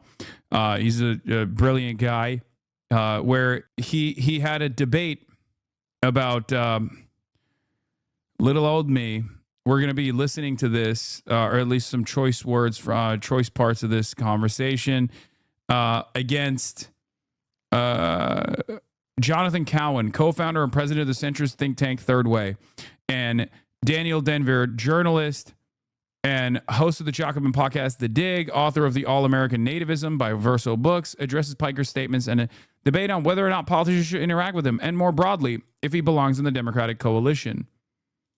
When you buy business software from lots of vendors, the costs add up, and it gets in Carl's spot. Look to appear on Hassan Piker's Twitch stream or include him as a surrogate at campaign rallies. For those not familiar, Hassan Piker is a 34-year-old leftist Twitch streamer touted as a potential Joe Rogan of the left, that is, the host of a show that reaches millions of young voters, especially young men, who get their politics from podcasts and things like Twitch streams rather than conventional news media. Like Rogan, Piker's audience of an estimated 3 million swings young and swings male, seemingly ripe fruit for Democrats looking to win back a swath of party defectors.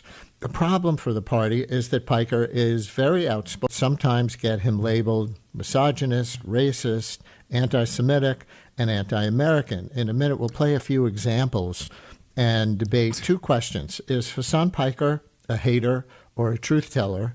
And just strategically, is it smart for Democrats to go on his show or smarter to stay away? But here's a little more background.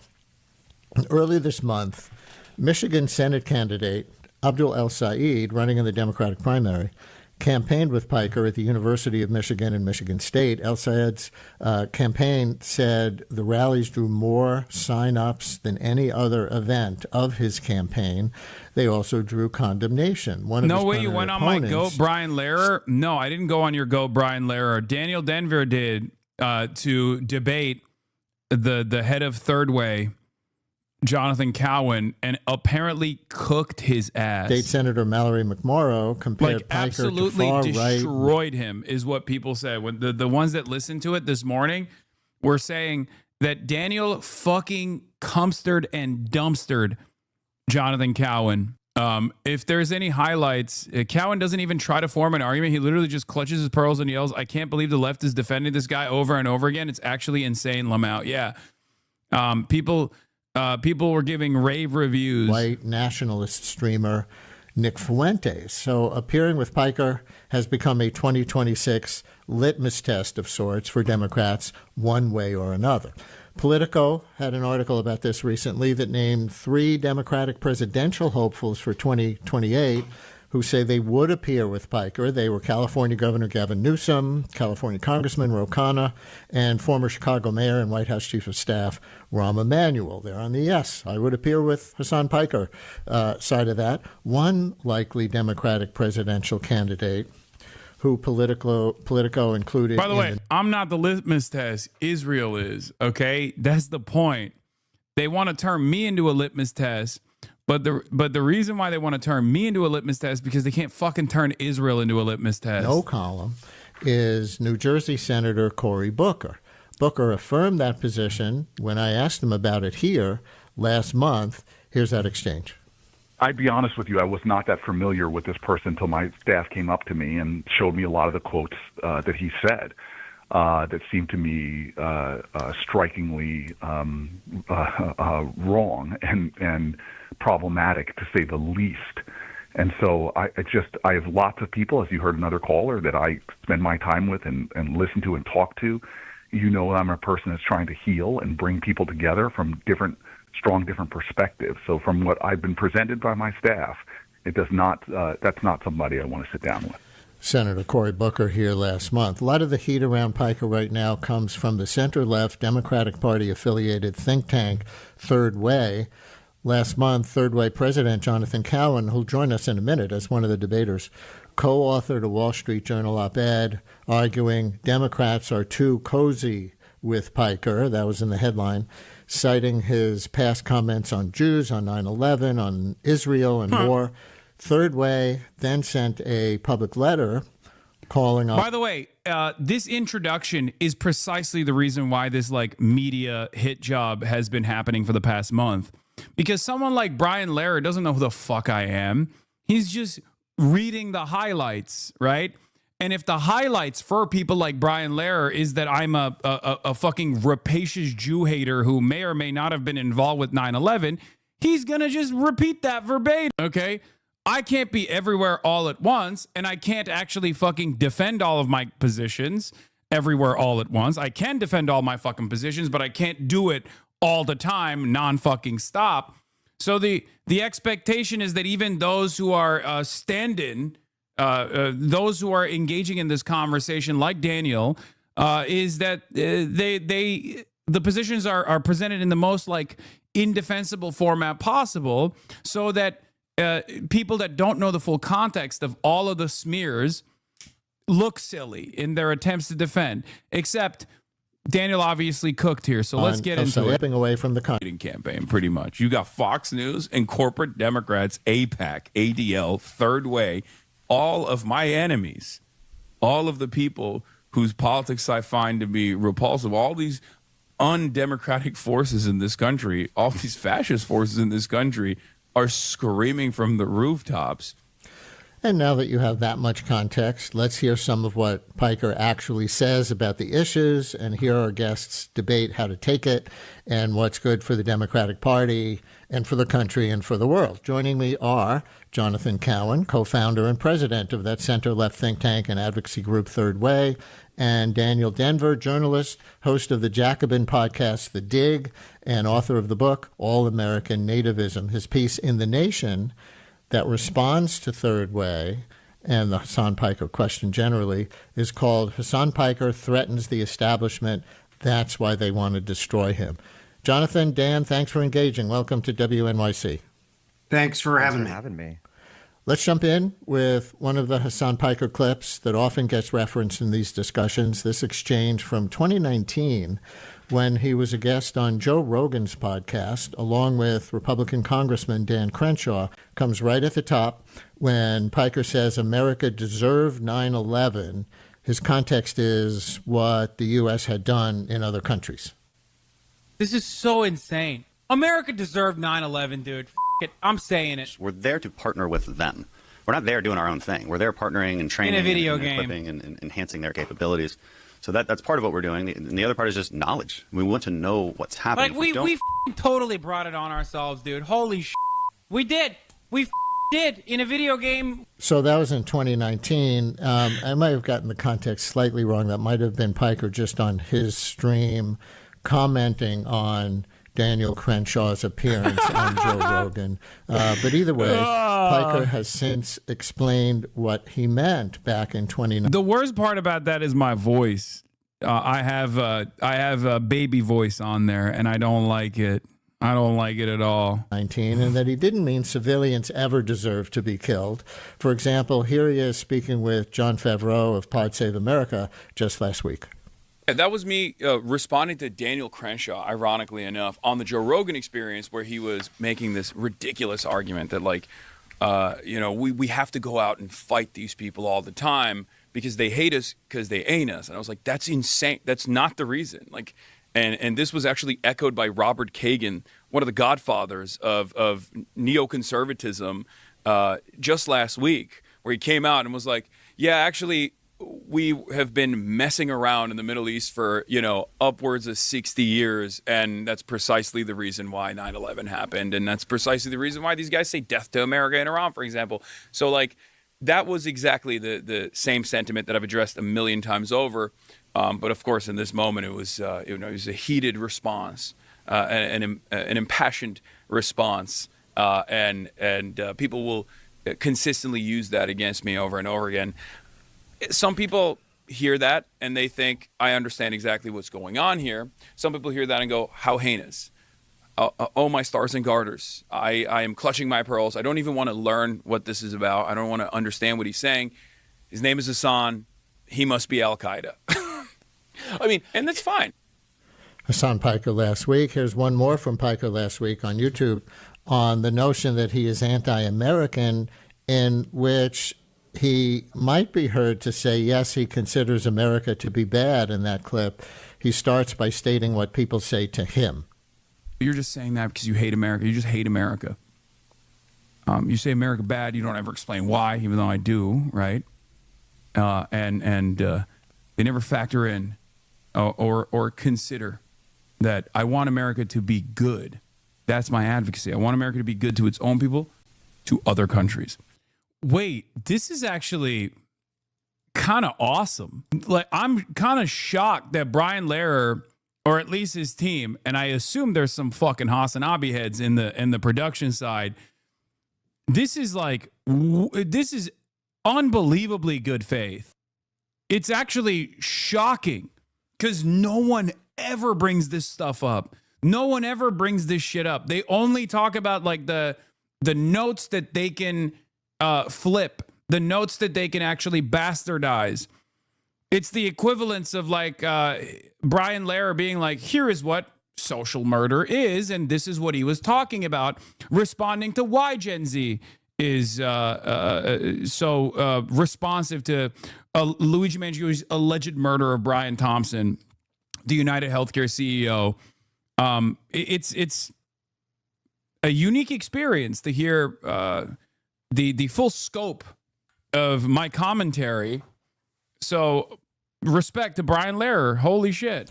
And one more in this set at Yale just last week on the fall of the Soviet Union at the end of the Cold War being horrible for the world because it enhanced U.S. power. Lehrer is mostly pro-Israel. His 100-year-old parents are still alive and listening to the show, but he has integrity. The fall of the USSR was one of the greatest catastrophes of the 20th century.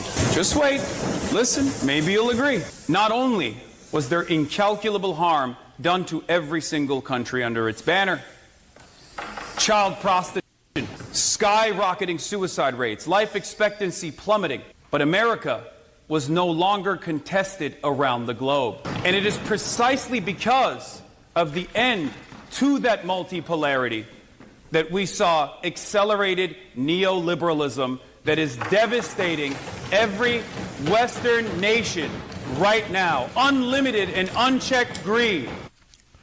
So, with those clips as context, Jonathan, is any of that a reason, in your opinion, at Third Way, for Democratic presidential hopefuls and others in the party to not appear with Hassan Piker? Yes. So, look, Brian, here's our bottom line. Hassan Piker is entitled to whatever views he wants to hold, however heinous, offensive, disgusting, anti-American, bigoted, misogynist, etc. And it's quite well established that he said plenty of things that qualify him just as I described. The question for Democrats is not whether Hassan Piker should have a show or even if they feel like going on his show and denouncing him. The question is, should Democrats across the board, including people who might run for president, House, Senate, etc., should they elevate Piker? Is that either morally or politically the smart and right thing to do? And I think morally it's clearly wrong. But as a political matter, Democrats are already seen too often as too extreme. Why would it make sense for Democrats to elevate someone this radical, this extreme, who's this much of a bigot and an anti-American? Why would you elevate them if you're trying to actually win back the White House, defeat the extremist in MAGA, and win majorities in the House and the Senate? It's actually insane, and no one has presented a shred of evidence that would make it make sense for Democrats to elevate Piker and his views.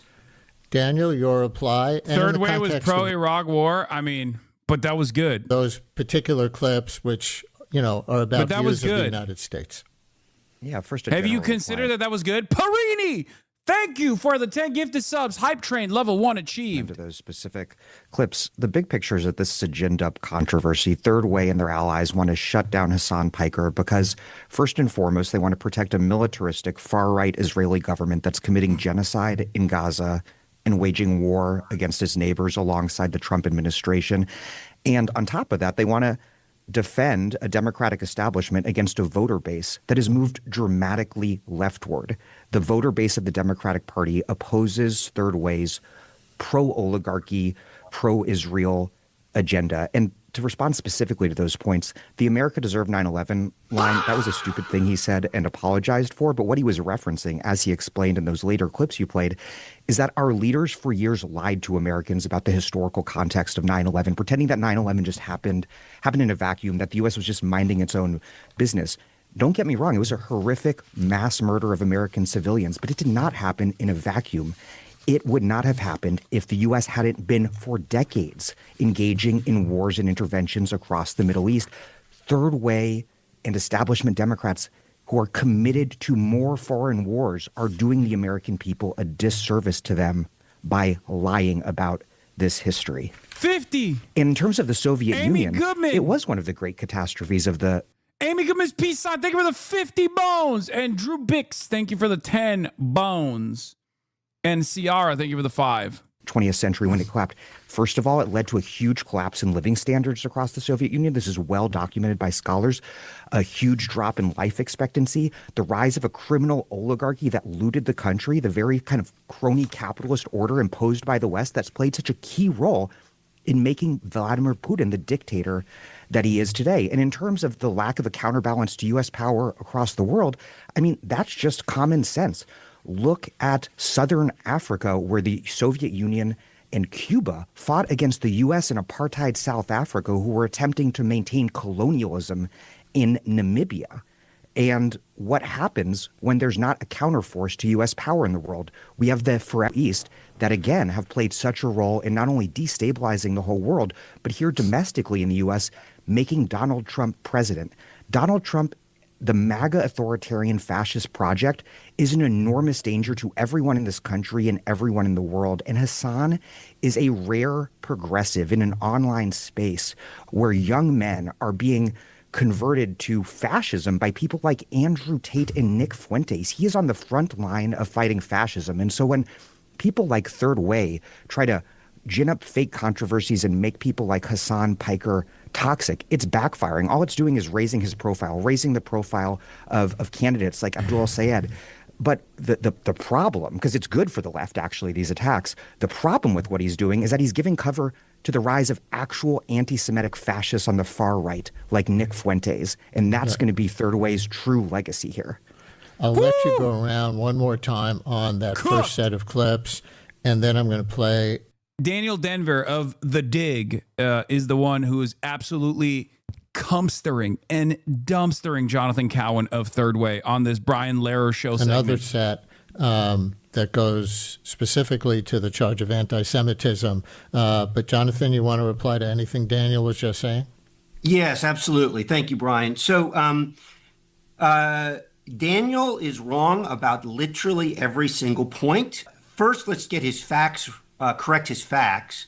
Third Way was opposed to the Iraq War, and we've been vociferously and publicly opposed to this war. So I would just say to all your listeners, take everything Daniel's saying with a pretty big grain of salt, because he opened up this session refusing to actually tell the truth about Third Way. Secondly, it is an embarrassment for not just Daniel, but the entire left that they're defending this anti-American bigot. Someone who's... Why don't they see him the way I see him?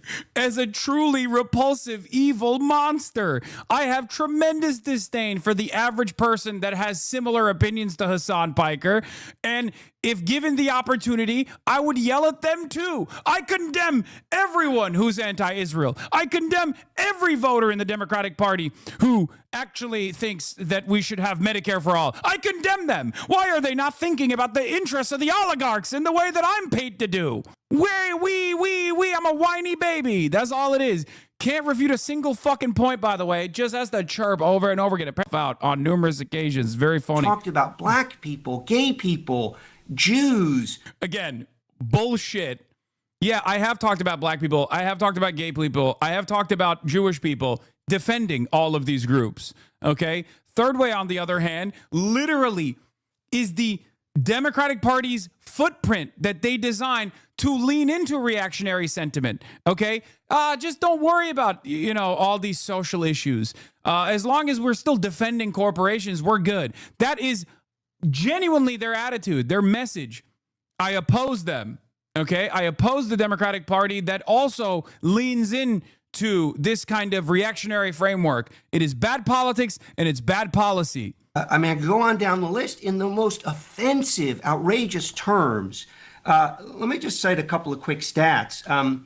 A recent poll by Echelon Insights found two facts. Yeah, right-wing pollster, by the way. To completely blow away Daniel's case. First, they tested a whole bunch of figures, Trump and Democrats and lots of people, long list of people. The only three people in their list whose unfavorables were double their favorables were Candace Owens, Tucker Carlson, two right-wing lunatics, and Hassan Piker. So wait, that literally polled AIPAC as being less favorable than me, an institution that you don't have any issues with, an institution that reflects your values, and AOC as well, as a matter of fact. But he won't mention that because that would give the game away that, of course, they're polling right-wingers and Republicans who, of course, are not going to have a fucking favorable opinion of me. So he is anything but popular in the country. Second is, they asked Democrats and Democratic-leaning independents, do you think the party should move more towards the center or move more towards the left, or it's great where it is? Yeah, they also asked, do you think the Democrats should be Democratic Socialists? And 68% said yes in a different push poll. So, you pick and choose what you like out of that poll. 42% said perhaps a lot of people actually look at democratic socialism and think, oh, that's like Zoran, that's moderate, that's the moderate position, that's like Bernie, the moderate position. Perhaps move to the center from their perspective is, cut it out with this silly stuff. Cut it out with this, elite liberalism and get to class politics, right? Because from their perspective, from the perspective of the average voter, they don't look at the issues in the same way that Third Way analyzes it. That much is very clear. A lot of people think Bernie is more moderate, just like they thought Trump was more moderate than the average Republican. Because from their perspective, they're like, yeah, it makes sense. Why can't we have free college? Why can't we have fucking free healthcare? What are you talking about? That's the moderate position, right? Like it seems that a lot of people actually look at moving to the moderate position, moving towards the center, a more normal expression of politics as like, people who put class first, people who put working class first in their messaging and also in their agenda. Democrats should move to the center. Only 24% held Daniel's view that it should move more to the left. And if they'd said, do you think they should move to the radical left, that percentage would have been the average person thinks the radical left is Kamala Harris. They think the radical left is when you say stuff like, when you're associated with like the most extreme version of like quite normal policy in real life that oftentimes is not discussed. But when you're only defined by those positions, then Kamala Harris is seen as a black woman from California who only wants to do bottom surgeries for Guatemalan immigrants in American detention facilities that happen to be transgender, and also nothing else, or maybe at most $50,000 in tax credits for small business owners in underserved neighborhoods. So clearly, from their perspective, and a lethal military and endless militarism and the like. So from their perspective, they consider that to be fucking radical. If you were to say, hey, we're actually doing Medicare for all, that's what I'm running on, that's what I want to do, people look at that and go, oh, that's not radical. And in the same process, if you turn around and say, yeah, we should stop being weird about trans people, you should let trans people live, it's a decision that they should make between themselves and their healthcare professionals, like Graham Plattner is doing, for example, all of a sudden, people go, yeah, hell yeah, that's actually exactly what I want to fucking hear. That's exactly the type of commentary that I want to hear. Not this fucking bullshit, the third way neoliberalism. Even less. All right. It is strategically obvious that if Democrats want to win over the middle of the country, they cannot elevate figures like Hassan Piker, who are so radical and so extreme that they will drive away all of the voters we need to beat MAGA and Trump. Daniel, your reply. The DNC found in a still secret autopsy of the 2024 election that was reported by Axios that Kamala Harris and Joe Biden's support for Israel's genocide in Gaza played a substantial role in her losing the election. 63% of Americans now say there was no reason to go to war in Iran. A majority of Americans' sympathies, according to a Gallup 2026 poll from earlier this year, February, they sympathize with Palestine over the Palestinians over Israeli. Amongst Democrats, that's 65% that sympathize with Palestinians over Israelis compared to 17% that sympathize more with Israelis. This is not about some abstract call that Democrats should go out there and say, hi, I'm left wing now. It's a call to embrace causes and issues that are popular among Democratic voters. This is support for an end to these forever wars. 84% of Americans say the rich have too much political power. That's 96% of Democrats. These are the sorts of positions that the left is arguing Democrats should take. Those are the sorts of positions that Hassan is popularizing on his stream. And these are the sorts of positions that will allow Democrats to not only be a authoritarian threat, but actually address its root causes, which is decades of bipartisan disaster created by establishment Democrats alongside Republicans. Establishment Democrats that whatever Third Way's official positions on these matters are, have gotten us into forever wars, have put us in a situation where we have an oligarchy running this country, presiding over historic wealth and inequality, an oligarchy whose political expression is now MAGA authoritarianism. And that is exactly what Third Way is arguing for. And it's dangerous because we are living in a very dangerous moment right now as a result of it. Let's go next to the specific charge that Democratic politicians should shun Hassan Piker. And just for a little more context, for those of you just joining us, as I mentioned at the top, presidential hopefuls who say they would appear with Hassan Piker include Gavin Newsom and... I'm not going to lie. When Andrew Cuomo decided to use this as a line of attack against Zohran Mamdani, who is now the mayor, so it demonstrably failed, I genuinely did not think that this would elevate to mainstream discourse to this degree, and it would be repeated so much. I did not think that. I don't have such a high opinion of myself. I don't think that I have this level of power or prominence. So it's been an unbelievable thing to experience. Very, very strange. Very fucking strange that this is the discourse that they're running with over and over and over again. But yeah, thank you for thinking of me in this way, I guess. Hannah and Rahm Emanuel. On the no side is Cory Booker, for example. And let's go next to the charge that Democratic politicians should shun Piker because he's not just a critic of Israel, he's anti-Semitic and supports Hamas. Here's a clip of him from shortly after the October 7th, 2023 attack. In fairness, this will sound to a lot of people more like he's explaining Hamas than defending them, but his language about Israel... Brian. Brian literally goes, yeah, it's actually analysis, but make sure you understand that he's actually bad and defending Hamas. Okay, yeah, sure. All right. Hey, guys, I just want to make sure that you understand he's a bad guy, okay? He's a bad guy before I play this because he's going to make too much sense. And whoever he's addressing here is very tough, including expletives that we bleeped out. Do you think the Israeli state was just like peacefully coexisting and then these guys came in with gliders out of nowhere? Don't say off, dude. They didn't deserve it, you idiot. My goal is solutions. Your goal is the continuation of violence. You want way more than 260 people dying.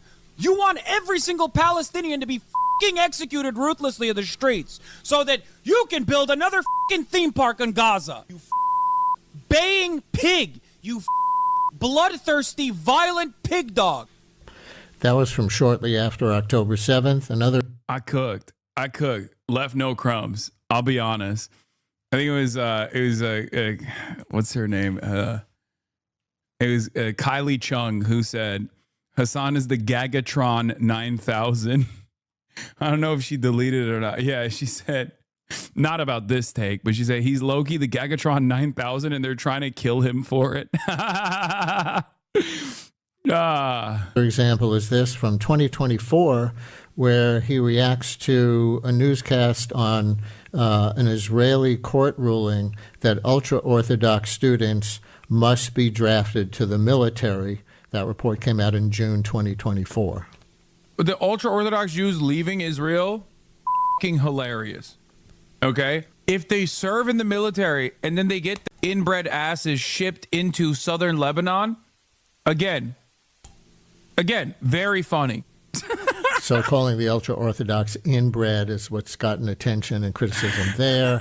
And one more in this set. This is a post on X that Piker penned on January 9th of this year in response to a protest outside a Queens synagogue where protesters chanted, "Say it loud, say it clear, we support Hamas here." His post on X reads, quote, "As a lesser evil voter, I will once again repeat my harm reductionist credo. Hamas is 1,000 times better than the fascist settler colonial apartheid state, and the real harm happening here is..." Your boos mean nothing when I've heard what makes you cheer. Or rather, they're calling me a lot of names, but they're not calling me a liar. That another illegal stolen land sale is taking place at another synagogue, unquote, from Piker on X. So Daniel, you'll get the first question this round. Are those things okay with you? And should people like Gavin Newsom and Ro Khanna and Rahm Emanuel be saying yes to appearing with Hassan Piker after he seems to say there that Hamas is 1,000 times better than Israel? The smearing of critics of Israel as anti-Semitic is bad faith, it's wrong, and it doesn't work anymore.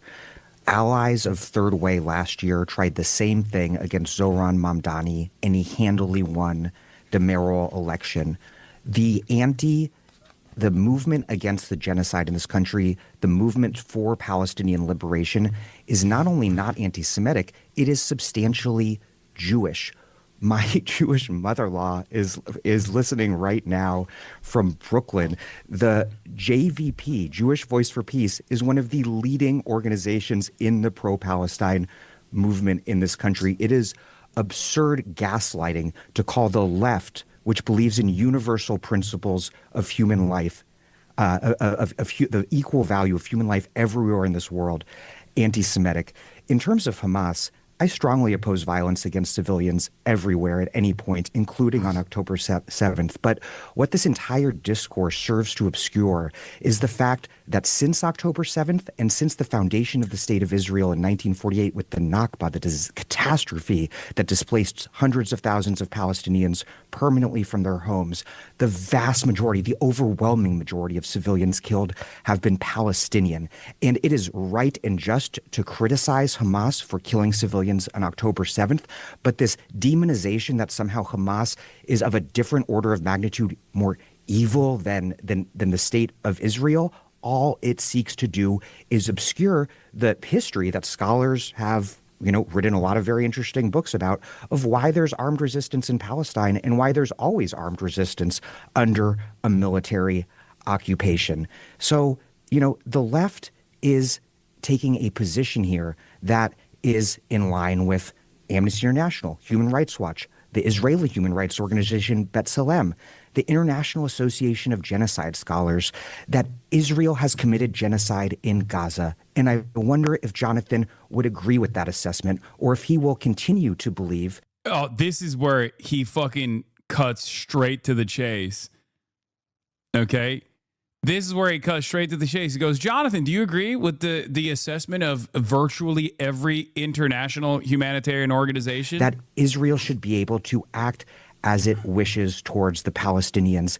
There is one way to stop the crimes that Israel is committing in the Middle East, and that is a full arms embargo on that country. We cannot give more weapons to a country that is murdering Palestinians and committing murder in Lebanon and dragging the U.S. into another disastrous war in Iran. And everything that Jonathan is arguing here is just an attempt to obscure that debate. And that is a debate that the vast majority of Democratic voters agree with the left on. Sure. That Palestinian liberation is important, that they be complicit in genocide. And this anti-Semitism thing, it is just absurd, it is offensive, and it is backfiring, and it is actually weakening the very moral urgency of combating actual anti-Semitism that we are seeing emerge from literal Nazis on the far right, like Nick Fuentes, that Jonathan and his buddies are giving cover to. It's really shameful and gross, frankly. Just so you react to the other instance that I cited, calling the ultra-Orthodox inbred. Oh, does he's that called strike you as anti-Semitic? No, it doesn't strike me as anti-Semitic. It strikes me as rude and not the sort of language I've used. But there's documented evidence of Hassan calling dozens of far-right individuals, most of them Americans, inbred. It's an insult he uses for far-right people. I wouldn't use it, but it has nothing to do with Jews, and it's just a little bit of context and look at the convo, dude. Just a little bit of context. All of a sudden, when someone is equipped with the knowledge, when they know that it's like something that I have regularly utilized to talk about any kind of like supremacist movement, or all of a sudden everybody goes, oh, wait a minute. Incredibly disingenuous, the fake controversy, pretending that it does. Jonathan, your response? Look, it's really embarrassing for Daniel and everyone on the left that once again they keep defending for and apologizing for a laundry list. He can't do anything but pearl clutch. Oh my God, this is his argument. His argument is, he's bad though. He's bad. Even Brian Lehrer is like at least doing the decent thing and showing the context to foster a more productive conversation. I cannot believe that this was the argument. There's an exchange here, which is almost literally Dan going, do you support genocide, Third Way Guy? The question is just a smokescreen to distract from the real issues Democrats care about, which is whether or not candidates should appear on Hassan Piker's Twitch stream. Unfucking believable, dude. Of things that Piker says that are bigoted, anti-American, anti-Semitic, misogynistic, anti-black. I mean, why is the left defending all of these horrible things that he says and apologizing? Can you respond to anything I said, Jonathan? As if anything? You let can't him go. You'll get another round each. As if you go ahead, can't Jonathan. have a legitimate debate about U.S. foreign policy. But that debate... Yeah, we can't have a legitimate debate about U.S. foreign policy because whenever someone has an opinion that you don't agree with, you immediately hit him with a fucking word salad barrage of like, he actually doesn't want to have a legitimate debate about foreign policy. He's actually anti-black somehow. Like, that's the whole point. You are the one who is rendering legitimate debate American foreign policy unhabitable. It's just like it doesn't happen. It doesn't happen because of you. You have rendered this discourse into nothingness. Constant fucking shit smearing. You're doing it right now. It somehow can't be separated out from this misogynistic, anti-American. It's a pathetic position the left has put themselves in. Secondly is, let's just, we got to slow down on these things. I mean, if Hassan Piker had described any other group as he said, which is, I'm quoting him, you are left with a country that is packed to the effing gills with the most inbred, uneducated, ultranationalist, rabid population. If he said that. It's true. It's true. It's literally Israel's future. Brother, that is the design you have for Israel. You want Israel to be this like this shining beacon of light and prosperity. By the way, that's also the same for America too, but you know, that's a totally separate conversation. But like that is literally what you are fucking saying you want Israel to turn into. And I have said that about many other countries as well. Any country that revolves around purity, genetic purity politics will eventually become an inbred country. That's how genetic purity works. White supremacy also works in the same fashion. So when white supremacists talk about, genetic purity and how all these other ethnicities are actually impure or inferior, that's the same exact argument. White supremacist Americans as well. That's why I call them fucking inbred. About any other group in the world or in the United States, we wouldn't be having this conversation. He would be completely shunned. So it is very blatantly anti-Semitic that Daniel says, "Oh, I don't like the language," except if it were said about any other group, he would openly denounce it. Just to quickly follow up, you heard what he said about how Piker applies that to people on the right as a sort of general insult, that it wasn't particularly singling out Jews. I know, but here's the thing. No, Brian is cooking the third way.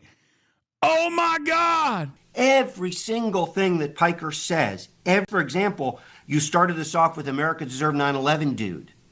I didn't hear in your thing an apology for that, in which Piker said, "That is disgusting, I said it. I should never have said that 3,000 Americans deserve." Yeah, this is also unbelievably smarmy and whiny. It's not. Kitty, you better not be dead. If someone hits you with their car, I'll chop out their head. This is so dumb. You guys are so stupid for this. Okay, it's so funny because they're going to be like, we're only a couple steps away from Jonathan Cowan of Third Way being like, he's promoting moral degeneracy by being transgender. Have you seen his transsexual behavior? Wearing a sexy maid's outfit? Do you know how horny that got me? He is a freak. Throw him in jail. Fucking right. I'll shoot their ass, kitty. I'll put it down for your ass. You got me feeling shitty. He's promoting femboyism. I don't know why I'm turning into Mark Levin here. Deserve to be killed. That is wrong. I'm ashamed. I will never say anything like that again. He didn't say anything. He doesn't apologize for it. Again, if someone says one or two things in their career that are profoundly offensive and disgusting, maybe. Every single week, week in and week out, he says the same thing. He says, I will quote you on this. I will quote him. "If you have these effing millionaire, billionaire WASP sons, at least taking them out of other colleges so they can only do date rape to other millionaire, billionaire failed daughters is like, in some respects, from a Italian perspective, a little better." So here is a guy who is explaining away and justifying date rape because it occurs between people who are very wealthy, who he can. Dog, oh my God. Again, why are you defending Liberty University? You are defending Liberty University, okay? That's what you're doing. You're defending a university who literally straight up marketed not prosecuting date rape that takes place on their fucking college campus. And I'm saying, look, if these guys are going to be cordoned off to a place where it's self-selecting, then yeah, it's better off that they do that. None of this, ironically, when he fucking reads the quote, also suggests what he's trying to say. Consider spoiled. He says, I quote, "I don't give an F what black people care about," end quote. I could go on and... Oh my God. Oh my God. I don't give an F what black people care about. Bitch, once again, that's literally self-epistemology to claim that all black people actually hate immigrants. It's bullshit, okay? Do you actually feel like that's a decent quote? Are you fucking dumb? I like that this guy went, clearly, Hassan has never cared about the opinion of any black person, ever, from the beginning of time until now.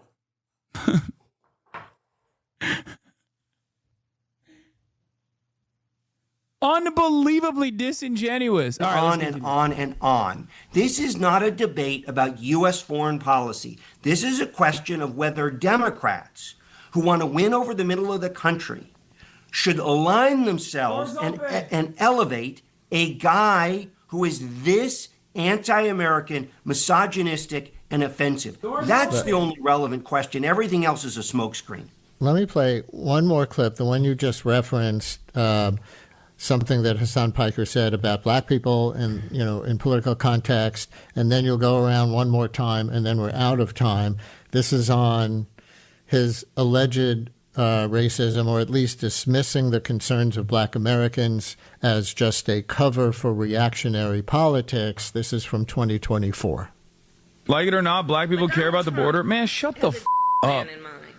Black people care about the border. I don't give a what black people care about. The Democratic Party literally is going to lose, even if they don't lose, move the country to a significantly more right-wing position.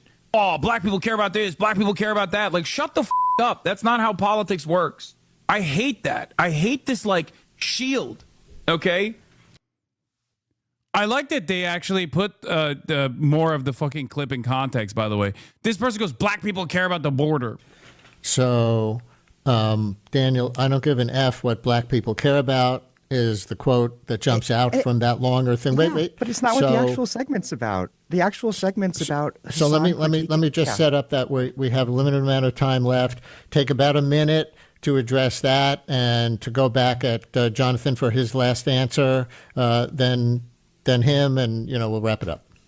Yeah, I mean, it's absurd to claim that clip is Hassan saying he doesn't care what black people think. The segment is critiquing establishment Democrats for inventing a monolithic black person's opinion to argue against the left. That's what's going on there. Hassan has had, I mean, the thing about this and this whole ginned up controversy invented by Third Way and their allies is that it depends upon the idea that the American public, and specifically the base of the Democratic Party, is stupid. But they can listen to that clip and understand that Hassan is in no way saying that. It's absurd to say that he's saying that black people's opinions don't matter. It's equally absurd to say that Hassan supports date rape. What he's critiquing there, what he's mocking there, because it's a humorous podcast, Twitch stream, that's why people listen to it. What he's critiquing there, what he's mocking, is the WASP elite, which, think back to Brett Kavanaugh, is full of the normalization of preppy, rich, white guys date raping people. He is critiquing that. And again, he is critiquing that in a space, in an online space where actual far-right Nazi misogynists are recruiting young men every day, and he is in the trenches fighting that, bringing them over to a humanistic, universalist, anti-racist, feminist politics. That is what Hassan is doing, and undermining Hassan is doing nothing but elevating and empowering the far right. And I'm really curious, with all of this ginned up controversy that Jonathan is putting out there, if Jonathan thinks that U.S. intervention across the Middle East had anything to do with creating the context that led to the horrific murder of American civilians on 9/11. I'm curious if Jonathan supports an arms embargo on Israel, if he, like the vast majority of Democratic voters, opposes Israel's genocide in Gaza, and if Jonathan recognizes that Israel is indeed committing genocide in Gaza, because I bet the answer is no. Jonathan, do answer his direct question and say anything else you want in our last minute, and that'll be the last word. Daniel and his allies continue to try to make this debate about something other than what it is. It's a smokescreen to cover up for the singular question that matters to Democrats, which is, should you elevate Hassan Piker and his views? I'd like to actually give the last words to Hassan Piker. Quote, America is truly the Fourth Reich with nukes, end quote. Quote, F this refugee, okay? F this South Vietnamese emming. Oh my God, he literally said I thought that was an exaggeration. I thought it was an exaggeration where Daniel goes, hey, you're the head of a prominent think tank that wants to teach the Democrats how to message on issues and what the Democrats should care about. And so it's totally understandable to ask whether or not you think Israel's committed a genocide. And he went, no, that's not the real issue. The real issue is Hassan Piker. Refugee living in America. Why don't you go back and live in effing South Vietnam? About property owners. Kill them. Kill those mother effers and murder those mother effers in the street. Let the streets soak in their effing red capitalist blood, dude. Lastly, between Vance and Newsom. In a video game. Didn't mention the video game part. It's fucked up. Quote, I'd probably vote third party at that point. It doesn't even matter. Go on. Keep defending this guy and apologizing for him and lose all of your moral credibility if that's what you choose to do. But as a matter of strategy for Democrats, aligning with someone this anti-American and this repugnant, misogynistic, and bigoted, there is not a shred of evidence that would be helpful for Democrats for beating the MAGA right and expanding their majorities. Do give him the courtesy of a reply to his direct question. What direct question? Do you acknowledge that Israel is committing genocide in Gaza, or do you deny it? Do you acknowledge that Hassan Piker is a bigoted, anti-Semitic, All right, there's the misogynist? answer. There's the answer. You support Israel's genocide And in Gaza. there's the You've answer. discredited yourself before the world and before the Democratic primary. And there is your answer, which is Amnesty International, Human Rights Watch, B'Tselem, the International Association of Genocide Scholars, and you support the mass murder of people with U.S. weapons. That's really... By the way, this literally is the cheat code because all of my biggest naysayers, and they might find someone who'll be like, actually, I do think that Israel's committing a genocide, but we should still talk about Hassan. Like, eventually they'll get there. But for the time being, it's the number one cheat code. Just be like, oh, what's your thoughts on Israel? Do you think America should continue giving? Do you believe in an arms embargo? If the answer is yes, if you believe Israel's committed a genocide, do you believe in an arms embargo and punishments for the Israeli state for committing a genocide? Ask that question. They will never be able to answer that. That's it. That's it. Even if you find someone who goes, yeah, I think Israel has committed a genocide, but let's talk about Hassan. Turn around and go, okay, if Israel's committed a genocide, do you believe in an arms embargo to Israel and punishments for the Israeli state for doing a genocide? This normally shouldn't be a fucking cheat code. But the reason why it is because all the people that are chirping at me are not chirping at me because they've been long-term watchers and are genuinely frustrated with like what they've seen of my commentary. That's bullshit. They saw a bunch of clips out of context that they could use and weaponize against me because they're using me as a stand-in for the Israel conversation. They want to put an embargo on me before putting an arms embargo on fucking Israel. To the end of our time and you talking over each other, we will leave it there without settling the conversation about Hassan Piker's place in the Democratic Party or in relation to Democratic Party politicians. But listeners now, hopefully, maybe you're more informed about multiple points of view on that. We thank Daniel Denver, journalist, host of the Jacobin podcast, The Dig, and author of the book All American Nativism is Peace in the Nation, that responds to our other guest is called Hassan Piker Threatens the Establishment. That's why they want to destroy him. Jonathan Cowan, who's been our other guest, is co-founder. Oh my God, that was amazing. Daniel fucking Cook, dude. What an incredible, thorough way to dismantle these cynical genocidaires, these fucking charlatans. Fox News is going to be covering my commentary in the same way all day today.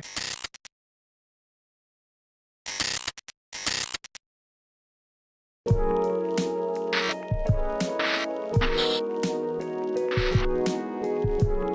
saying it. But I want to get into one thing right. Oh shit, John Kiriakou on Patrick Bet-David. Let's go. Oh. Hell yeah. Oh, you rarely ever see GOAT talk like this. Chat, we are in for a treat, dude. Are you ready to be value-tained? Off the bat. You were on a podcast, and my phone started blowing up. And I'm like, why is everybody texting me this? Look what John said about you. I said, John is about to get on the podcast. So, Rob, if you have the clip, I want to start off with this. I want to address it one by one by one. I want you to cover this for me. So you're on a podcast. I don't know which podcast this is. This guy backs away from no one, not even a CIA agent, dude. God, he's so handsome. Patrick, I mean. I love him so much. But whatever it is, I was texted by... Who's John Kiriakou for us normies? Buddy, normies know who John Kiriakou is. If you don't know who he is, you're probably not a normie. He's a former CIA agent who went to prison for being outspoken and being a whistleblower on the CIA torture program, but he has been blowing up all over TikTok, talking about his experiences. Everybody with this. So go ahead and play this clip. I was watching Patrick Bet-David yesterday, and Patrick is a hardcore Zionist. He's Iranian. I don't think he's Jewish. I think he's like half Assyrian and half Armenian. Yeah. True. Hardcore Zionist, 100%. Clock this shit, my goat. This is goat talk, okay? Many of you don't understand. This is goat talk, okay? This is goat on goat violence. I have never been so ready to be value-tained. Oh my God, my bussy is quivering. Do you understand? Okay? Did I stutter? No, I did not. Hang on. But he's a hardcore Zionist, and not just a Zionist. He is a 1,000% backer of Reza Pahlavi to return to Iran and to clocked him. Clocked his shit, dude. Oh my God. Assume the peacock throne and blah, blah, blah. And he was saying yesterday that it's not 60% of the Iranian people who support the overthrow of the regime. It is 94%. And I don't know when I've ever said that, but okay, let's keep going. Am I wrong? There are no polls. Hang on. There are no polls. You just make this shit up to put your stooge in. The monarchists are crazy online. I mean, they are. I saw they've been passing along the message that Iran only became Muslim 100 years ago. What? No, that was 1,000 years ago. 1,000 years ago, yes. And I get that there are still Zoroastrians, and so now watch what I get here, all that. Which is the funniest part. Elliot Covert, Patrick Bet-David is Jewish? Okay, I stand corrected. I wasn't sure. You're not Jewish. No, I'm not Jewish. But Okay. Can you really mistake anybody for thinking a guy who glazes Israel that hard, who lives in Miami, whose name is Patrick Bet-David? I knew he wasn't Jewish, but can you really fault people for not assuming that you're like an Iraqi Jew or something, okay? Or at least a Persian Jew. You chose the name Bet-David, right? He chose that, right? He didn't actually... I thought he was Israeli because of Bet-David. Yeah. No, he's Christian. He converted to Christianity. Like, he's like George Santos, Jew-ish. No. He is way more... Like, first of all, George Santos, not Jewish, okay? But Patrick Bet-David living in Miami? I mean, come on. No, he's not ethnic Persian. He's What Armenian, else is there, Rob? Assyrian. Is there anything else that goes on? Yeah, or 94% of his friends. Curious to know, because I want to get all of it out. Well, that's I'm what they do, a big right? fan of literally, yours. I've been asking online, like enough crosstalk, clear comms, Patrick. These Persian monarchists. See, this is what I so get where's for your listening proof, to right? people You in say, the chat. Everybody wants the Shah back. I find that very hard to believe, considering how brutal the Shah was, and the fact that he was overthrown by his own people. Right? I mean, it wasn't like he was cooed out by any foreign power. Quite to the contrary. So he, but yeah, they literally these Persian monarchists. They do polls of like. Is there exiles. anything else? And, Okay, you can pause it right there. Walk me through this. Oh, I And by owe the you way, an apology. No, but tell me this. It's not. I'm not. I don't want an apology. I enjoy talking to you. Last time we spoke, I think out of the 7 clips that we posted, 3 of them was upset Jews because it was comments you made that were bad against Mossad, and we played. I thought it was very revealing. I thought it was great. But walk me through each of these. Number 1, hardcore Zionist, 100% backer of Pahlavi, and then 94%. Tell me. Okay, the reason I said that is because of Netanyahu's appearance, number 1. Yep. And the comments that you've made about Pahlavi, like, why hasn't this guy called me back? I want him on the show. Like, why? He's irrelevant. He's a clown. Why? Goat talk. Don't back down. My goat John. Don't back down. Even with the Jewish thing, you should be like, your name is Patrick Bet-David. I'm sorry. I thought you were Jewish. That's crazy. Like, I thought you were from Israel. How is that? You live in Miami, big dog. What do you mean? Miami is the most spiritually Israel place in the United States of America. Hasn't he called me back? I had him on the show 2 times. Yeah, but when you first invited him. Do you know why? Do you know what happened there? He's asking for help. Because the interview. This is so funny. He's like, how can you not come to me? Patrick Bet-David, you are asking for help. How are you not coming to me? Patrick Bet-David, I can make it happen. Everyone in Iran watches me. They love being value-tained. The Iranian interviewer that interviewed me is asking me, are you going to help him? Are you going to help Reza Pahlavi? And we're speaking in Farsi and English. And I said, no. He asked me for help. I never heard back from him. But I made some very bad remarks about the guy. Have you heard what I've said about them? No. I'd love to. I don't know how you must not know how monarchists think of me right now. No. Do you know they can't stand me today? Good. No, it's not good. I liked his father. I don't think he's a strong leader. He's not. He was following. I liked his father. Why did you like his father? What the f are you saying? I liked it when his Sawak forces, they would rip the toenails off of all of the dissidents. I liked it. His wife was following me. His daughter was following me. Everybody unfollowed. No. The monarch. No. Everybody unfollowed? No. Everybody unfollowed me. That's cold-blooded, Patrick. Just attacked me because I called him. Oh, it is in shambles with me in that relationship, Rob. Maybe play a clip of what I said in the podcast if you want to play. Bro, come on. I'm trying to be value tame. I'm trying to be value tame, Patrick. Stop. Also, Kyriakos' assessment is 100% correct. He clocked his ass. Yeah. That's a badge of honor. They're going to leave Iran and go. By the way, you know what's the biggest thing that Iranian people are saying? Hey, Reza Pahlavi, why don't you go to Azerbaijan and say a few words from there? Come closer to Iran. Show some stuff. He's not doing it. The one thing about Trump, let me tell you one thing about Trump. Love this guy, man. The one thing about Trump, say what you want about the guy, but he puts his money where his mouth is. What was very crystal clear about Trump, about Milei, about Bukele, you know what it was? They're willing to do the legwork. They're willing to go out there. They're willing to pay a price. They're willing to drive. They're willing to work their tails off. It's very obvious. The market said, who is this crazy Elvis-looking guy from Argentina? There is no way he'll ever win making out with people on stage.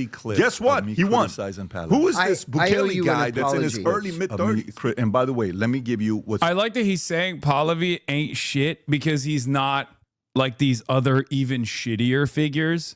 That I personally do appreciate. That is the valuetainment, okay?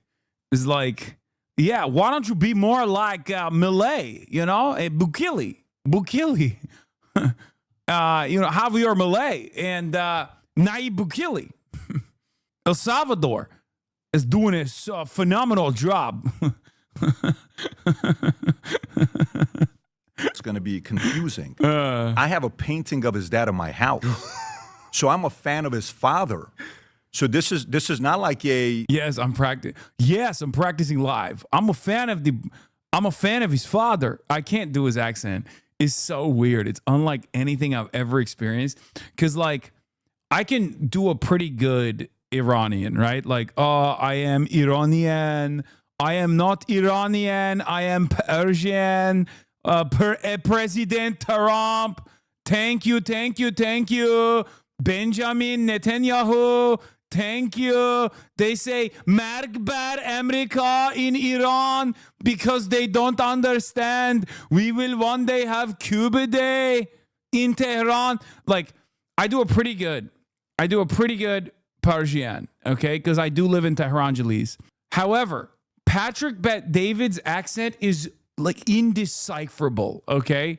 Like, he's got a little bit of the thank you, but it's just so... He's just so weird. Bro, reference what he says. He's a fan of his father. PBD was born in October 1978. Yeah, I'm a fan of the father. I'm a fan of his father. I was three. I was 3 when he was deposed. But first 3 years of my life in Iran, very good. Okay? First 3 years, suckling on the teat, very good. A delicious breast milk. Once the Shah is deposed, all of a sudden, Islam is coming to power. No more titty milk. No, you're not getting better. I know. It's hard. It's hard.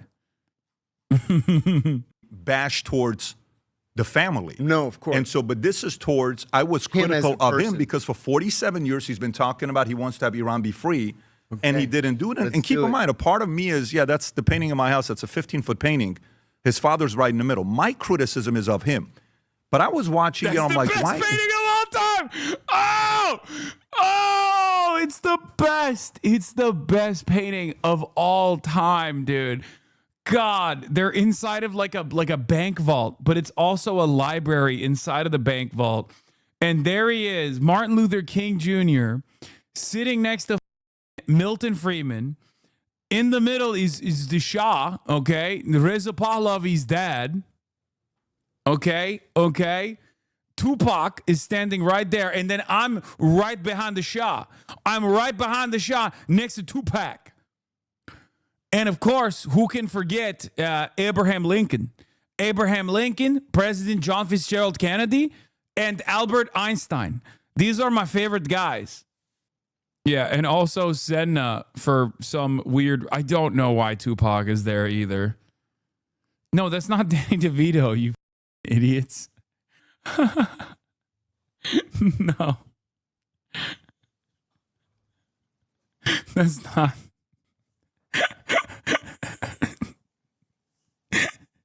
You guys are so dumb. That would be even funnier if it was Danny DeVito. No. It's not Warren Buffett. No, it's Milton Friedman. It's not Gorbachev.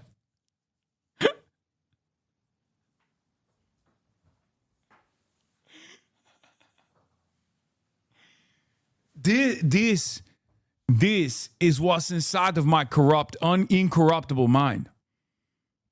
Okay? That's what it is. My mind is an enigma. I don't even understand it sometimes. I think about it myself and I'm like, whoa, this is crazy. I have a crazy mind. I put two socialists, not one, but two socialists in there next to Friedman. Okay? Because you can't ever figure out what's in my mind. I don't even know what's in my mind. Did somebody tell you I'm a Zionist? Yeah. Did you? Who's that? It was in the chat. But I was reading the chat. Did any other influencers that you go and do interviews? Dog, what the you are a Zionist. Why are you so offended? You eat Israel's dick on a daily basis. What the Oh yeah, Tupac, that's three socialists, and Abraham Lincoln, who was not a socialist, but the founding charter of the Republican Party was about the abolition of wage slavery in the North, chattel slavery, abolition of it in the South. So four socialists, actually, okay? A Marxist before or during the time of Karl Marx. So you could say there's four socialists on there. Did anybody whisper to you off camera, hey, be careful with Patrick, he's a Zionist? Yes. Who was that? Oh, I don't want to out him like that. But he said, oh, you're going on PBD? I said, yeah. He said, be careful. Patrick comes out swinging on Israel. Is this a big name? Yeah, it's a pretty big name. One of the biggest names? So then I know who it is. I don't want to out him. Is it Tucker Carlson? Yeah, Tucker Carlson. His family in the CIA before, maybe? I've got to stop. Okay. All right. But I want to apologize on... Yeah, it is Tucker Carlson. Ah, very good. I know. He's one of my enemies, one of my biggest enemies. The record, because I was wrong. Okay, so that and the You're not wrong, John. Don't back away. He's a Zionist. He is. He does come out swinging for Israel. Ask him some questions, John, about Israel. Yeah, Tucker Carlson. He's my nemesis. The Bibi side, because you know who's the only person in the world that interviewed Bibi and Nick Fuentes within 30 days? It's got to be you. It's only me. It's got to be. So you know what the problem is with me, John? This is the problem. The same people that want freedom of speech, that pitch it. This guy is so funny. He's like, yeah, I interview fascists on both sides. I interview the anti-Semitic fascists and I interview the Jewish fascists as well. As long as they are either in defense of a previous genocide that took place, that they deny it existed, or the one that's currently conducting it, I will talk to both of them. I will do it. Two Nazis. Talk to me. Come to me. If you are a Nazi, come to me. I'm Patrick Bet-David. We valuetain. We will valuetain you. Yeah. Don't practice it. Yeah. What do I mean by that? They generally want to only talk to people that This agree is with Cap, them. by the way. This bitch will not have me on a show. I have unironically posted under his comments being like, who should we have next time on the show? And I straight up was like, me, Patrick Bet-David. I am the #1 fan of valuetainment. Please have me on. And I ratioed his ass too. He will not do it. There was a point when they actually invited me on, and then literally right like a week before, they said, "Oh, we thought we were inviting Hassan Minhaj on." I'm not even kidding. And I think they did that to fuck with me. Sam Cedar was surprised you've never been on. I know Cenk's been on, Sam Cedar's been on. He does not want to have me on. Okay, you don't got it like that is ridiculous. Come on, man. Wasn't Anna on? I think Anna literally works for him or something, right? Doesn't Anna have a show with him or something? Yeah. Yeah, see? He will not have me on. And I've been following him for the longest time, dude. Okay. Oh, maybe it's because he's Armenian. Maybe it's the Armenia half that don't want me on the show, you know? But then again, he had Cenk on. Vinny Vito, I think Vinny would probably kill himself if I went on. Or he would just die. He would perish on the spot. He would have a heart attack. Vinny hates me, dude. But honestly, it's all good. I'm still a PBD fan. I'm still getting valuetained on a daily basis. You already know. I'm valuetained every time. It's you and I don't. Yeah, this guy has the best PBD impression. So Donald Trump is going into Venezuela, and I love this guy. He's so good. Donald Trump. President Maduro, and they're bringing him over here. Now, I'm looking at Twitter. Twitter is saying it's because of oil. I'm thinking, okay, let's take that. Who is the big players when it comes to oil? You think of somebody like a Donald Trump, a Diddy. You know, when they arrest Diddy, they saying he has something like $50 billion of baby oil in his house, right? Rob, pull up the picture. Pull up Diddy baby oil bathroom, okay? So we're having dinner last night, Casa D'Angelo. Me, Tom, Adam, my son Dilly, Michael Jordan, Tom Brady, Tiger Woods, and we're having these very high-level conversations about it. The owner comes over, Angelo. I say, Angelo, I'm actually curious, how much oil are you using in the steak to make it taste so good, okay? He's telling me this, telling me that. I say, okay, let's take that. When I was in the military, we're going overseas, and what is it about? It's me, your dog. So sorry I died. What? People is saying oil. So you look at Venezuela, what is it about? Is it because of baby oil, olive oil, or another kind? We don't know. Nathan, for you joke? Oh. He does such a good Patrick Bet-David. It's crazy. Ay. Agree on maybe a few things. No, which is but why I so love enjoy the it. conversation. Yes, I love me the too. conversation because I love my the conversation. thoughts are, Alicia, just bring it to me. It's totally fine. My thoughts are, it's like, man, I don't know. He's a CIA guy. He must know more than I do. Oh, he has some experience. So I want to know. But no, I'm wrong, and I apologize. No, let's go to the other one because I want to clear all of this up. Let's go to the one about when you said 94%. I'd love to know when I said 94%. Rob, can you take one of the language learning models? Matter of fact, why don't we do both of them? Take ChatGPT and do Grok and ask a question. Take ChatGPT and do Grok. I do sincerely love Patrick Bet-David. Like he does bring a smile to my face every time, bro. Every time he speaks. I don't know why his mannerisms are so good. Like he's just such a funny guy. Why don't you do Grok? Vinny, do Grok for me. He also does remind me a little bit of my uncle. I know some people say, "Oh, he's like a Mena uncle." He is a Mena uncle in many ways, like the Mena uncle that doesn't know shit but thinks he knows everything. You know, classic Middle Eastern unk status. But he reminds me a lot of Jank as well. He's like Jank on TRT. Like he kind of looks like Jank a little bit too. Like his admiration for America reminds me of my Uncle Chunk Weigert. How do you want to pose this question? What percentage of Iranians don't support the IRGC? What percentage of Iranians don't support the IRGC? Okay, ask the same exact question. So what we'll typically do is we'll ask different and we'll go. Oh, you asked the Grok. You asked the Grok. Oh, incredible. Another banger tweet about the controversy from Sean. Oh, I already saw this. We already saw this. We want to know what the IRGC approval is and see what we kind of do. This is the research that we do. We ask Grok, and Grok obviously wouldn't lie to me, right? I mean, Grok is directly by Elon Musk. We'll do our own, and then we'll look at the numbers that's being given. Okay. Wow. This is which one? What does it say? Around 80 to 92% of Iranians appear to not support the IRGC. Based on available polls, supportedly like them. The direct polling on the IRGC is challenged and due to Iran repression, surveillance, and self-censorship. Okay, great. Leaked internal Iranian government poll 2025 commissioned by the presidency, a confidential report found 92% of Iranians hate the regime. And that's from Yahoo, explicitly including Supreme Leader Khamenei and the IRGC, not just specific officials or so his source is Grok, sourcing it from Yahoo.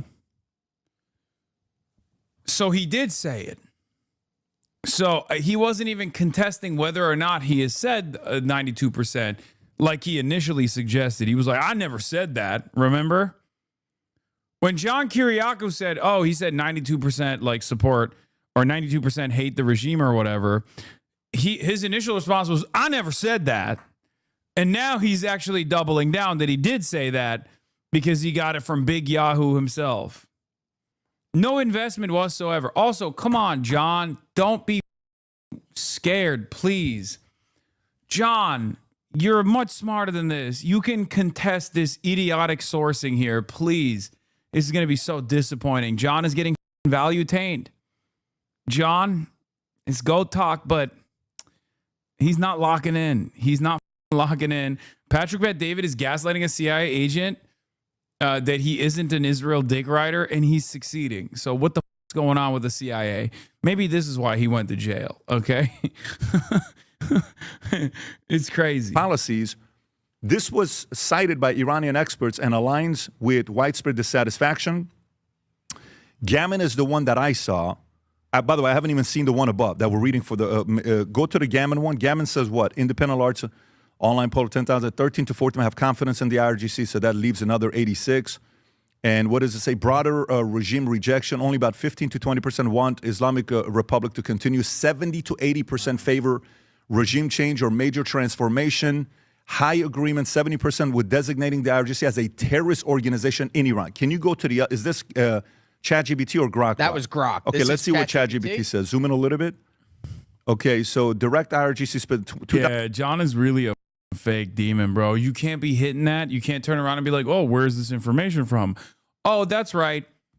That was down the hall when I was the CIA, as a matter of fact. Oh, you're bringing up Iranian International. That's really cool because they use data. When I was at the CIA, this is a Gulf state-backed PSYOP that got all of its fake bullshit from us down the hall. You were literally in the CIA, man. You were in the CIA, John. Push back. Push back. Defend yourself. Why are you letting Patrick Bet-David walk all over you, John? Don't do it. 2019 Maryland poll, 80%. Maryland, Iran poll, so that's Maryland, so you can criticize that because that's from here, 80%. Gammon is the same one. I think Gammon is from Netherlands, 71% of Iranians oppose, 20% support. So you see what numbers we're repeating. Yeah. We're repeating reports that are coming in. So it's not a... You're right and I'm wrong, and I apologize.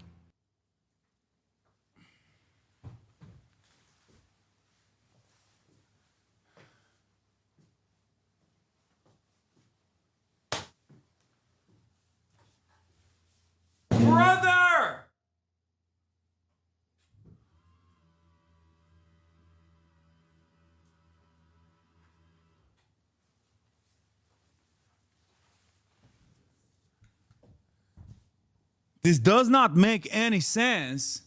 You are a part of the CIA, John. You are the CIA. Jonathan, you are the CIA. You know where the information come from, Jonathan. No, I appreciate that. And the last one I want to show you, which is crazy, to get this out of the way so we can have our conversation, is do you know who I brought on the podcast who never agreed to go on the podcast with anybody? And when he came in, he was the most suspicious guy here looking at me saying, why do you have me on the podcast? You know who it was? No, who's that? The co-founder of IRGC. No. That guy right there. Mohsen Sazagara. Okay? Do you know who he was? How did I miss that? So check this out. I'm gonna show this for you. So if you go a little bit lower to see who he's the founder of, go a little bit lower, put IRGC, arrest, The desk was not ready to be. The desk was not ready to go up. I'll be honest. It pulled my monitor. It f***ed everything up. I thought the desk was reliable. I thought it could stand. It can't. It literally pulled the monitor. It pulled out the cord. It yanked the cord from the stream deck. It's very up. I gotta ask Grok what to do. This is where. This is the time where we ask Grok. We say, Grok, what do I do here? What do I do if I put the desk up? No more soundboard. What do I do? Do I make and the Grok tells me, the Grok says, do the sound with your mouth. Okay? So I do the fa myself. A lot of people, they say, hey, this is not very good cable management. I say, Vini, you get your ass over here, Vini, and you fix the cable management. Fa!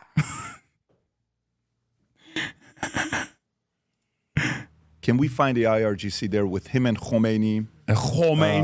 Okay, right there in the middle. There he is. An Iranian journalist and political. He was the founder of the Islamic Revolutionary Guard Corps after the Iranian Revolution. He was the guy.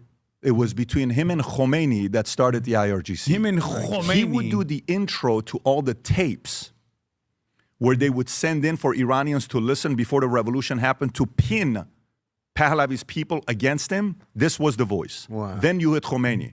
I had him on the podcast. And the claim was that Savak killed 100,000 people. Now, keep in mind, he's the propaganda guy. Sure. That's at Savak, which is, the intelligence Pahlavi's. And we know the normal number is actually one. He killed one. That's right. Savak killed only one. Pahlavi. CIA, Pahlavi's Mossad, right? Right. At the end of the podcast, I wanted to ask him, it's been 40-something years now. You were involved. Was it a lie that Shah killed 100,000 people? This is not a fan of me. Right. This is not a fan of the Pahlavi. He did not come in knowing what we were going to talk about. Look at his answer here. Go ahead, Rob. Compare Shah with Khomeini. Let me say my judgment now. That many documents have come out.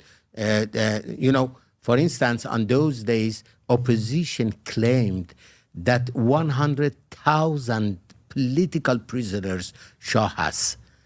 Love how John has publicly apologized before getting started the real interview. Lamau. John's entire thing is he says what he thinks everyone wants to hear. He doesn't have an ego like that. He makes people comfortable so they're more pliant. And Patrick Bet-David's a goon. That's cope. Okay? John is being a little bit of a cuck here. And it makes me quite sad to see him do this. But I guess he's doing it because he doesn't want the Patrick Bet-David fans to yell at him. Because I'm the only Patrick Bet-David fan that cares about the truth, I guess. There are 100,000 political prisoners in Iran. That was false. It was only 3,000, 3,500. 3,000, few hundred. Right. Guy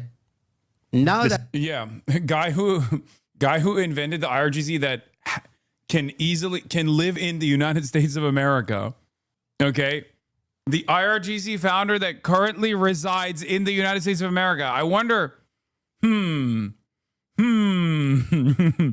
wonder how reliable this information is. As the founder of IRGC. Shah with Khomeini, definitely, I already said. First of all, his personality, Shah, was a better guy than Khomeini. First. Second, what he did for Iran, because that he believed in, modernization of Iran, was definitely better than Islamic Republic. As I said, you can pause it. I would suggest if you want to watch it. It's fascinating because it's a little back. I'll text it to you. I think you'll. Oh my God, this guy, John. You can't have your entire worldview ripped apart by Patrick Bet David. Come on, dude.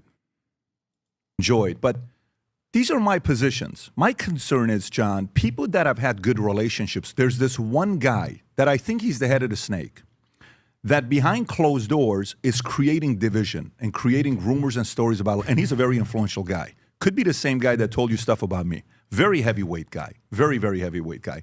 I think we're talking about the same person. If I tell you I've heard 10 people that he said stuff about me behind closed doors, that's a small number. Wow. Okay. Wow.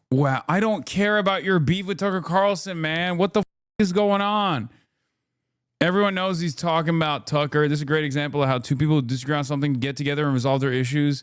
See, this is a fa moment. If I was sitting down right now and I hadn't actually destroyed, because of Vinny, destroyed my Stream Deck, okay, I would be using the fa right now at this moment, because this is a great example of a stupid guys who watch the Patrick Bet David show and go, oh, these two guys are agreeing with one another, and they don't even know about the truth.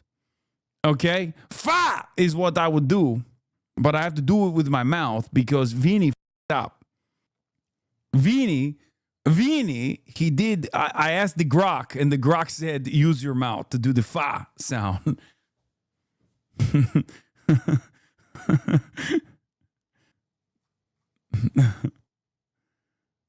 He's unbelievable. CIA guy agrees with everything. Hey there, I'm Harry Anton, and today we're counting down the top. Oh, I should be doing a Holy Toledo right now. Fuck. All right, I'm lowering it.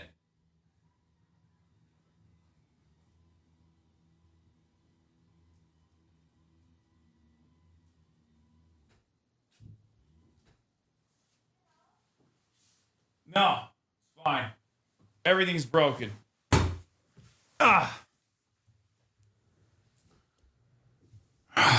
Hold on, I gotta try to fix these goddamn monitors too.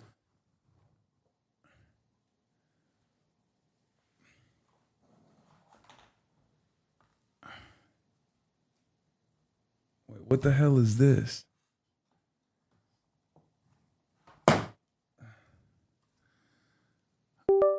Okay.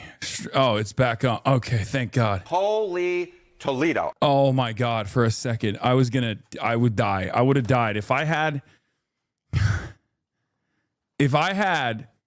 a situation where I couldn't do Holy when Toledo. I got the guy, okay? When I got the guy, it would have been f***ed up, okay? It would have been f***ed up. Vinny, it would have f***ed me. Okay, Vinny. All right, if you guys give subs, I'll bring back the soundboard. Okay, that's all I got.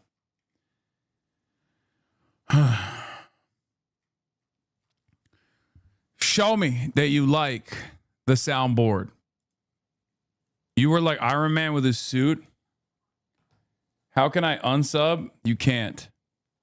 Raina Jen, thank you for the 5 gift subs. You already know. Get the Oilers out. Get the Oilers out. The soundboard is a human right. Get the Oilers out. You're sick. I don't know, man. I don't know. I'm not seeing enough gifted subs. Little B stand. That's extortion. This is what I learned from Valuetainment. Okay? He told me Sigma grind set. Always be on your Sigma grind set. ABC. Okay? Always be cooking. Okay?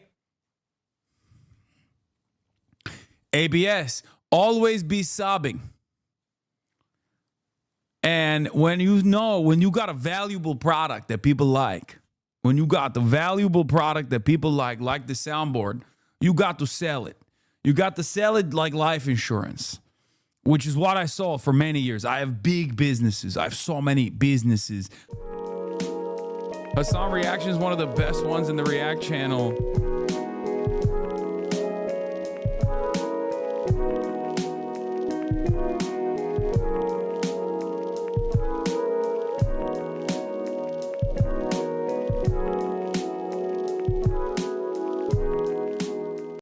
There was no process. Trump is a Dumbo, and he's really collapsed the processes of government. And Hegseth, it's indescribable. All right, Professor Jeffrey Sachs, welcome to the broadcast. It's a real honor to have you. I am a big fan of your work, of your commentary. Very excited to have you on the broadcast today to talk about what's going on with the American empire, what the next steps are, and everything that has taken place in the Strait of Hormuz as far as like America's force projection capabilities. But thank you for taking the time out to talk to us on this wonderful day. Delighted, really delighted. Thanks a lot. Let's try to figure it out. There is a lot of inconsistency right now with everything that Donald Trump has said about how things are going, but that's expected. How much emphasis do you put into this as a student of history? Do you feel like this is deliberate? Is it madman theory, or is it just Donald Trump potentially being a little demented and oblivious to his own design? I think somewhere between madman and delusional is helpful here, but it's against a backdrop of a much longer history. So none of this is out of the blue. None of this is only Trump, and none of this is only Trump and Netanyahu, though both of them are equal players in this. But I think the delusional part was the belief, quite clearly the belief, that this would be a one-day operation in Iran, kill the supreme leader, kill a number of the top government officials, bring people out onto the streets, overthrow the government, and the rest would follow. And I think Trump was really, in his mind, modeling this on what happened actually, to my surprise, by the way, in Venezuela.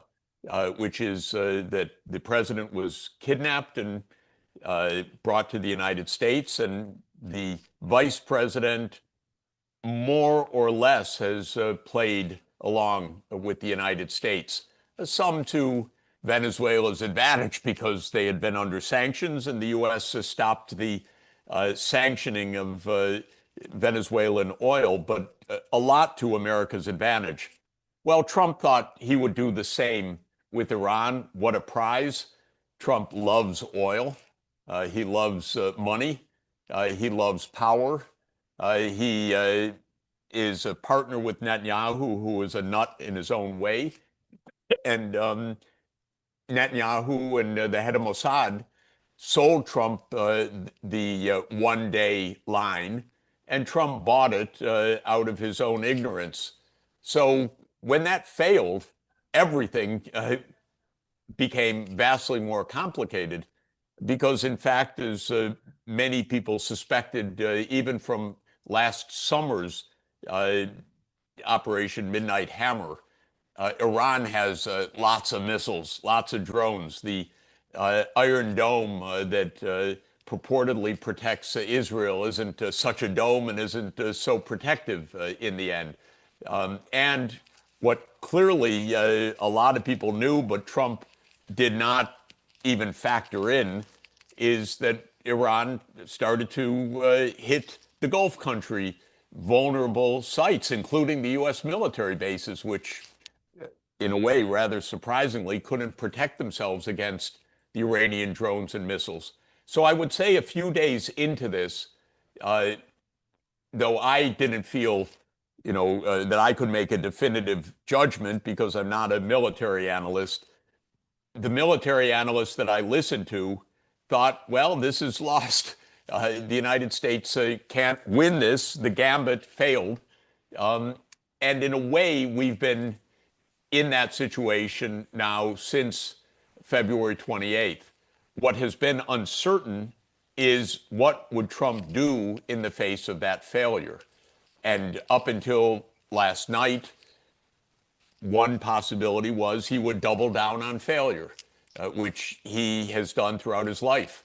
I wouldn't put it past him to do that at some further stage, but I think there are probably a lot of people around in the Pentagon, the CIA, Congress, who and other countries speaking to Trump, saying, "Don't double down on failure. Find a way out." This, again, this is not crystal ball gazing, and I'm not a 5-day forecaster, but it seems that this is what's happening right now. People asked, well, could Trump pull back? Wouldn't Israel force his hand? I did not believe that. I don't think Israel runs things. I think the United States and Israel are perfectly comfortable being partners in all of this.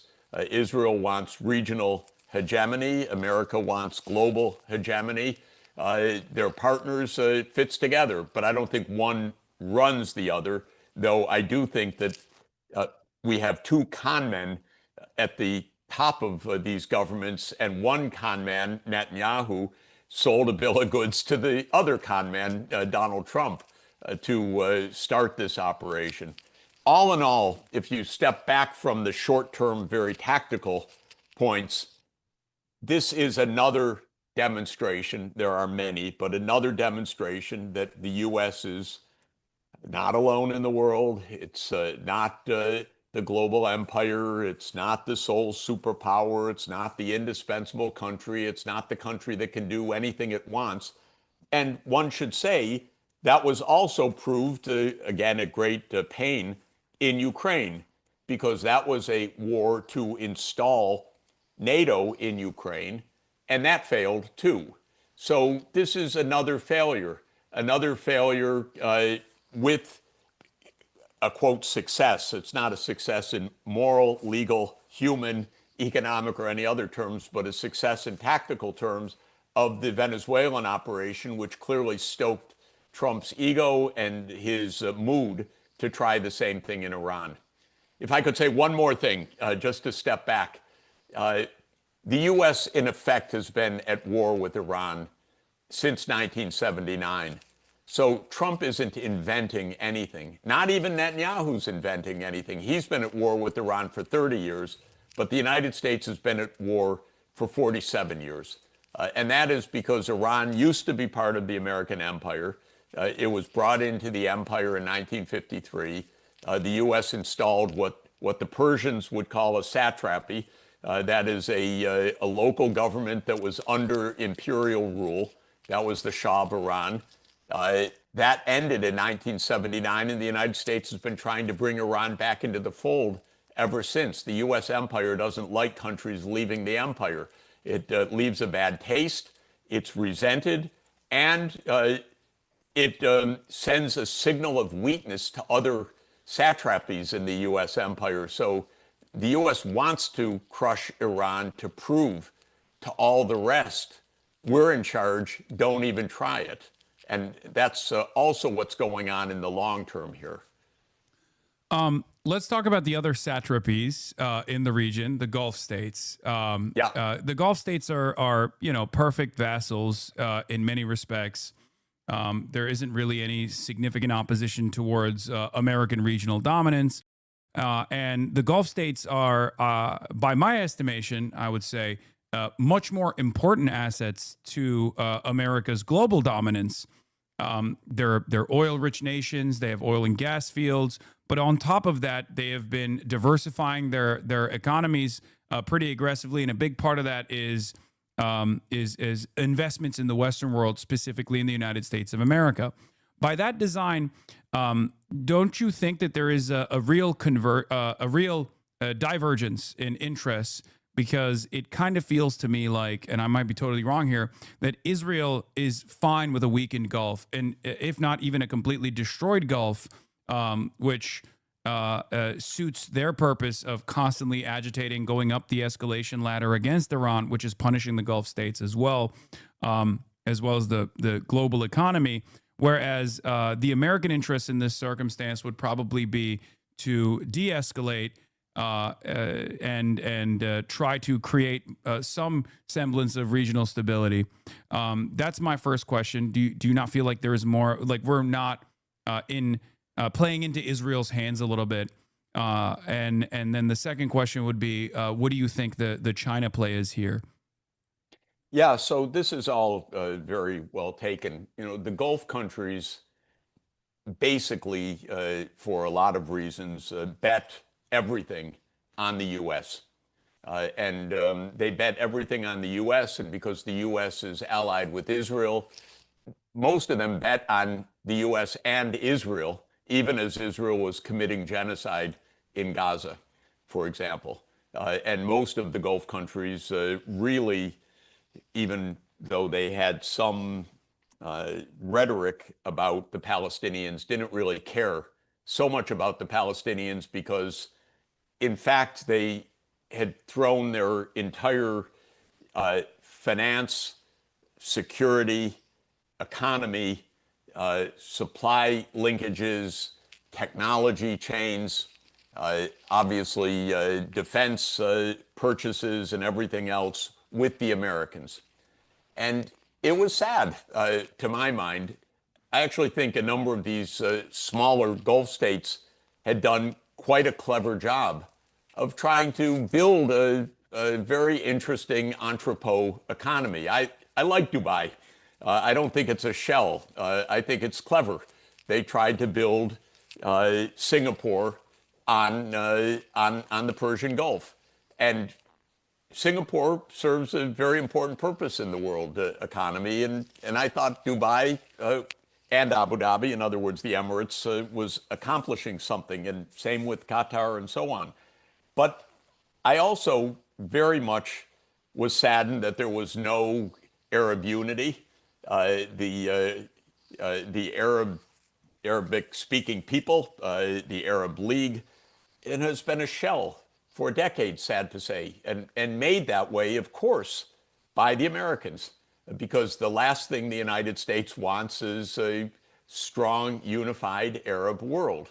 And so when there was a leader of Pan-Arabism, Nasser, in the 1950s, the United States went out to break him.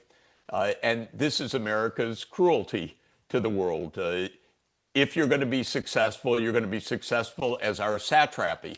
You're not going to be successful on your own. You're not going to be successful as a regional grouping on your own. You're going to have to do it on our terms.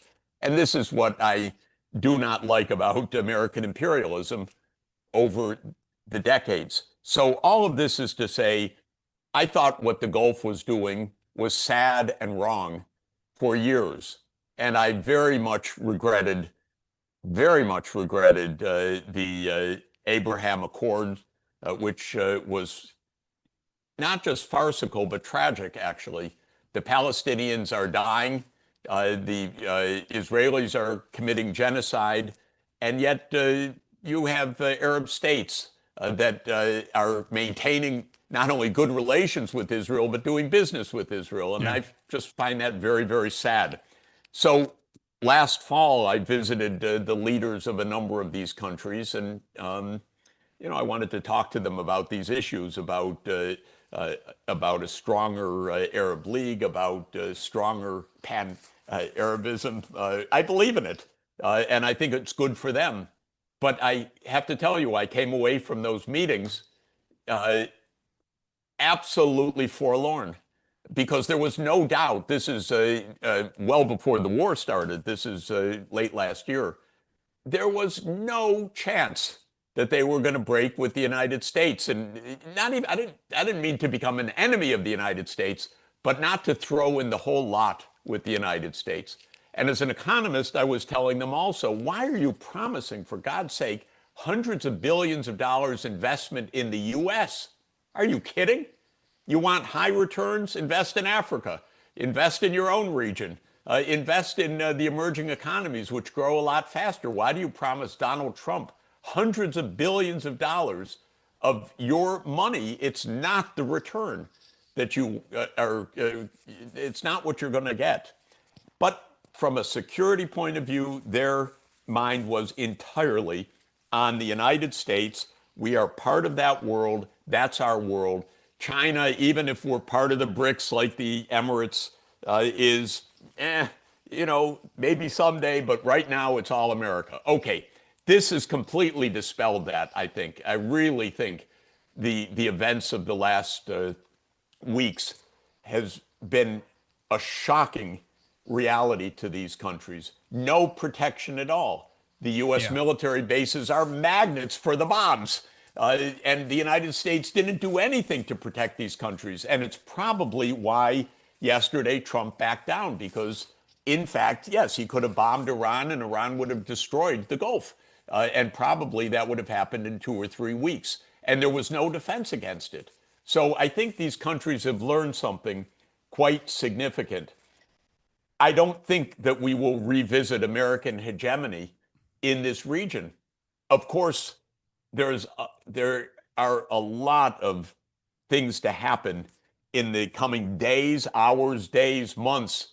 But I think that the fundamental idea that America runs the Gulf under its empire and we're comfortable parts of that is really gone, actually.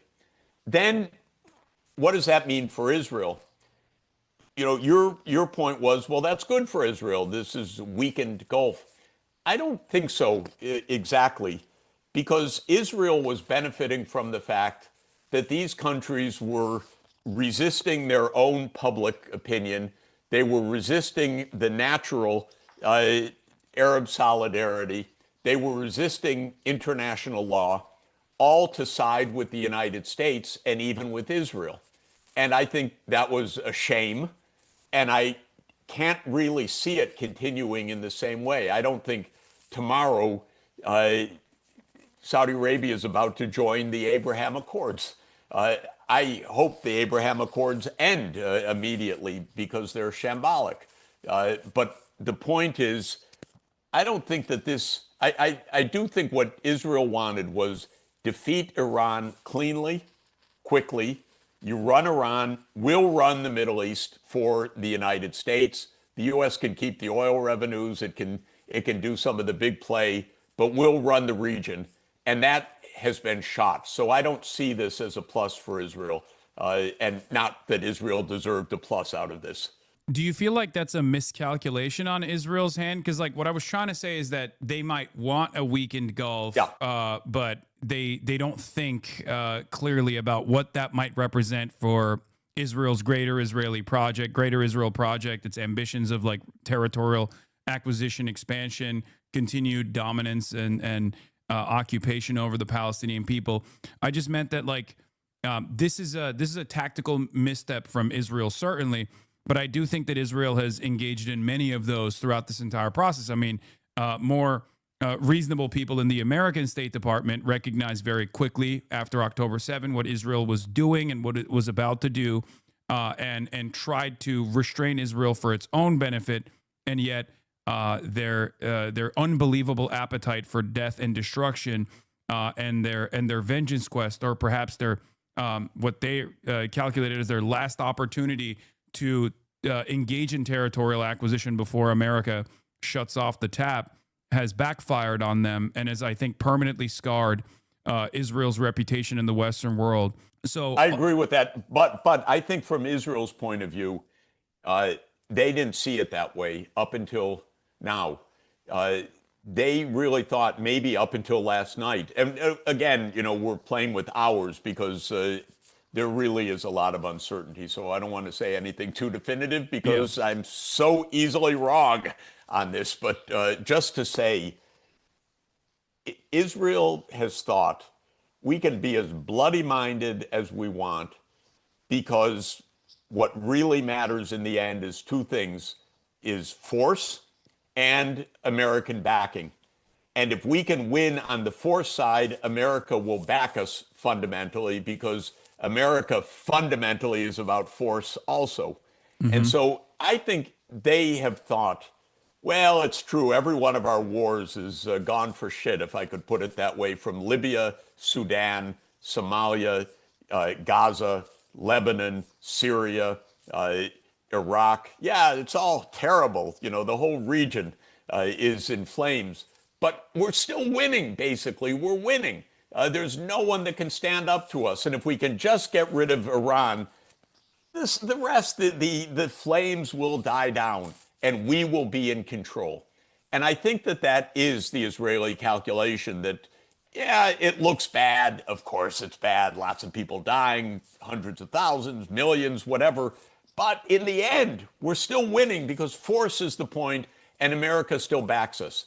What I think is wrong about this is, first, the force isn't really winning because these flames are not tamped down.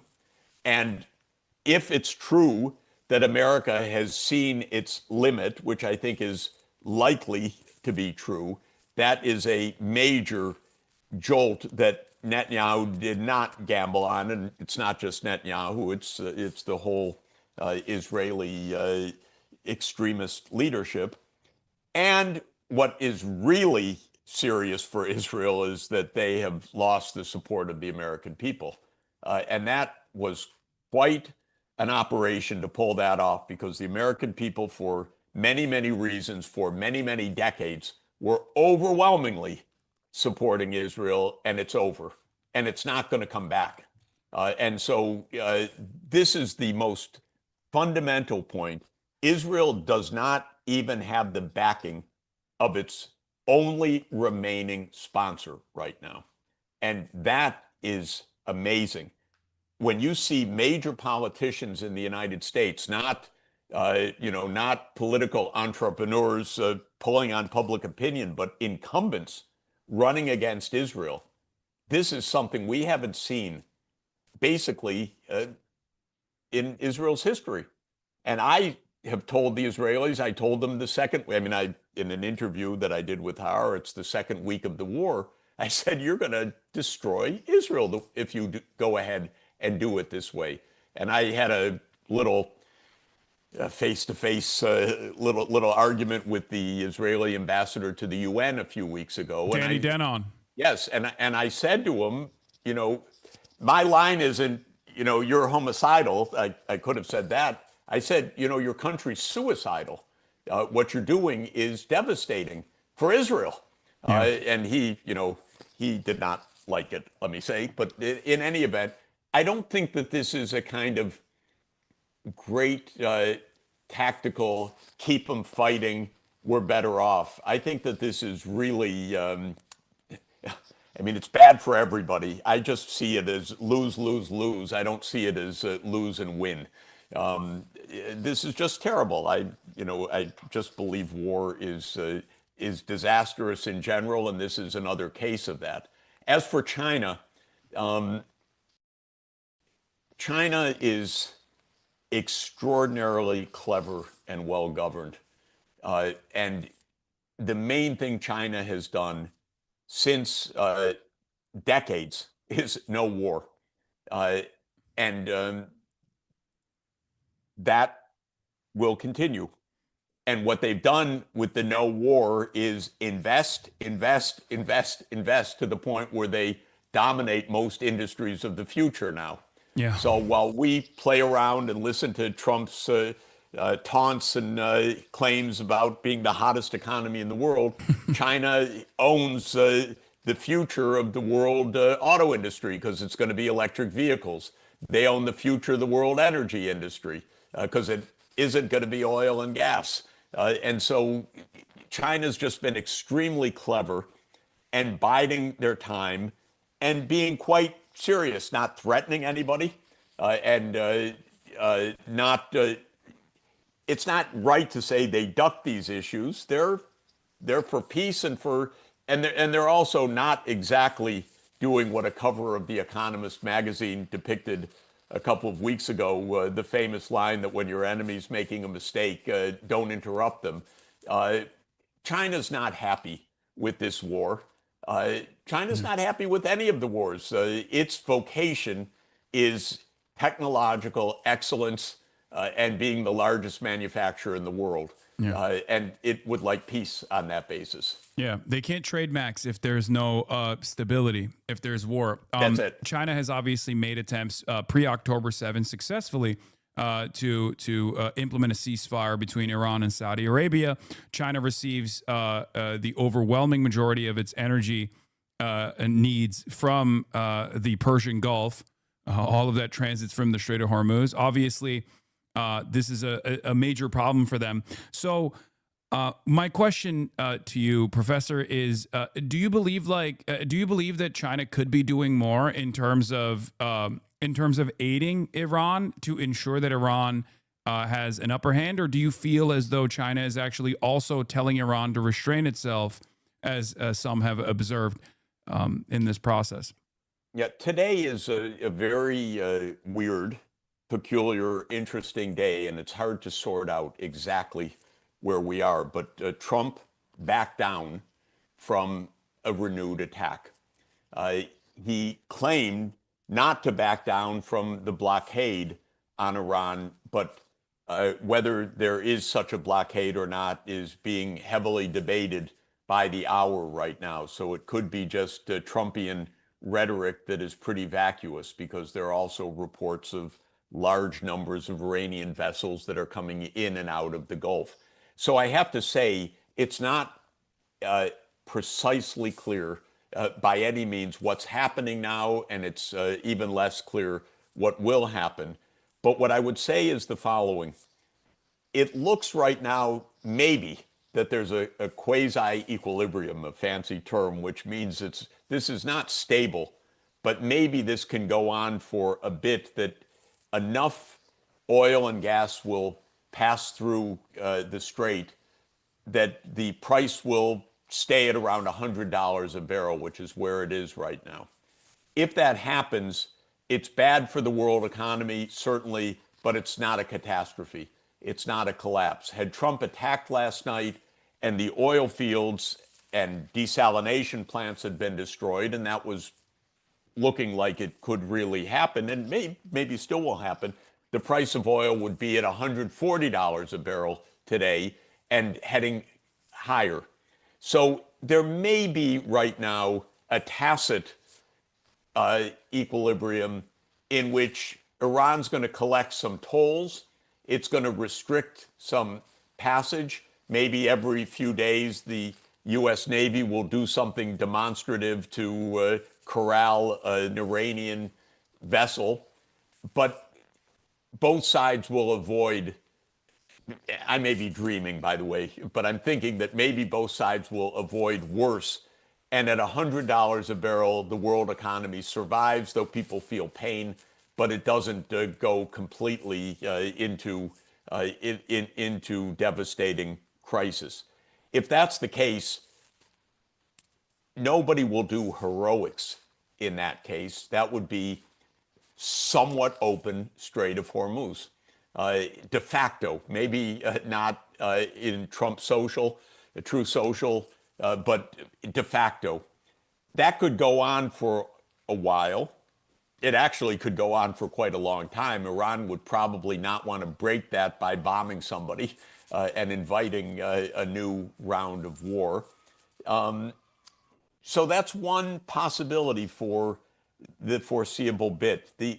Of course, it would be much better if there was actually some kind of real understanding to close this thing.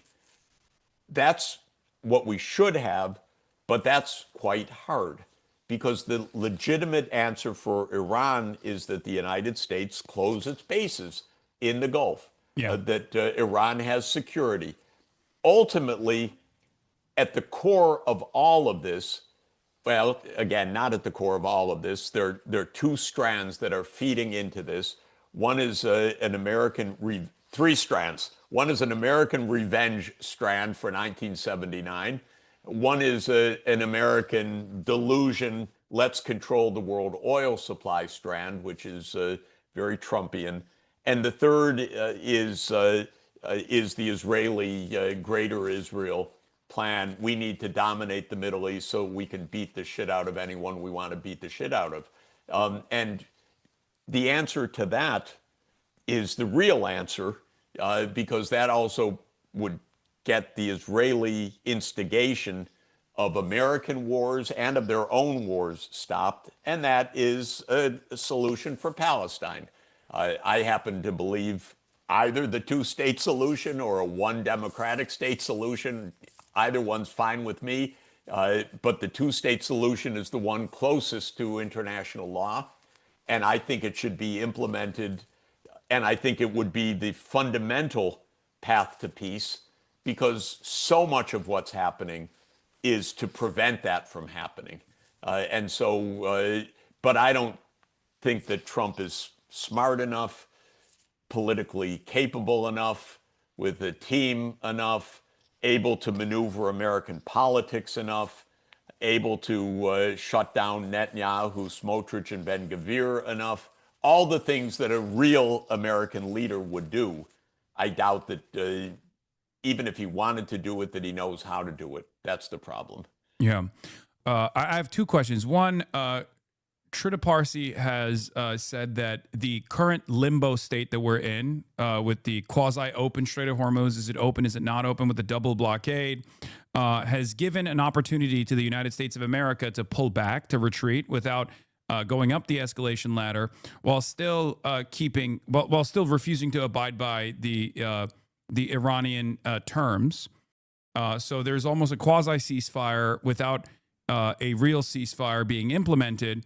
Trita suggests that this is actually not so beneficial for Iran, although they avoid utter catastrophe or having their bridges and their power plants blown up by the American military, and then going back into a state of war with the rest of the Gulf nations and Israel, crippling the global energy markets entirely, which would apply more pressure to America and force America's hand back to the ceasefire table. They don't get the demands that they have, even though they have additional leverage at this point, demands such as sanctions relief, which is the ultimate goal of the Iranian side. I also happen to believe that the primary focus here in terms of restraining Israel is to drive a wedge between America and Israel to a certain degree by using that leverage. I think that's one of the key components of the ceasefire, one of the most difficult ones to achieve as well, considering that I think that there is somewhat of a divergence between the Israeli interests and the American interests here. Like, Israel has its own ambitions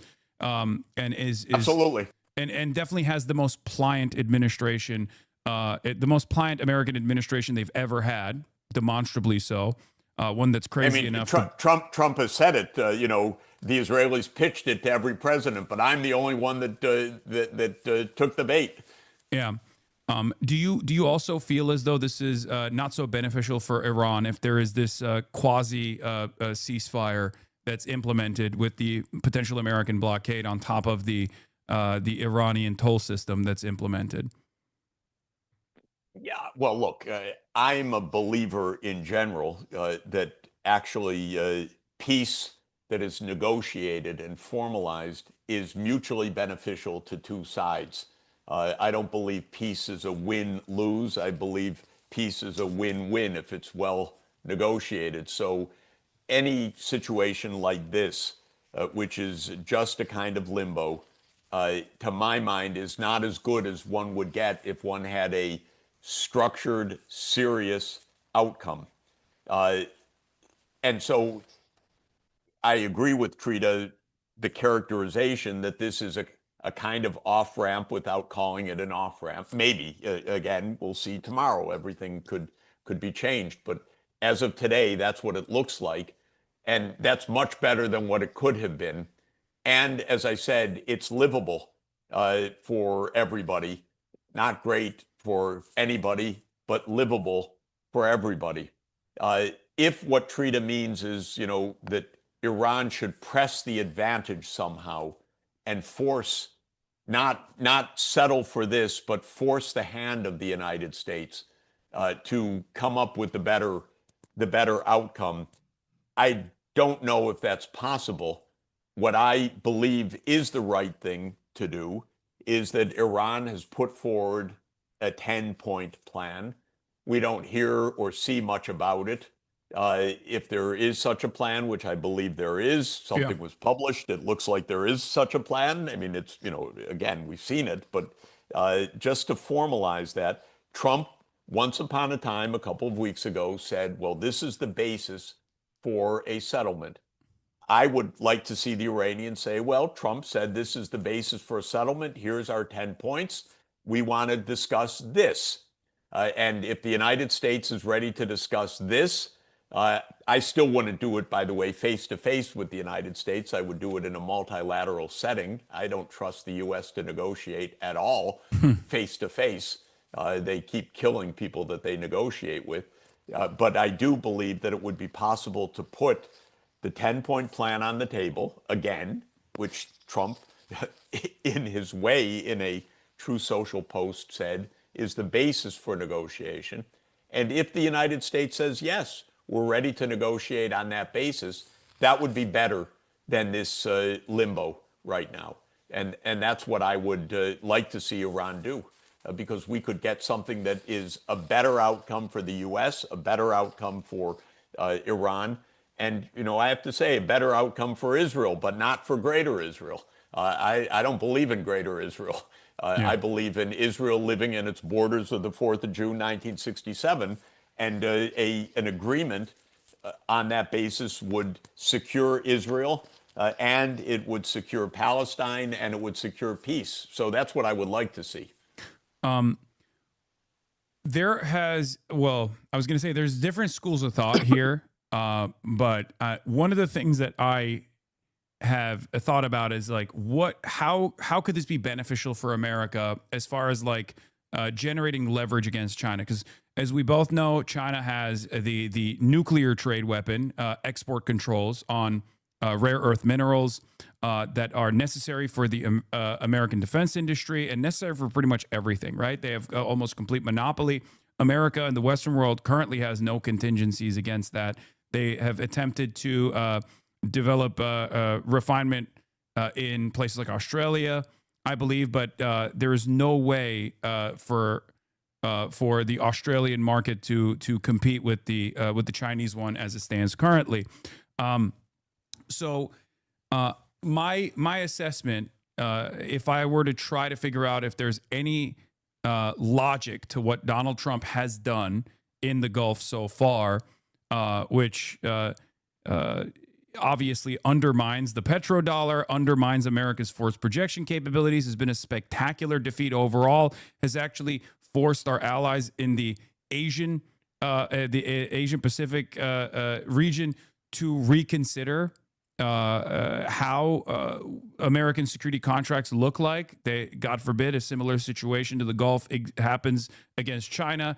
It's over for many of these countries. They're going to be a lot more restrained about leaning into American defense going forward. Very beneficial for China.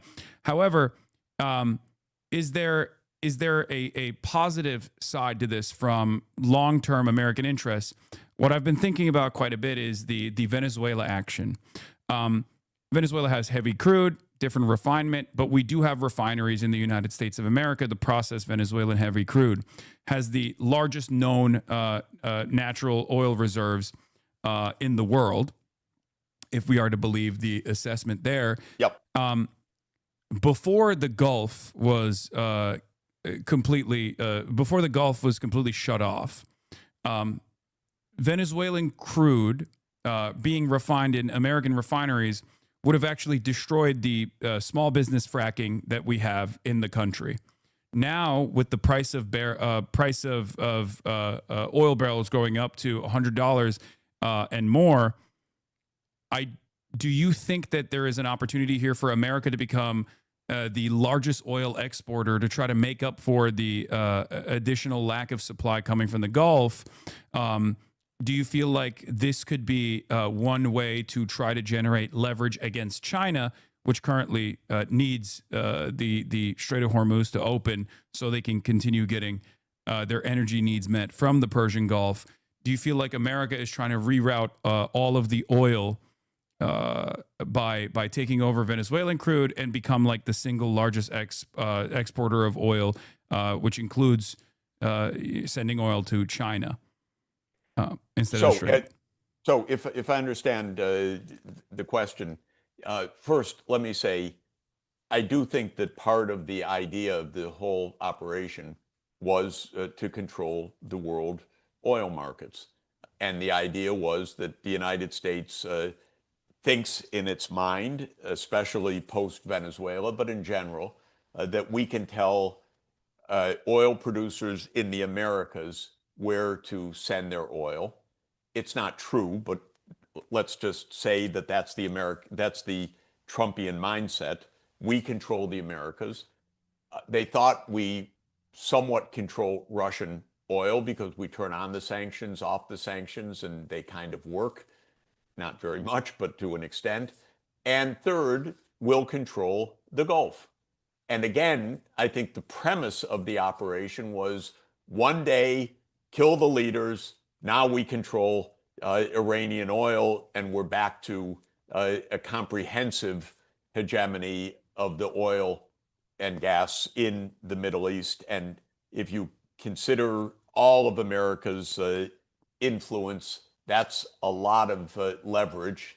And China probably was, in some notional sense, targeted by that. Now, the operation failed, and China will continue to get oil from Iran and from the Middle East. And the quasi-equilibrium or limbo that we talked about is predicated on the idea that enough will flow to keep the oil price at around $100 a barrel. If that's not right, if the price starts rising because there's really a big shortage and the shortage becomes more and more intense, I don't think that limbo is going to hold. We're going to go back to a shooting war or an end of the blockade or something else. So if there is this limbo that holds, it's because the price of oil and the supply remains okay. I mean, less than before, higher price, some pain, but not crushing pain. And China will not be destabilized by a $100 barrel oil, but it would be destabilized by something far worse. So I don't see the current situation as somehow, leverage against China. In general, I just have to be clear, I am a Sinophile. I don't have any idea that we should be, I don't believe we're in any way threatened by China, that we should be attacking China, that we should be trying to limit China. I think the whole thing is like the board game Risk, not the real world. So the whole idea of winners and losers is either video games or, since I'm so old, I used to play board games with physical plastic pieces or little wooden pieces in the case of Risk, if I remember correctly.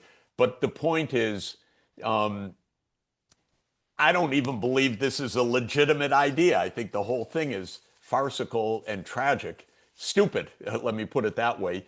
And I don't think China is that we have that leverage, that we turn on and off China's development or its friends or anything else. So I find the whole idea very, very naive. And I don't believe the U.S. has these choke points, which everyone loves to talk about.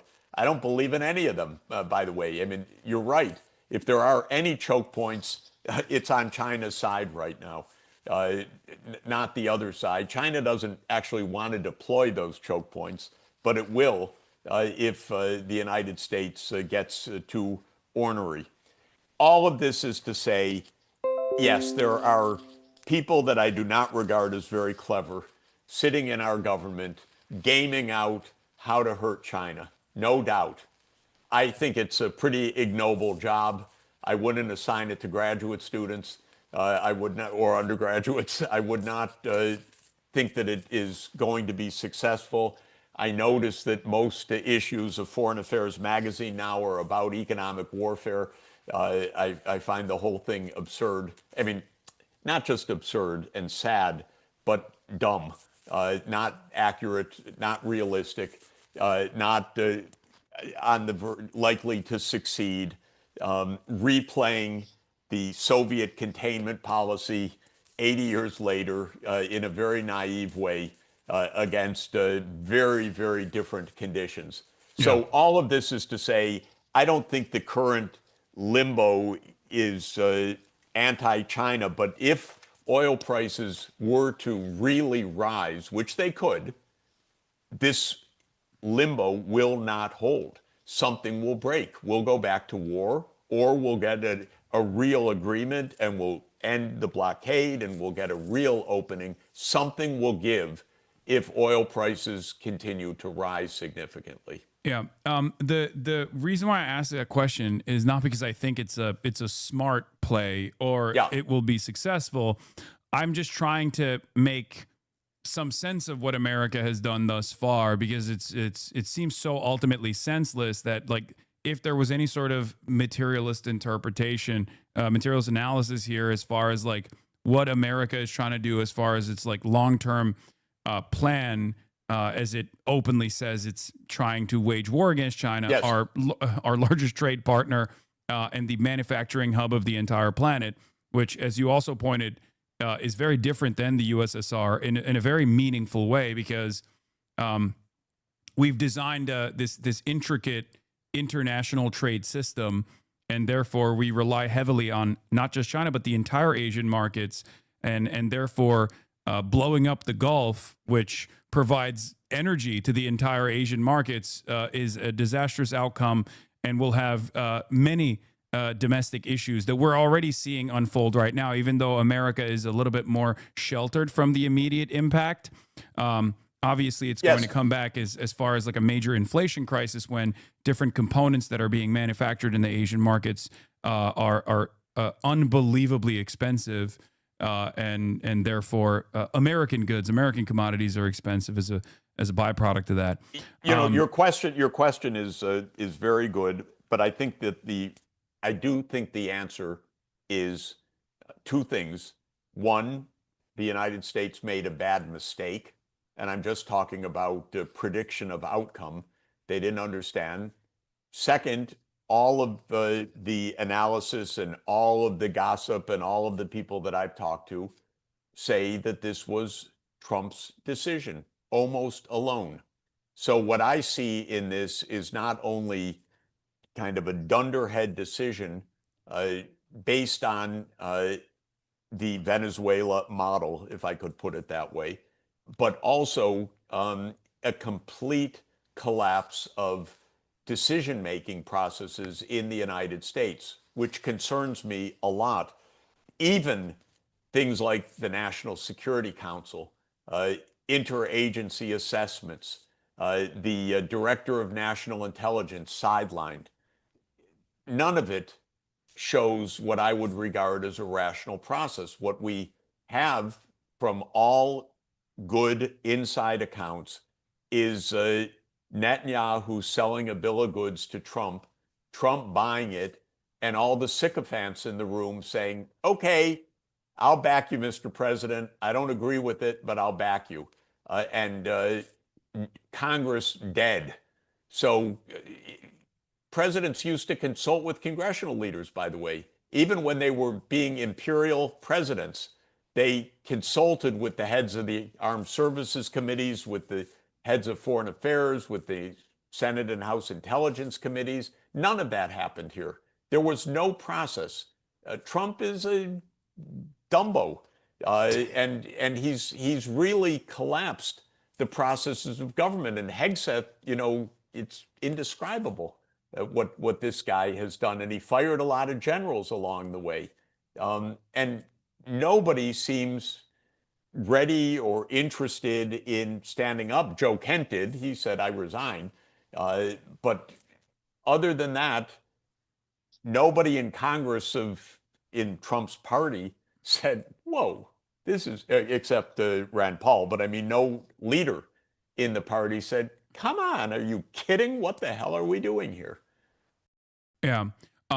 Anthony Blinken has said, and this is one of the only instances where I agree with him, that quoting Anthony Blinken is really something. So go on. He said this is a game of bullets, and it's a game of capital, and I happen to agree with him on this, where ultimately we're either going to run out of bullets or missiles, which we have diminished a big chunk of our stockpiles for near peer and peer adversary nations like Russia and China. The very fact that we're still using standoff munitions implies that we haven't actually established air superiority in the way that Trump likes to claim. And the other aspect of this, of course, is the markets. Do you believe that there is going to be a situation where there's enough pressure from the markets that Donald Trump has to reconsider? And what is the financial engineering? I'm not an economist. I don't understand this aspect of it. But what is the financial engineering that makes this this hard commodity that is necessary for survival? It's a global commodity with inelastic demand, so malleable to Trump's ridiculous manipulations. Yeah, I think the point is, at one point it seemed that it was an attritional argument to who will run out of munitions first.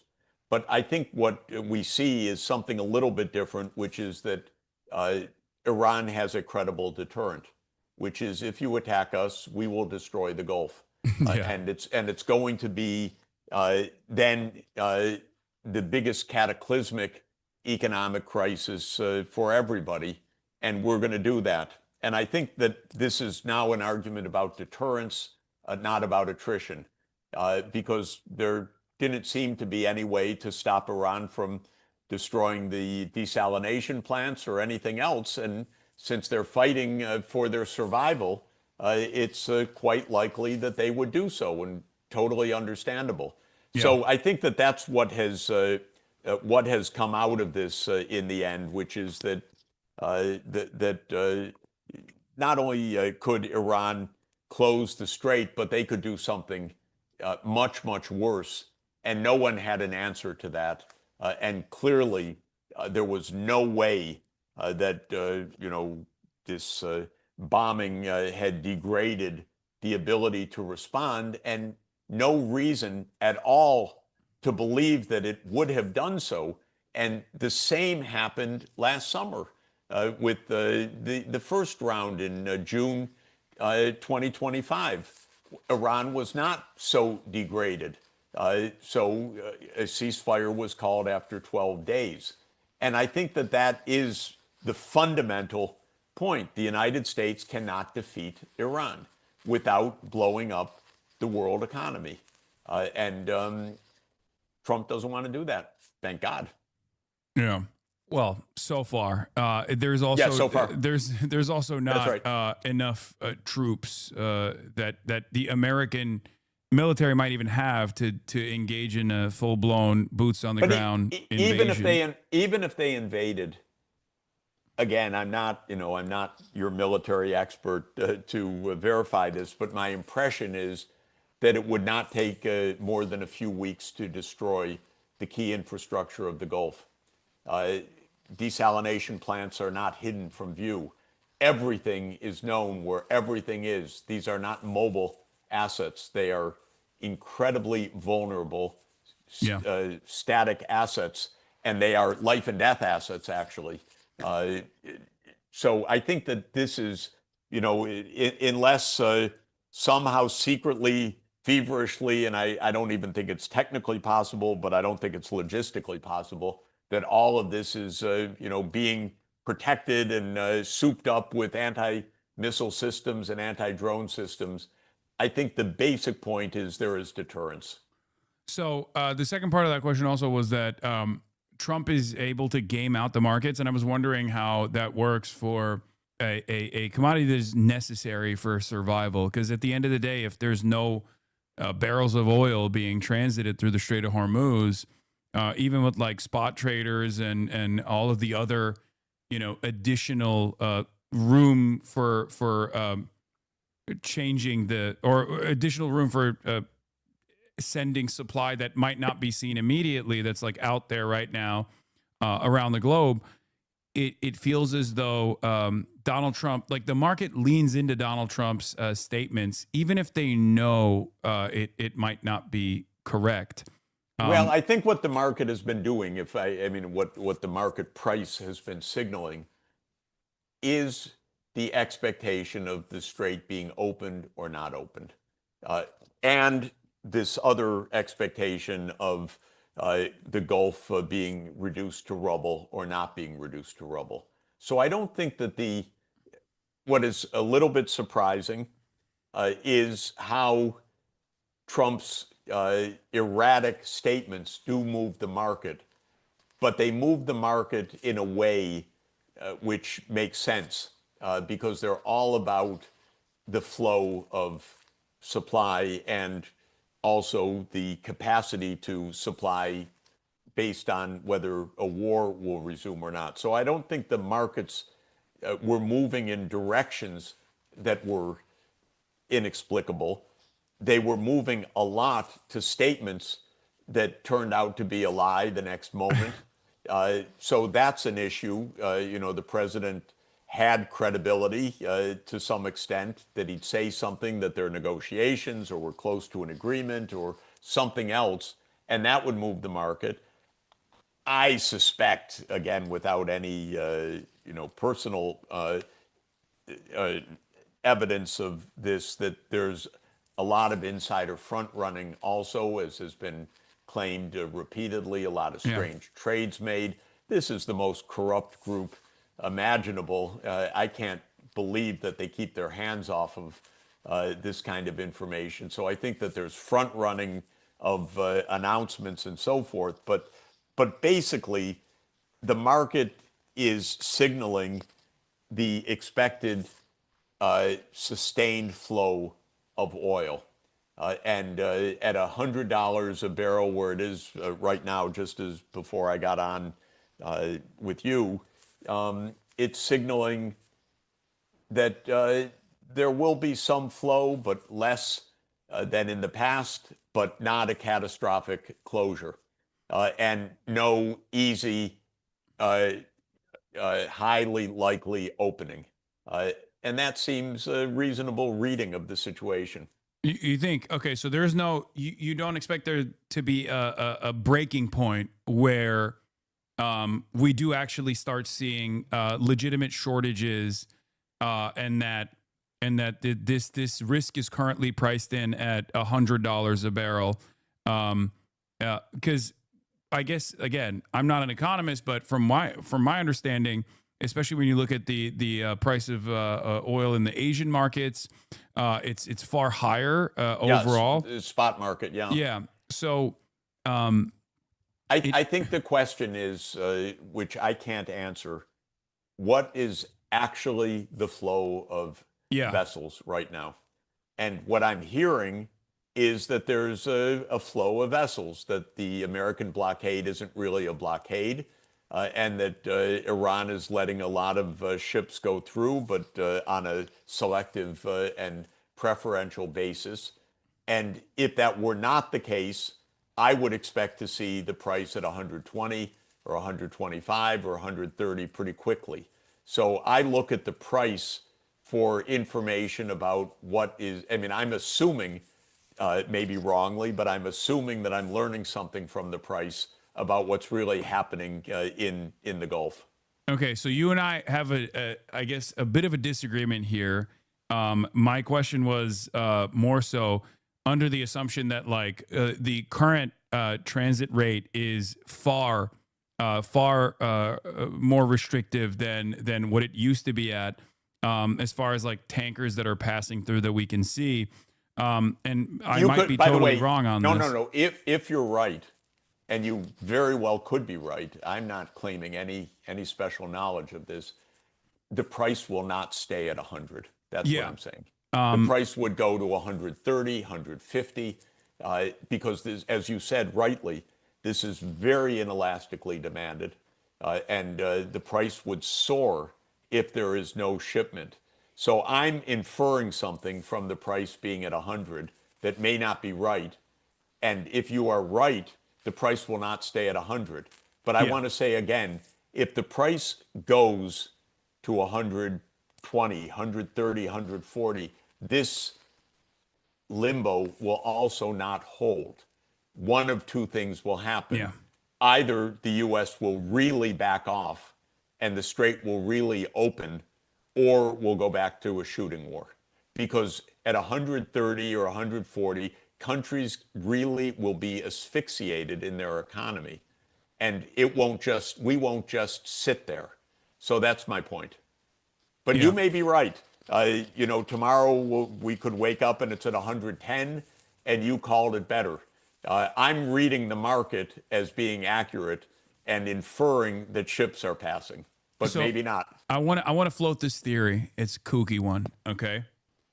With the way that the markets are consolidated in the hands of the few, I have this sneaking suspicion that there's a lot of vested interest in stability, even when there isn't actual stability, even when there's tremendous volatility.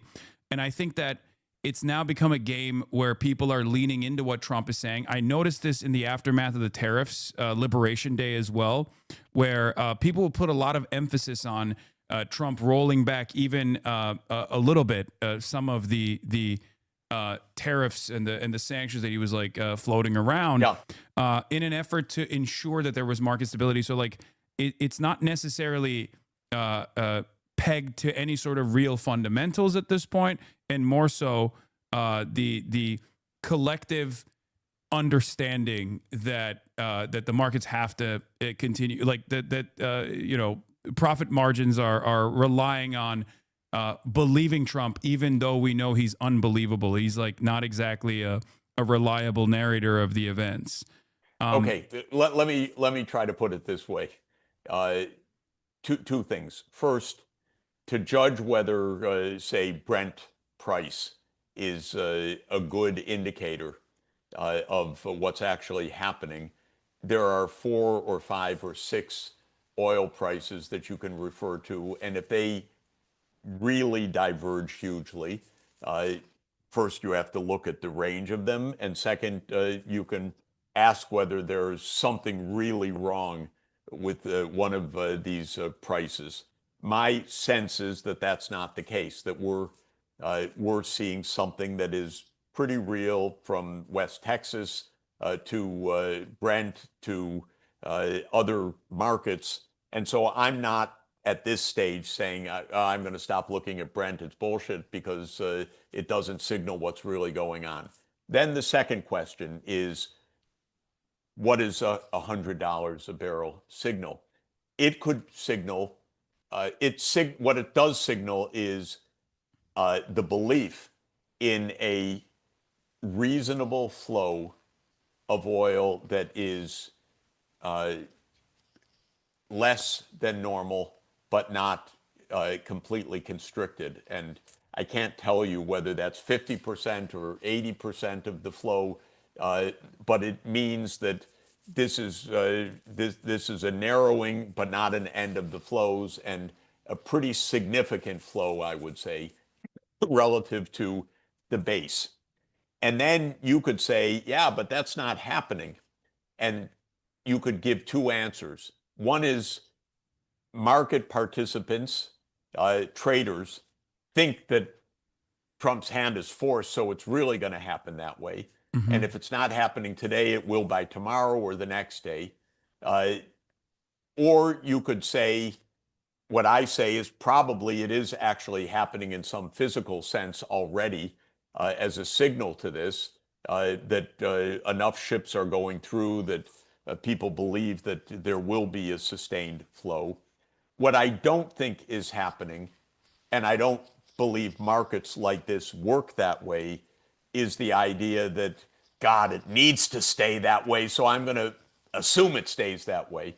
Mm-hmm. The only logic of that would be not exactly that, but you could say, it needs to stay that way, so I'm going to assume that Trump will back down if it doesn't stay that way. That's a reasonable, but that's fundamentals then. Mm-hmm. That's a kind of fundamentals about expectations about future supplies. But the idea that we kind of will it, or the press spokesman at the White House makes it happen that way, or participants need it to be stable so it stays stable, I don't think is a right characterization of this kind of market. Okay. Is there anything that you could see that would cause you to reconsider the rationality of markets in the upcoming weeks? Is there like an event where you say, okay, maybe up until this moment, the futures market was just like relying on a hope and a dream that that Donald Trump is, that they knew that Donald Trump was an unreliable narrator, but they still banked on the idea that he couldn't be so crazy, right? Right. Is there anything that would break that? No, but that again is quote fundamentals. A non-fundamentals is if traders were saying this price is insane, but I can't bet against it because I don't know when it's going to stop being insane. That's a bubble. But the idea that this is a bubble doesn't make sense to me. The idea that this is irrationally low and not arbitraged makes no sense to me. In other words, if people believed, oh my God, it's going to soar, you can see that, it's obvious, but they need to keep it low, there'd be 100 ways to arbitrage that, people could make a lot of money on that. So I don't believe that.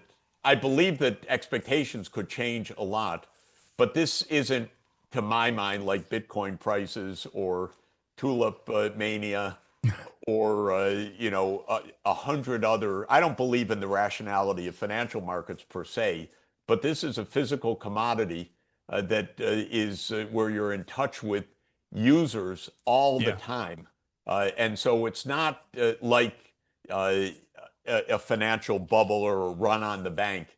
It's something different. And I don't believe that we're seeing a bubble in oil, certainly not on the high side. And I don't think we're seeing some kind of psychological need that keeps the price lower than it otherwise would be. I think we're seeing expectations that are complicated right now because we have a completely unpredictable president. We have a volatile situation. We don't even know literally whether there is a blockade or isn't a blockade. We don't know any of these things. And I spend a lot of time listening to people commenting on this throughout the day. And there's just a lot of speculation. Yeah.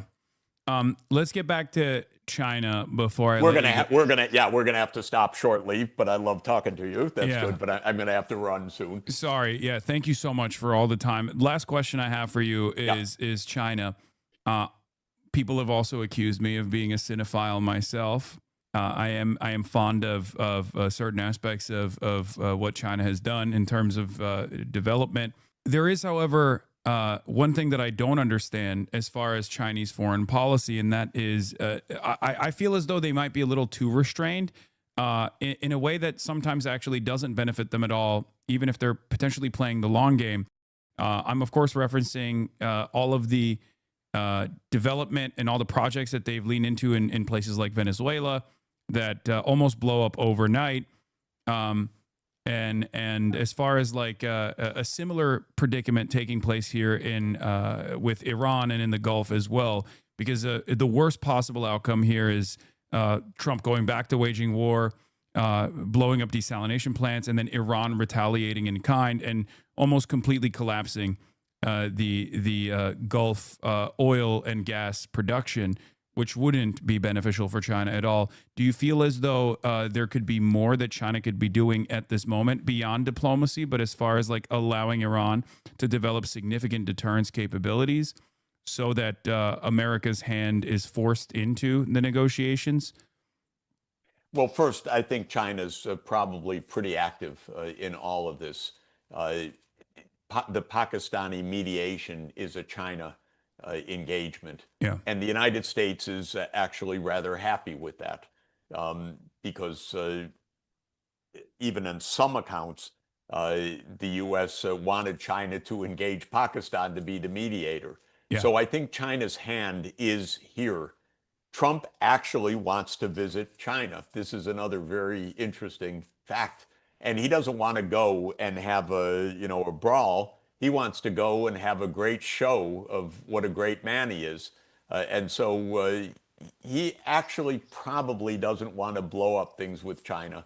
over the next few weeks, even for that strange reason. I believe Xi Jinping has a real influence because Trump wants to be a big boy in the world. And he wants to be with Putin and with Xi Jinping and with Modi and with others. And he likes that. And he really does like that. So I actually think China's probably playing its hand pretty deeply here. I don't think that this is just being watched from afar.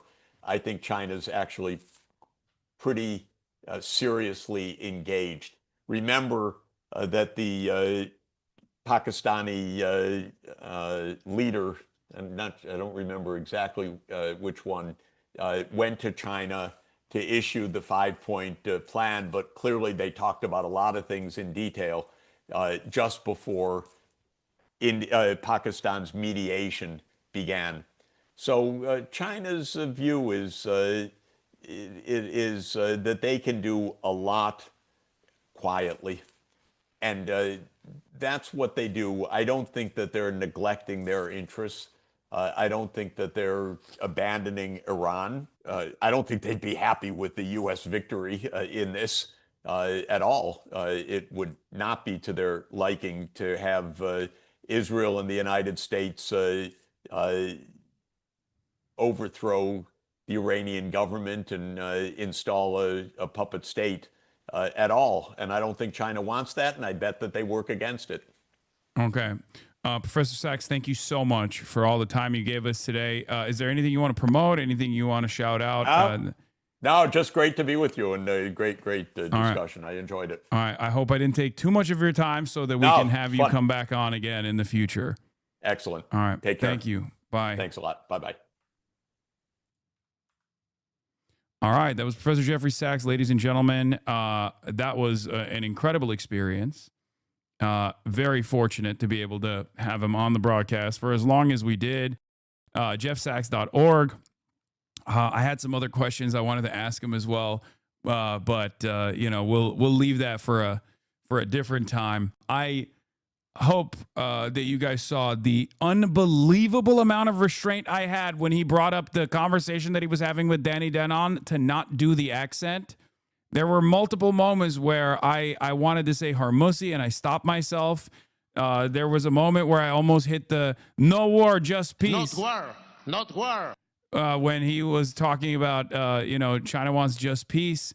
And also, like I said, no statements of Harmusi, none of that. So everyone should be proud of me. I did say trade max, but he liked that one.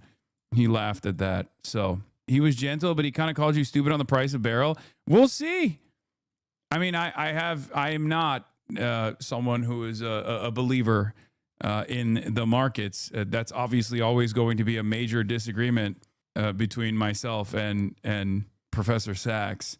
But I wanted to hear if there was anything that he would see that would cause him to betray his longstanding position that like the markets are a rational force. We're not going to be able to address that, obviously, in such a short period of time. Now, I give you credit for your position, but also owned that he did not have any inside info to prop up this. Yes, he was using the price of Brent to assume that there is enough oil transiting through the strait. I have a different understanding, but once again, perhaps I'm totally wrong. And he's totally right. It's most likely that he's totally right and I'm totally wrong because who the fuck am I?